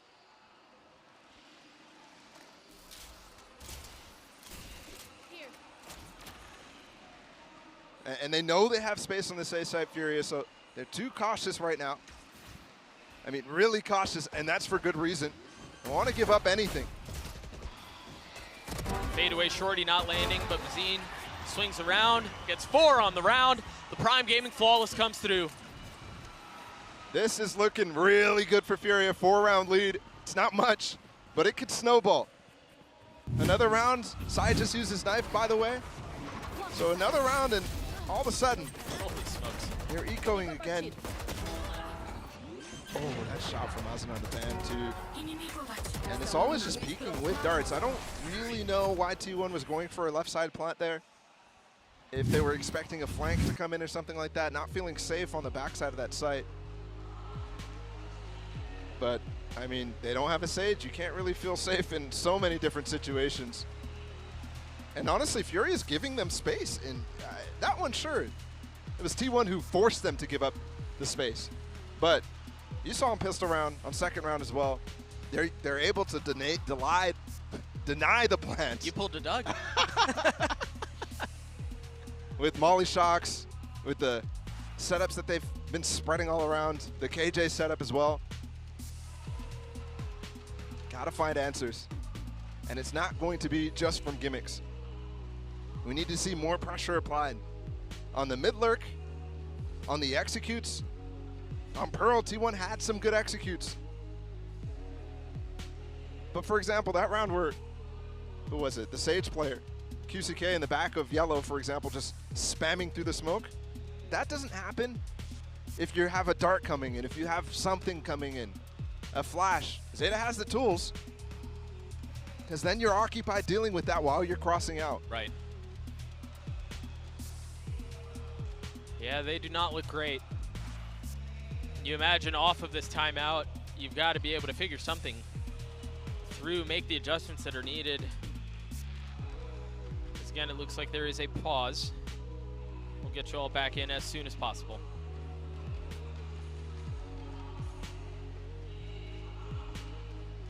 T1 just took the tack, and now we're going to the tech pause. So a little bit of extra time here. Like I said, that mid lurk needs to show itself. If you don't have a Sage, you need to be providing pressure on the backside when those hits are coming. Whether it's through mid, under tube, or into kitchen. It's not been seen a single time. Very quickly, folks, I am getting an update on what's going on. There is a tech pause because I've just been informed that an exploit was used in one of the rounds. So we're getting info and we're getting it to you as soon as we get it, but it seems like there will be a round that will be removed from the scoreboard as a penalty for the exploit that was used. So again, we're getting you info as we get it, and once I have more, I'll share with you all. But in case you missed it, there has been an exploit that was used in one of these rounds, and the round will be removed from the scoreboard as a penalty for the exploit that was used. Yeah, that could definitely change things.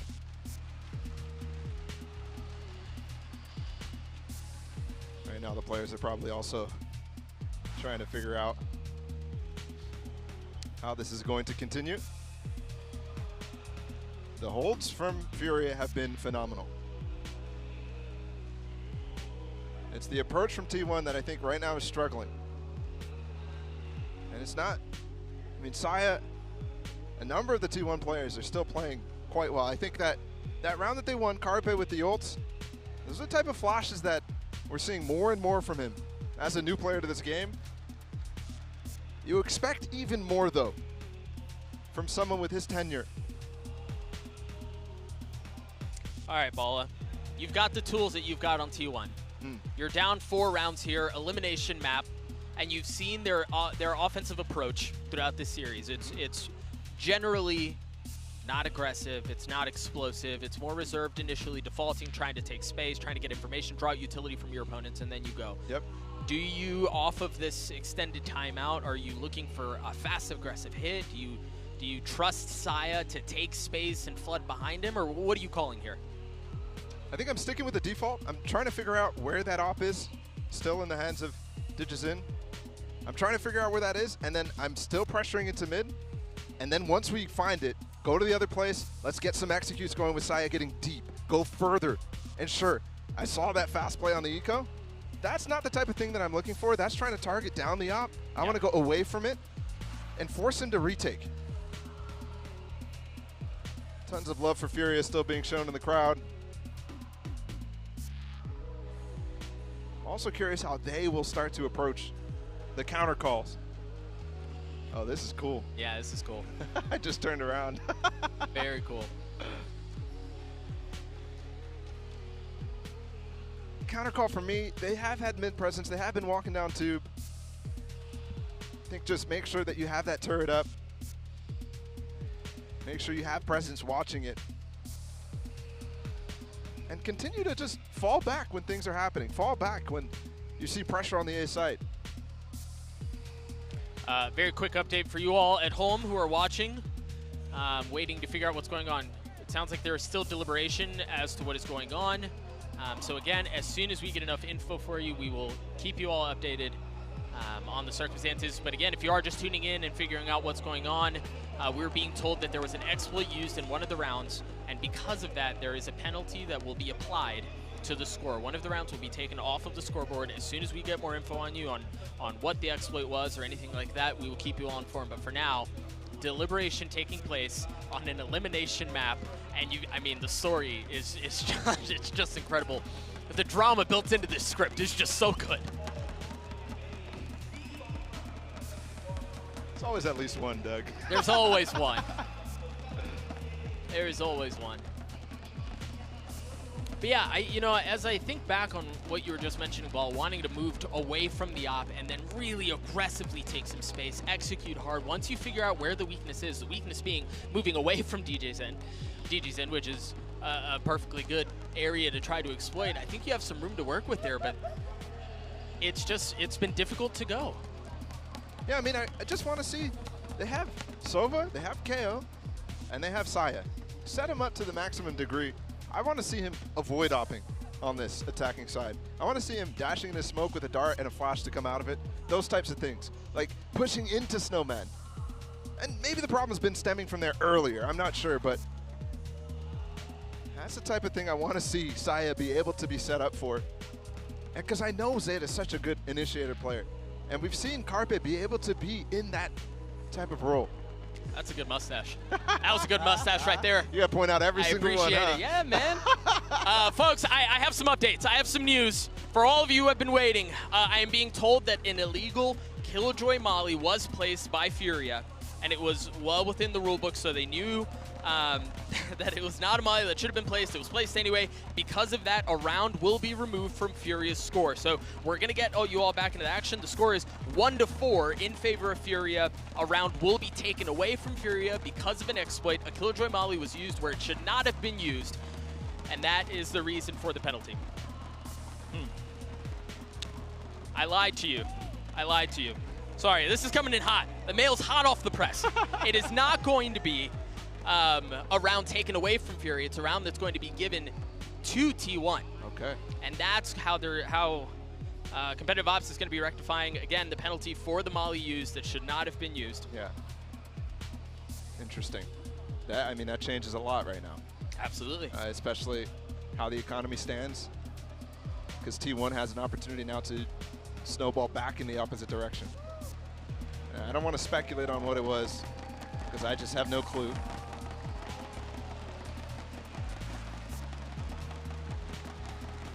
Yeah, we'll see if we can, perhaps get some info on what the Molly exactly was. But either way, the result is the score is now 5-2, still in favor of Furia, but a round was given to T1 because of the Molly exploit. Yeah, usually there's invisible mollies, right, that you can't see. Those are the type of things. Sometimes unbreakable ones. Right. Those are the types of bugs that you try to avoid. But either way, I have no clue where it's going to be on the map, that sort of thing. So. Right. Either way, huge thanks to everyone who's working behind the scenes to get this figured out and back into action as soon as possible. The information is coming in as we get it, and we're funneling it to you all at home right on time. That's a dope tattoo. But again, 5-2 score now. Still in favor of Furia, but you mentioned, Bala, how this does provide some room for T1 to work. Economy, we'll take a look at it. It's been a little while, so at this point I've forgotten what the economy is. Yeah. But there is, again, in a single elimination tournament, backs against the ropes, that one round can make a huge difference. Yeah. And also you got to think the mentality for T1 as well. I mean, especially when you face an exploit, sometimes you feel like, you get robbed of a round or whatever. Or you're the opposite, right? Like, even if that was the case, I still don't have ideas. And they've had extended times to talk about how they can adjust their game plan now. So you definitely expect something else coming out. And, you know, I did see for Saya, I know he's not the IGL on this team, but he is a leadership figure. We saw him at the beginning of the game, walking around, making sure everybody's comfortable, all of his players, fist bumping them down the line, right before getting into it. And it's just, in general, both him and Zeta, such easy people to play around, given their attitudes. I mean, easy players to be fans of, too. Of course, yeah. All right, folks. We are going to send you all to a very quick break, just 2 minutes as we reset the game and get back into the action. So don't go too far. Stick with us. We're going to get through this break. We're going to get back into the action. We'll be right back, friends.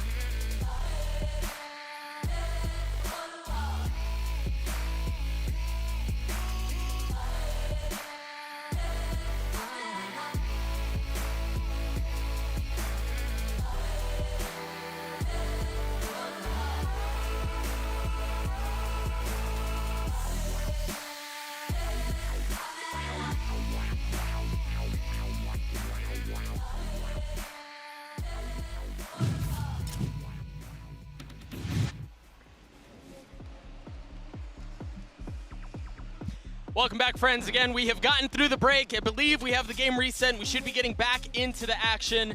If you missed it, it's probably all over Twitter and Reddit at this point. But if for some reason you missed it, and you've been under a rock for the last 5 minutes, a Molly exploit was used by Killjoy. It was a known exploit. It should not have been used by Fury, and because of that, a round has been awarded to T1. So the score is now 5-2. The game has been reset, and we should be joining back into the action here very, very shortly. I'm Doug, and with me is my dear friend Bala. This is map 2 of this best of 3. And I mean, the lead that Fury has right now, even through this nonsense that they kind of brought upon themselves, they look good. Yeah, they really do. I mean, there's so many instances of them just dominating on retakes, on holds, on sprays through smoke. Over and over and over, you're seeing the caliber that Fury is bringing towards this competition. And T1 needs to find an answer. They need to find one fast.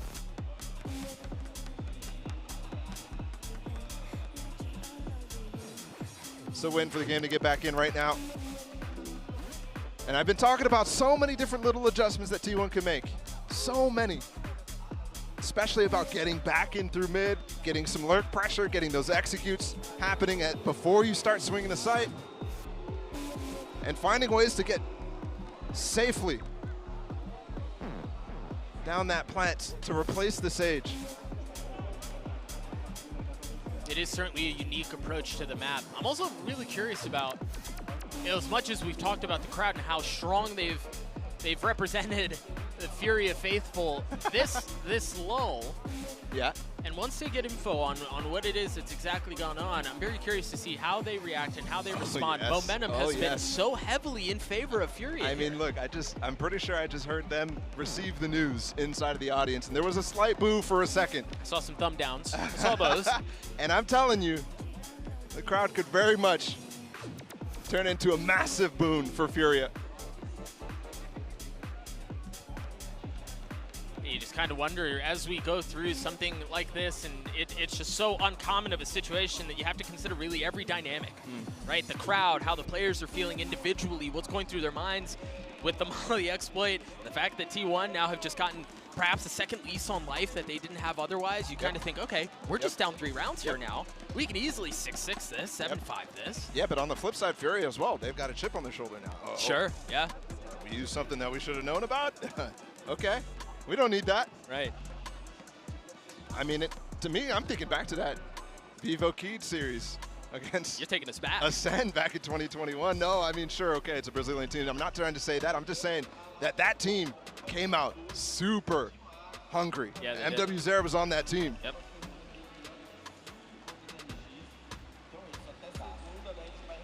So many nuances at play here. It's just so interesting to see how these players are going to respond.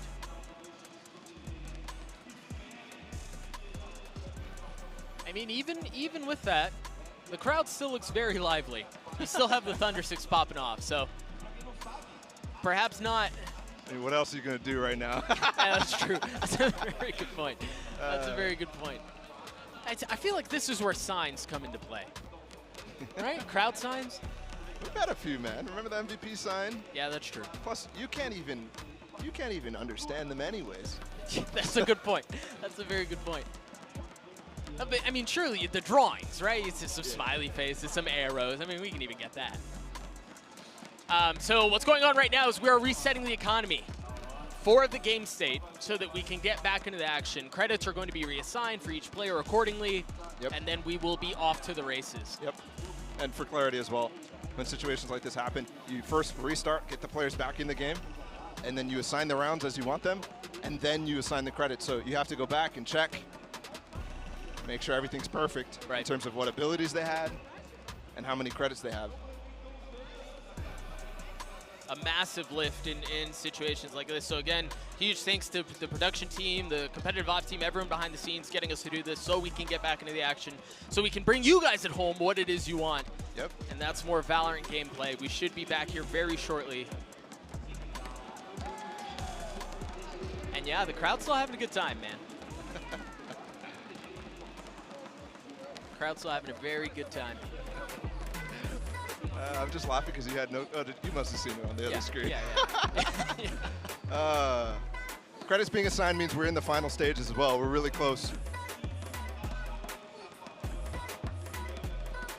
We're in this with you guys too. Can't wait to see which type of player is going to show up. Right? Are you going to be the team that crumbles because you feel the guilt? Or are you going to be the team that starts popping off and getting even more? You know, you make a really good point, though, as we talk about MW Zera being in this exact same situation. He's lived it. Yeah. So it's not just him, but he's able to communicate to his team the mentality that he's, from the experience that he has, to be able to bring that into his team in this situation it's an intangible that's, I mean, really valuable, albeit difficult to measure. Yeah, absolutely. I mean, with MW Zera missing from every single international event last year, I really don't know how he is as a teammate, how he is as a leader, whereas Sai, I've been watching all last year. He was there in Reykjavik last year. Dang, that's a different heart. No, it's just a heart. How do you do that? I'm used to this one. That one's different. I need notes on how to make that heart.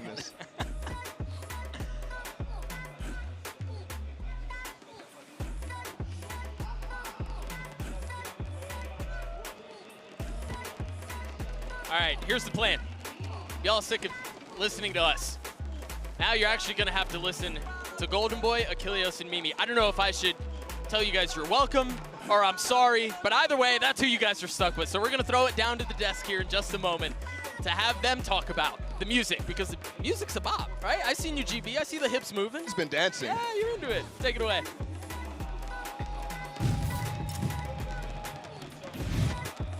You already know, Poppy. He's got to work those hips while he can before he breaks. I got 5 good years left with these legs, Papa. Okay, I got to take advantage of them while I can. Only 5? Only 5, Mimi. I've seen some stuff. Anyway. That's disappointing. It's a little disappointing. Well, while we have this extended delay, big shout out, by the way, to Doug and Bala for obviously being consummate professionals as always. Our team, of course, is looking to handle this. We'll talk about what we've seen so far, because I think it's worth to break it down here. You know, Mimi, one of the red flags you had, as it is red behind me, was that you were worried about what the composition would actually do, the T1 composition, because they didn't have the Sage, they didn't have the Harbor, they didn't have the usual things that you would see. Yeah. And so far, it's been a little hit or miss. Composition, still not a fan. I've not loved what I've seen from T1 on the attacking side thus far. I think they've really struggled to get the plant down without this Sage. I can think of 2 rounds where someone is trying to get that plant down. In one, it was towards the B site. In one, over towards the A site. Both times, Fury did a great job of providing pressure with mollies and shock darts and utility to push the planter off, and then they never had an opportunity to commit to that. I think Fury know their win condition against this composition and are playing well to it, which makes this very difficult for T1 to be able to find much on this attacking side. Yeah, I mean, we've seen even with the Harbors in the mix not having the Sage walls, that Cove is not often enough. So when you take both that and the wall out of the equation, you are so exposed to just getting torn apart as soon as you try to go for these plants. It doesn't really matter if it's the B side. B side, that's the obvious Sage wall plant spot, but we're seeing it utilized over on A Nest as well from time to time when teams do run it, which they often do. So the fact that T1 don't have this is not very good for them. They need as many rounds as they can possibly get once this game does resume, because they have to have a really strong defending side. Yeah, and you can see the limitations as well, because when they have gone for those A-side executes, you can see that their idea is that they want to fight deep and keep pressuring to provide enough space for the planter to get that spike down. But the issue with that towards A is that the defenders have space that's really hard to fight in holding on the staircase outside of rafters. And you can be lobbing shock darts, mollies, all sorts of utility into stall from that position while being comparatively very, very safe. And once you delay that plant, you can just go in for a fast pre-take, which we talked about on last map. Furia is very good at going for those coordinated fast pre-takes. And speaking of some of this, let's take a look at some of those rounds where they were struggling a little bit, because it has been a tough start for T1. Yeah, here's actually the round in question here, right? Van's going to be, you know, he's going to get down. You think, okay, all's well. Oh, wait, no, he's getting poisoned. And then he's going to, like, run back in, and he ends up getting popped. And that is the problem. You just don't have that added protection. It makes life very difficult to hold this. It does, and you can see that pressure, right? Initially, the mollies get him off, and then Furia just crunches in off of this. In this one, there's pressure from that Hunter's Fury coming in, so Seda has to get off the spike and try and fight forward with his team. Also doesn't quite work out there. Yeah, I don't know. It's a puzzling one, and I really have to question what the thought process is here. What were they, get the thumbnail. What were they cooking? Maybe they'll show us something magical, but I mean, it's not even like a big surprise pick realistically here in this competition. Yeah. So even if they have some cool strategies, I just don't know if it's going to be anywhere near enough to be able to get back into this. That kind of leads to the issue that we were talking about before in map 1 was the coordination, right? Sure. Mimi, you had a great point. The coordination's going to be important here. Yeah. But there were times as well where I forget which round it was when Saya dives into the backside, tries to put pressure on the Opper, but has no utility to like back him up from his teammates. He's literally just trying to do this on his own with Blade Storm. I remember that round. I think it was, I don't remember the number, it doesn't really matter, but it was where an Opera was holding back yellow. You had 2 players playing there, and then I think Carpe actually had Sova utility, but they wanted to make a contact play to walk up and take that space, and because of that, at some point just off of a timing, Furia swings in and punishes that. I think Furia is doing a really excellent job at punishing some of these plays from T1, but I'm done being a doomer. I'm done glooming on the fact of being like, haha, they don't have Sage. It makes me happy to see a comp without Sage lose. I just didn't know you were such a Sage fan. I had no idea, because you like never offer to play her in ranked ever. Only on Icebox. I'm just the fun police on Icebox. No fun comps allowed. No, none. I will chime in on that and be a little bit more doomer, I guess. Oh no! Wait, are you gonna be a doomer for T1? Look, yes, because as Bala pointed out during that cast, you see, again, going back to that coordination, you got, I think it was Ban coming across the rope over on the A side. He's trying to get across. He thinks that he's going to be safe, or maybe it was Munchkin. I don't remember. Either way, he pushes past the Viper wall. He gets instantly flashed, and he gets absolutely murdered. So, yeah, not great. Not even going to end this on a happy note. Come on. Oh, well, look. Go Carpe! We're not here to end things on a happy note. Because It looks really good. There's a happy note. The happy note is that we're sending it back over to the casters, and I think we're going to be ready for the game. So, Doug and Bala, take it away. Dance away. I don't know. Do something. They're dancing. Yeah, right. Vibing. Put them on camera. We're vibing. It has been taken away. Thank you, GB, for giving it so that we can take it away. Yeah, I believe we're back. Give me the power. And that is the good news, right? That is the good feeling. As that we are heading back into things. I'm being told ready checks are happening, so we're so freaking close, man. Oh yeah. We're so close. Let's get back into this, man. I'm hungry for it. I'm sure T1 are hungry for it. I'm sure Fury are hungry for it. Everybody at this point has a chip on their shoulder. And it is still a close series. Pearl was very close. Furia took advantage of that. And we're back into this, guys. Again, the score 5-2. If you missed the break and it looks a little different, there was an exploit. A round has been given to T1. So the score is now 5-2. They have ults they can work with, pretty considerable ones in the Viper Spit and the Lockdown, along with Economy to work with. A huge amount of time able to talk to everybody. Look, Fury is bringing something out. Aggression towards A. That dart spot's nothing. They could go fully over towards A and start to flank this push. Saya as well, dashing in with the Vandal. That's what I wanted to see, but this flank is causing issues immediately. Yeah, that's the KJ ult down. He's not going to be able to use that at all. They still should have the Viper Spit to work with. The question is, how fast are they going to go off of this? Because they have to be expecting pressure. They have to be expecting the flank. This is a very different plant spot. It's outside of the pit as well. Oh, and that's unexpected, actually. Fury expected it to be covering the site normally, but this one's deep inside of the lane, so they have Snowman control, and they can play for this. KO'd out. They have Snowman control, they have the wall that they can work with through, and that's exactly the way that DG Zin is going to be going. But how much more can Saya player hold them back? Shots go a bit wide. QCK cleans them up. 3v3 here on the round. It's not planted inside that smoke, though. They still have Snowman control. And Mazen has a counter ult if he wants to go for it. And remember here, they have the wall that they can still cycle through. And there it is. Like, DG Zin has so much, there's so much for him to get through. Yeah, money and issue here. This is a really nice setup. They're thinking about it. I love that. That's exactly what I'm talking about. I want them to start getting aggressive with Saya player. Get him through that wall. Push into Snowman. And even there, a nice little innovative ult from Munchkin. You almost can't play through orange there. You almost can't play through mid. And unfortunately, Furia, they had the flank opportunity. They could have gone through Garage after taking down Ban, but they went back through under tube.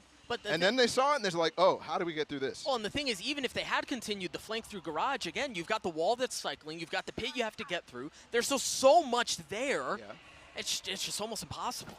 Come into the unknown. More aggro coming here from Furia. They are not done yet. They buy into this round. They're going to slow and push. And then also in mid, they're double mollying. And trying to get space and control before that Viper orb goes up. You mentioned the counter ult from Zine, doesn't use it in the previous round, so he has that to work with now. And that is where the hit is headed. He's got to stay alive. No, he falls. Ban has the lockdown too to potentially secure this, and there it is, invested. And MW is 3 off his ult, so not even close. Got shock darts, but no mollies to combo, as Mazen fell earlier. This KJ ult was quite early. They had already cleared the site.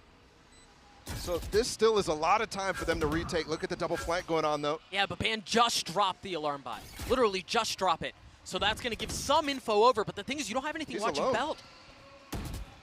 DG's not there to punish yet. Oh, but he's going to be able to provide pressure from up top as well. Ban's fallen, so now they have pressure applied from all sorts of different angles. This feels so reminiscent to the Pearl round where they got surrounded on B. This time it's on A and Icebox, and they try to push them back, and they do! T1 has eliminated the lead that we had, not moments ago, but yeah, a couple minutes ago. 5-1 it was. And with the round being awarded, it is now 5-4.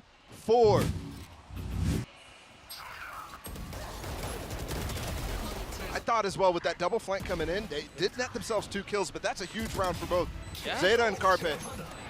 To not only deal with the pressure in front of them, of the the players coming through spawn, but easily handling the flank as well.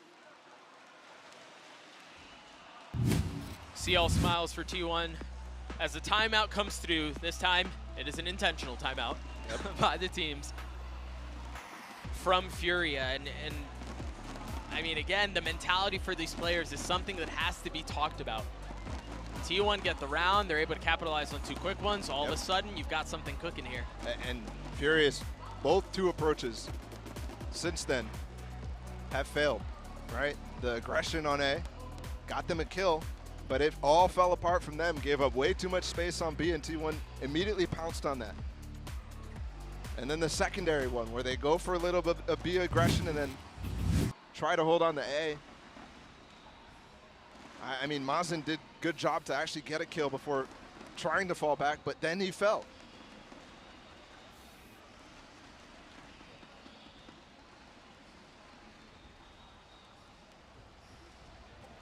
See what their approach is and how different it is, because you're right, the last few haven't looked great. They haven't been successful. It looks like maybe Furia is going to be jumping up for Mazen and putting the ult down on A, but again, look at the buy, it's not great. Yeah, he's ulting on A, investing it on it, and Sai is doing what we saw earlier in the tournament, just going up, breaking the turret. Dude, Saya looks out of this timeout, out of everything that's gone on, Saya looks a bit more loose. And maybe that's the key for T1. Unleash Saya. I wonder if there's a fear here that there's a force. Oh, the molly's so good. They didn't follow it up. It missed, actually. But the dart was going to scan him. I don't know how Khalil is not breaking that for him. There's 4 people here, though. They're walking into a full stack right now. The spike's not here, though, so not the biggest of risks.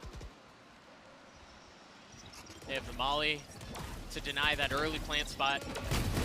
And they have to fight back yellow. The gun difference should be on full display, and it is. Zeta clearing it out. With a smooth little 2K. Ooh, what? Yeah, they should be able to bully their way through this. Here. Edge clears side as well. There's not really much more to delay. They wait for the fuel to come back up. Now they're going to go for the plant. Still no Sage Roll. Remember, the dart's in the back, making sure nobody's spraying through. Oh, killed down. Yeah. 20 seconds, but he's nowhere near, so. I don't know how he survived as long as he did, to be honest with you. So that's the only kill they'll get, probably. I have to wonder how specifically Khalil, who's the player in question about the illegal molly, is adapting, right? Was he relying on that?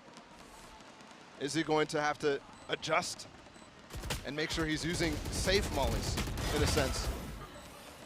Oh, there's another kill. We're all tied up. I mean, that is such a fast change in the direction this game was going. Night and day.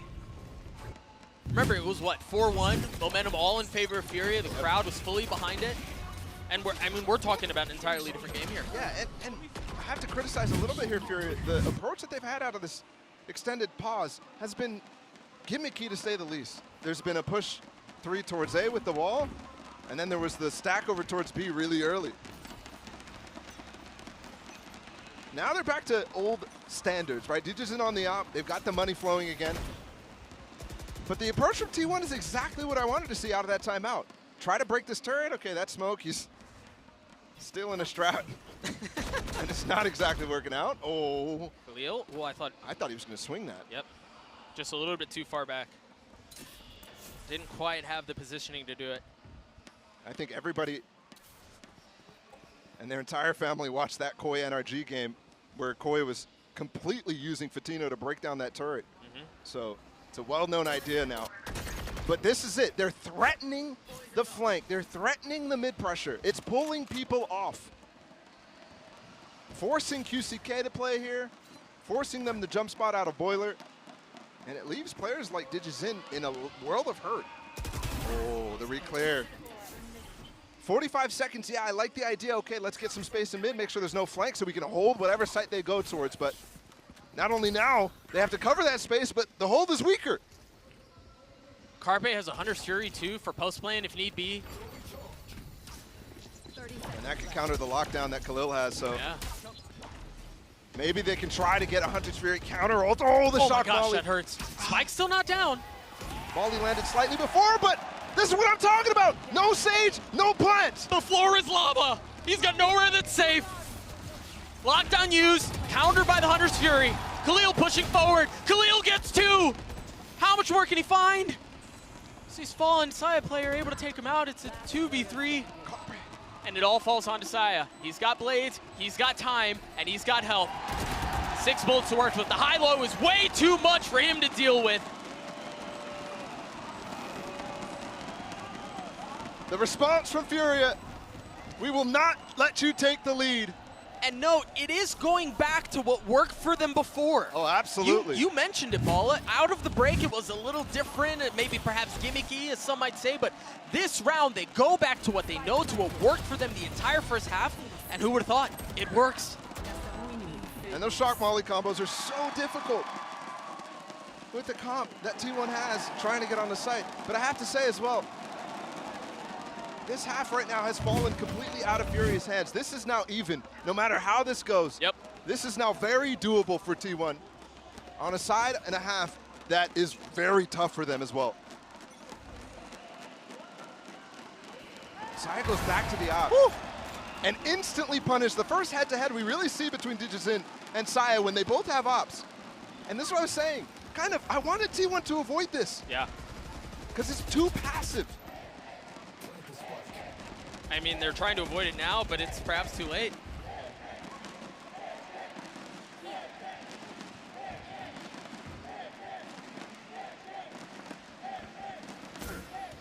Crowd erupting for Digizin there. As the silence in the round was deafening.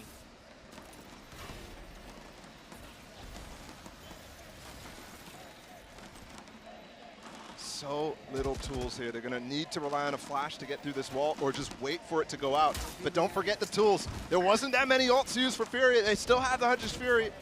And with this drone tag too, it might be impossible to escape. Zeta's tagged. Here it comes. Tagged up, he managed to avoid the first one, the second one, and the third, maybe trouble, no. 35 seconds, still shock, still a molly. DG's still on the opposite side of the map. Carpic is on the other side, dodges it entirely. Zeta! 3 pushing up that way, and only one falls, but Fury are able to keep him back. The spike's been planted, how did Ben get those 2? Now Munchkin alone in this 1v3. He's healthy, has so many targets to work with, the shots are errant. They do not land. Mazid's gonna get the defuse. Fury is gonna have a 7-5 lead at half. Just relying on what worked at the beginning of the half ends up carrying them through. And T1 falling back into old habits too with the Saya player op and no presence in mid. That's just so tough too, man. It's stubbornness. It is, it absolutely is. And sometimes that stubbornness pays off, and other times it does not. That was one of the instances where that was not the case. Let's throw it down to the desk to break down that first half. GB, take it away. Oh boy, well, I tell you what, if there's one thing that you can always expect, at least when Furia is playing, is that they're going to give it everything they got no matter the circumstances. 7-5 as we go into the half. They did not want T1 to be able to take that lead. Credit to T1 for bringing this back and making an interesting game, though. Yeah, they had a couple interesting rounds here. At the halftime, I was a giga doomer. I was like, no wall, no win. That was my philosophy here. But I think T1 did show some things that in some ways allowed them to have some success without that stage. Look at this round, for example. This is what I wanted to see from T1 earlier, where instead of greeting for plant when they go B, it's flashing through walls, using their jet to fight super deep. And the post line here is fantastic. Get that Viper's pit down, keep players press forward in that post plant, and they win over Furia. The thing was, there was only really those 2 rounds that they managed to win out with those ideas. I liked breaking the turret with the updrafts in mid, but it still wasn't enough, because still, those plants were being shut down.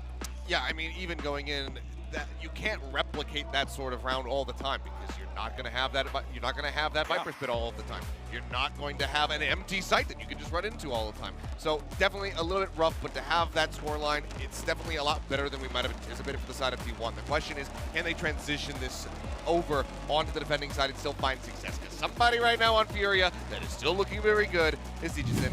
and he's getting ready to go on the attack now as the Jet. We saw him just swinging out like an absolute madman on that Neon there in the first map, and this is a guy that has to be feared. Yeah, he looked absolutely incredible, like you were saying, in map number 1. And now this is a composition where, besides kind of like the 4 normal agents on this map, you get him on Jet. I am sure he's going to be making some fiery plays on that attacking side. And my question for T1, again, is how does the coordination look? Because previously, Pearl, that defensive side, struggled a little bit with some of those retakes. It's a missed time initiator utility. They have to be on point here because they won't have that stage for retakes. Oh, boy. Looking at how this could potentially play out if we go to a map 3. Whew, I don't know if we're ready for that one here in São Paulo, but this crowd is on fire. As it stands right now, Furia is currently sitting with the lead, 2 rounds ahead, but T1 have showed that when they want to bring it back, they certainly can. Let's send it right back over to Doug and Balla. Take it away. Thank you, GB. I mean, you saw it on your screens. You can hear it. They're even synchronized in their Thundersticks thing, man. Like, that's just so freaking cool. 7-5 lead for Furia here. After everything that went down, they were able to right the ship, get back to what worked, and maintain the lead. But now they're on attack. And it was Achilles who said it on the desk. My eyes goes towards DGZin. How different will he play this from Saya? T1 was expecting actually some mid-presence going in right there. Oh! Talk about a head-to-head. DGZin is not letting Sai into the game. Did you see the head nod? Oh, He's like, no, bro, not here. Not in my house. All up to Munchkin right now and Ben to hold off the side hit. They've got numbers. They've got numbers. He's playing in the smoke, and oh, he tried getting one, but Mazine was 2. And they plant deeper here, too. Oh, this looks like disaster. And that's exactly what it is. Another round in favor of Furia. The crowd only gets louder and louder. They roll through the pistol round. Potentially on their path now to roll into the second round. Be faster.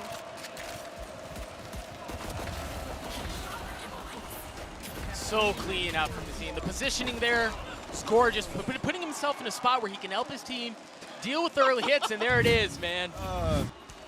It's like, what are you doing? You play with a little swagger. Confidence is the secret, bro. Oh, updraft as well. DGZin, just a ghost. This is the same type of buy we saw. But he's feeling it, bro. He wants to get that 3rd round out potentially. Especially if he gets a 2. I think he needs 2 kills here to get that online. Or just 1 and don't lose any armor. Push back yellow, the flash in the faces. Yeah, Munchkin was the one who actually peeked. The molly's gonna hurt, but the swing hurts more. Another shot out as QCK cleans it up. It's just 2 that remain on the side of T1, and that quickly is cut in half. Oh, and he is confident. He's hunting. Yeah, bro. That's a scary thought when you have a player to the caliber of DGZin's feeling himself, pushing forward, taking these fights aggressively. It's just so difficult to deal with. Taking over the game, too. Yep. And the funny thing is, oh, he didn't keep it. I thought he was going to pick up the Marshall that Sai had and continue on in this. Instead, he goes back and picks up a Spectre. They may not go for the op here. No, no. He had the money, but they choose to go for the Vandal instead, make sure the wealth is a bit better distributed. And this one is so important for T1 to win the anti-bonus. Do not let this lead balloon to 5, because that's where we were headed before the round was awarded. And that was when they looked at their weakest. Looked almost deflated. And you're in danger of fully losing control. Saya aggressive on B, actually gets Malzahn. That's the Viper down. So many tools now actually taken away, but the execute's still really nice here. Out from Furia. But they don't get through it. RFA feeling some of the heat. QCK from up top takes Ban down. Numbers in favor of T1, but they quickly equalize. Now the res out, bringing Khalil back. They have site control, and they've got DGZin in the middle of the map. And he's gone hunting yet again. 1 spotted, 1 dropped. Munchkin just on the other side, and MW Zera cleans him up. It's domination by committee for Furia.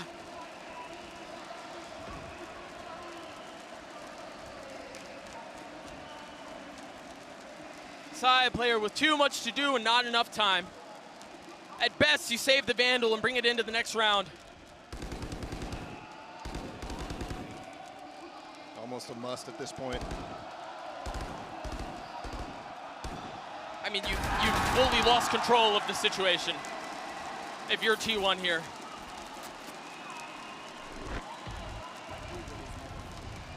Five-round lead for Furia. And they look not to stop rolling, not even a little bit. Ban right there, showing the inexperience on land for him. It's his first time out here as well. There's so much to talk about the T1 roster, but looking at him specifically right now, not to expect that Sage to go on top of the wall to try to break instantly.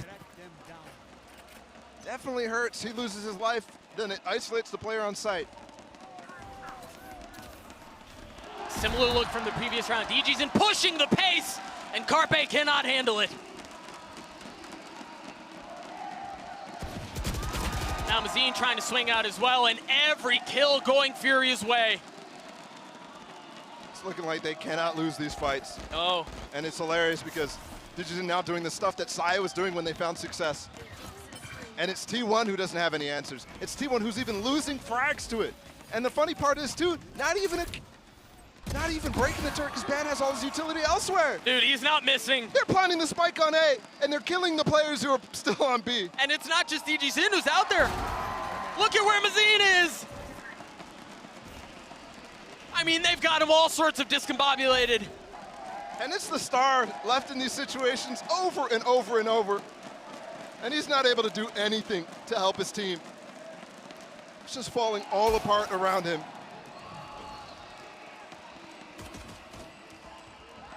He went through the smoke.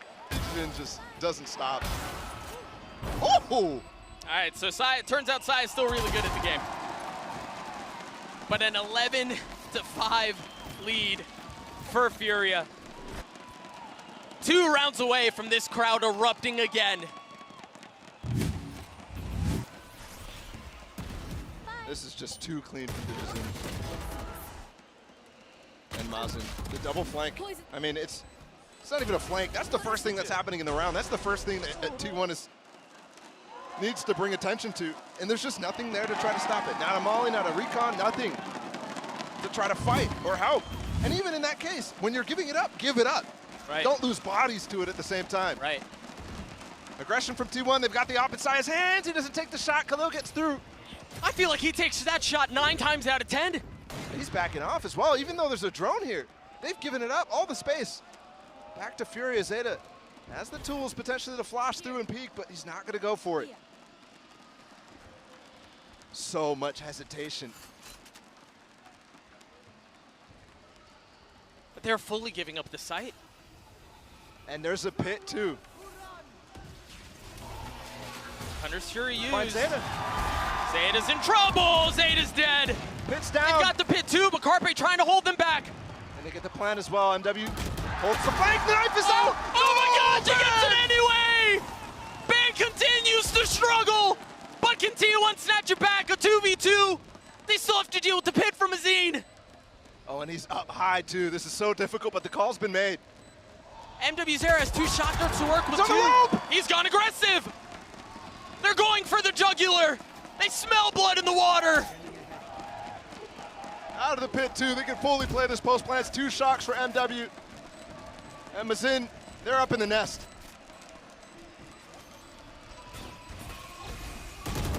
So much to deal with. He's gotten it down to a 1v1 though. Oh gosh, he's gotten into a 1v1. Carpe's shot, what is filthy? No time. No way! Oh, the heroics just a bit too late. Map point, series point, Furia.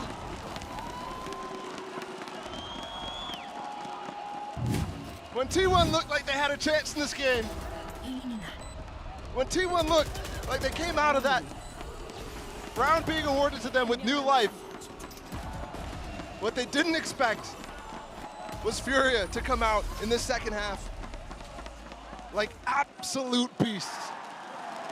And you can see it in how they're playing. They're now scared. I've been scared for a few rounds, bro. Digizin is a monster.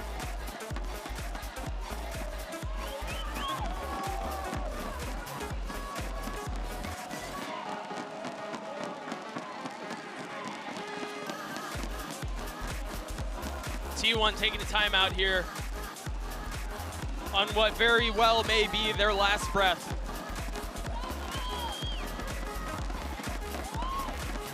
And the crowd right now is the loudest it's been this entire series. I mean, since half, they have not been quiet. They've really had no reason to be quiet. Every round is electric, every round. One round away for bringing the second Brazilian team into the second round. Loud's already made it all the way through the top 4. But 2 out of 3 is very good. I take those odds any day. Yep. For region. MIBR fell in the first round. Furia now trying to get a little bit of revenge on Pacific.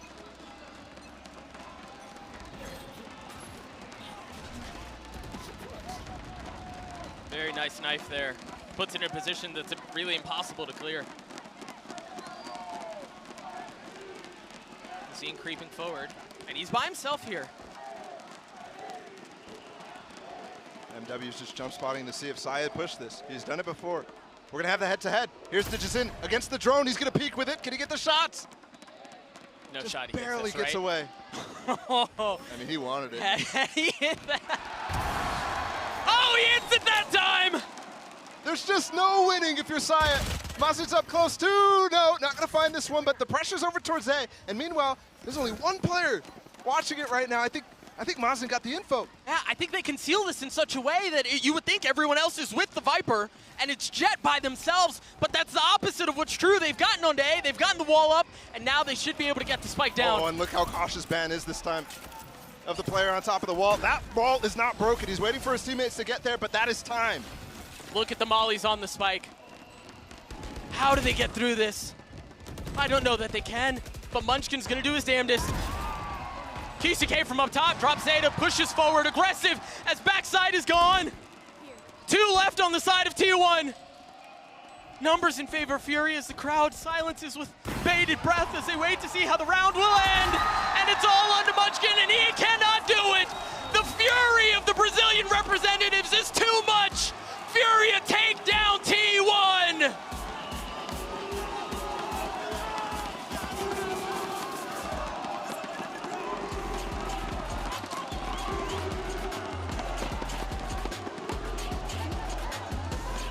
Such a good showing for the Brazilians on Furia. In front of their home crowd, in front of their region. And now make it 2.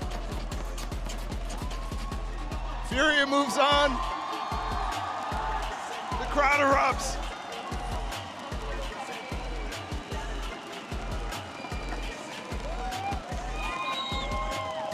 An unfortunate early goodbye to T1. But man, the crowd behind this Furia team is something special to watch. It absolutely is. Moments on T1 here though. I think coming out of the offseason, I was really worried for their roles and how it was gonna work out, given it's a team of Jets. Somewhat solidified, but not convinced about the players who are on the specific ones. Yeah. Ban, for example, looks uncomfortable. He struggled. Munchkin as well, trying to stick to that controller role. Uncomfortable as well. I mean, they're mechanically gifted. You can't take that from them. But there's still a lot to work out for that T1 squad. And meanwhile, for Furia, my goodness. What's funny is, DG Zin wasn't even the top fragger for Furia. Actually, not even close, too. There was 2 players above him, QCK and Mazin. That MVP conversation is going to be really interesting. When you've got a player that's so electric that can dictate the pace and really take over rounds by himself, and then you've got the supporting cast that's somehow out-fragging him, that's a total package, man. I love, a lot of things.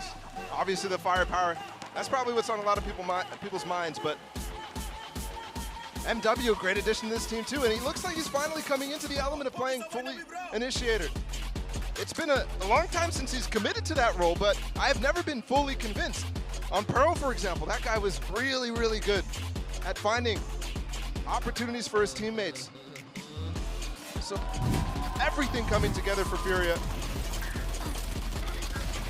take a look at some of these highlights again. I mean, some of these shots were filthy. They really were. And again, I know I mentioned this earlier. It's hard to deny the mechanical skill of the members of T1, but it's just not there, right? It's not cohesive. They're not a unit yet. We saw flashes of it on Pearl. I mean, I'm still really excited. A team that has these players on it, no matter what. Yeah. I'm excited for the future. And still so much time in the season. Saya was insane in some moments, but it's just not enough when Fury is playing and firing on all cylinders and pulling the rotation so well. This is a really, really good map for Fury. A really good series for them too. Super impressive across the board.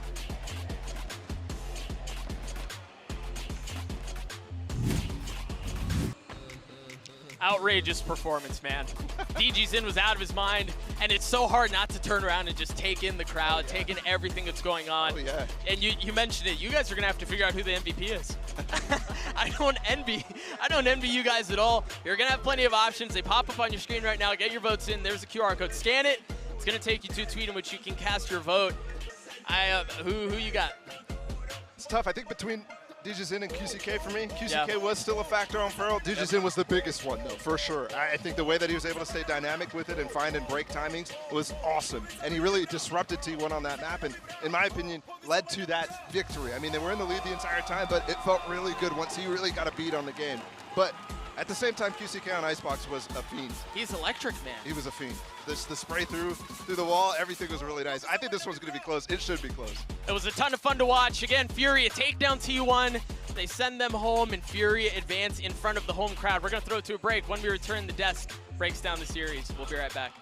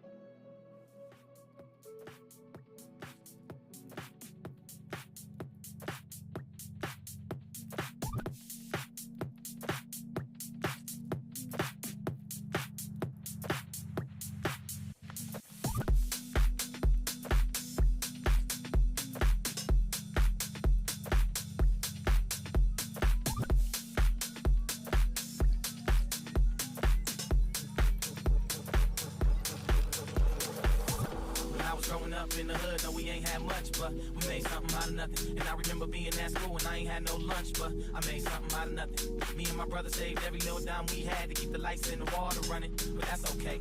Cause sometimes in life, you gotta make something out of nothing. Something out of nothing. Something out of nothing. Something out of nothing. Something out of nothing. Something out of nothing. Something out of nothing.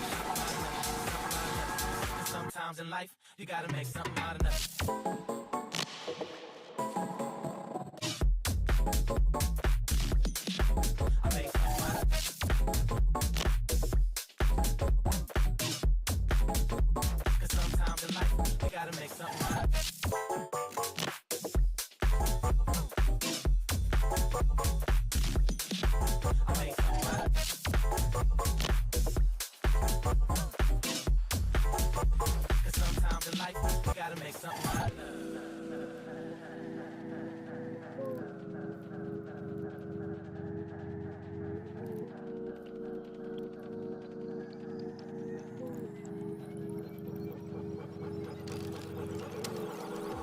was growing up in the hood, no, we ain't had much, but we made something out of nothing. And I remember being at school when I ain't had no lunch, but I made something out of nothing. Me and my brother saved every little dime we had to keep the lights in the water running, but that's okay.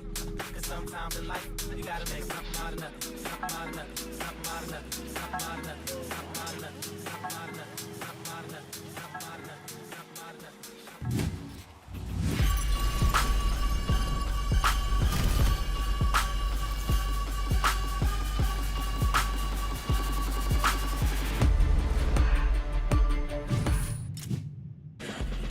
It's the hometown heroes versus the plucky underdogs. What happens in this game is anyone's guess, but one thing is for certain, it is gonna be freaking awesome.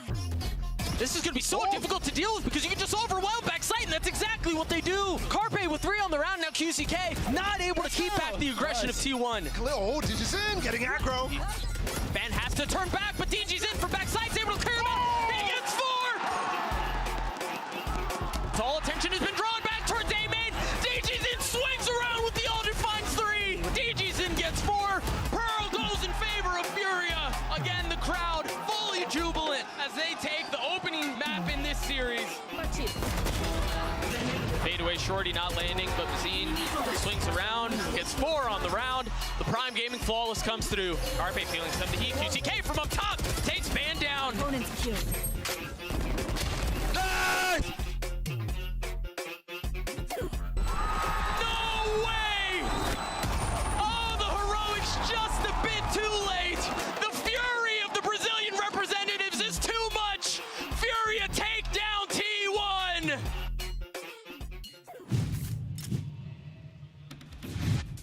Welcome back, everyone. Those were your Prime Gaming post-match highlights for a game that was definitely not short of its drama and intrigue, but Furia would walk away with the 2-0 win. Vamos, Brasil, because that was awesome to watch from those boys. Mimi, I am just, I'm in. I'm on the Furia train.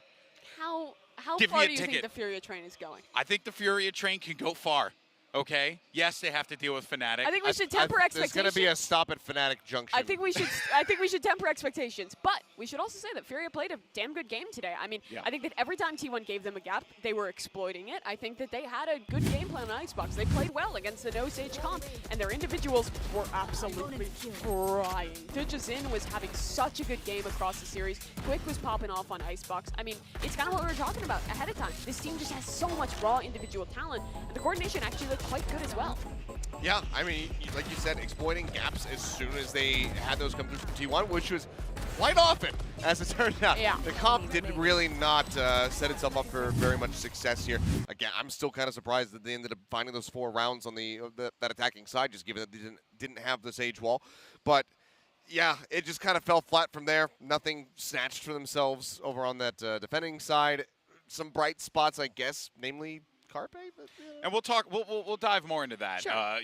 In a moment here. But before the break, though, we actually asked you guys to vote for who you thought was going to be the player of the match. So as always, let's go ahead and check out the results and see where we are and who you guys voted for. And it's Digizin. Man, I am actually Nostradamus. Because when we did this, I was like, Digizin is going to predict it. Was that French? No, Nostradamus. I thought the I guy who spoke enough predicted the French to future. Oh, Who is my the guy? You don't know Nostradamus? That's. She doesn't know Nostradamus. She doesn't know the power. We're It doesn't- moving on. It doesn't matter. My point is, You said what too, Seth? you don't have to predict the future to be able to know that Digizin was going to win that bet. Yes, true. That's why I said what. Shattered. No, I'm saying what because you don't have to be a psychic to know that that was going to happen. Talking about Furia. Yes. Pretty good game out of them. I'm boomed. Move Yes. on. Next well, segment. that Next means segment. that we have to say, and I feel bad for our switcher in the back who's like, what the hell is going on right now? That means we have to say goodbye to T1 because, unfortunately for them, they were not able to secure a map win here. They go out 2-0. But as we had mentioned before, Seth, there were bright spots to this team. For a kid who has played 3 official Valorant matches in his career, you got to give some love to Carpe. Impressive from him. I have nothing but love to give to Carpe over his performance here. And the weird thing is, I have no love to give to basically anybody else. Side player, occasionally some good moments. Carpe, great. The rest of the team, how is Carpe the top performing player on this squad when it is his third match. Everybody else are seasoned veterans. They have played on Knights, on Crazy Raccoon, on Cloud9. I don't understand what world I'm living in. I think this is less of an issue of the individuals and more an issue of the structure and the way that this team has been built up. Sure. And I think if you're going to kind of maybe assign blame, I think part of it is that it doesn't feel like Munchkin's IGLing and mid-running. It doesn't feel like he has the grasp on the team, and that's not completely his fault. It just doesn't feel like if a call is made or if there are calls being made, I'm not sure of the internal dynamics of this team, the reaction isn't quick enough. I think their consistent issue throughout that match was that Furia can play fast when they play against a squad like this, and they did. The fast retakes, the Neon running behind them for these fast flanks, and T1 really, really struggled to adapt. I think with more time, maybe that's something that they can start to work on, but I'm not going to count the stars in their favor just yet. Still, the talent that we saw was good. All these players, very solid individually. We've seen it in the past. We just have to see it meshed. Yes, I'm going to still keep my eyes on this team. I still believe that they can build up on that cohesion. There's going to be time. Synergies, some time. But man, I'm desperate to see it now. Unfortunately, I can't. But I am going to be looking forward to seeing Pacific because there's just a bit more time now for them to prepare it, for them to continue to work on it. So we'll see how it goes. Yeah. Well, of course, unfortunately, T1 is eliminated, but the day belongs to Furia. So for more on that win, let's actually go ahead and send it over to the stage. We got Sideshow standing by with Coach Carlau for the Verizon post-match interview. Thank you, Golden Boy. Yeah, I'm down here with a veritable giant of the Brazilian scene. It is Furia's Coach Carlau. First of all, thank you for joining me. It must have been crazy seeing your team pop off and take the win in front of a Brazilian crowd here. But the first place I want to start is with the roster change that your team has made coming into this event. You've added MW0 to the team. What does he add, both from a gameplay perspective and from the team environment perspective? Like MW0 adds us more confident style, so he has a personality that he brings us confident. He brings happiness for the day of practice. So MWZ is a good player. He's a good environment team player too. So he kind of bring us that happiness and that confidence that we need to come to evolve as a team. Right. So also that change meant that Nozwa left the team. That left you guys without an IGL. So I believe I'm correct in saying that Mazin has picked up the IGLing duties. So why was it Mazin that picked that up, and how do you think he's doing so far? Mazin always had a leadership. So and he's also amazing on inside the game. He's so much smarter. He's so smarter. So we kind of I trust him a lot. So he's smart. He has leadership. He's all the goals to be a great EGL. So I kind of trust him. Were you impressed with what he was calling out there today? Yeah, for sure. So your next opponent, it's Fnatic. And you've got history with Fnatic. You played them at Champions, and even though you were the underdog team, you managed to take Icebox, their best map, away from them, and you had chances to be able to win that series. So is there a rivalry developing there? Is that a team that you're specifically wanting to take down? And what do you think your chances are? Yeah, back in the time, a lot of teams don't trust us, so we pick Icebox, the best team of the best map from Fnatic, and we win them. We show Fury is strong. Don't underestimate us. So it was a tough loss because we could win Fnatic at that time. So we kind of not hard feeling, but we want to win against Fnatic this time. So yeah. I think that is going to be a very fun game to watch in the arena with the Brazilian crowd as well. I think Fnatic are going to get tested perhaps. Thank you very much for joining me on the interview. Appreciate your time, and we'll send things back to Golden Boy to close out the show. A long show. Thank you so much, Dirk. I mean, Sideshow, really appreciate that. And I have to say, I'm glad what they were talking about with MW0.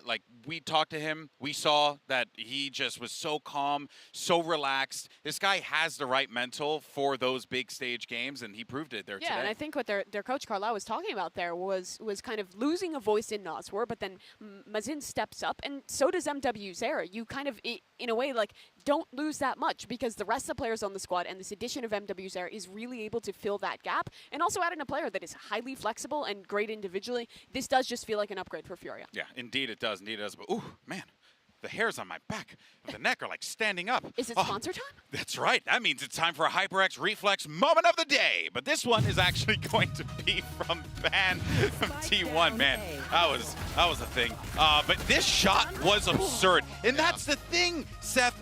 the skill is there for these T1 players. We know that they have the aim god ability. It's just putting up together everything else that, you know, gets you the dubs in the end. Yeah, I mean, that swing to be able to get that was that disgusting. headshot. I mean, you can't even be that upset about it if you're on the side of Fury. You just have to be like, damn. That was the thing that happened. That was really good. Strictly an NS moment.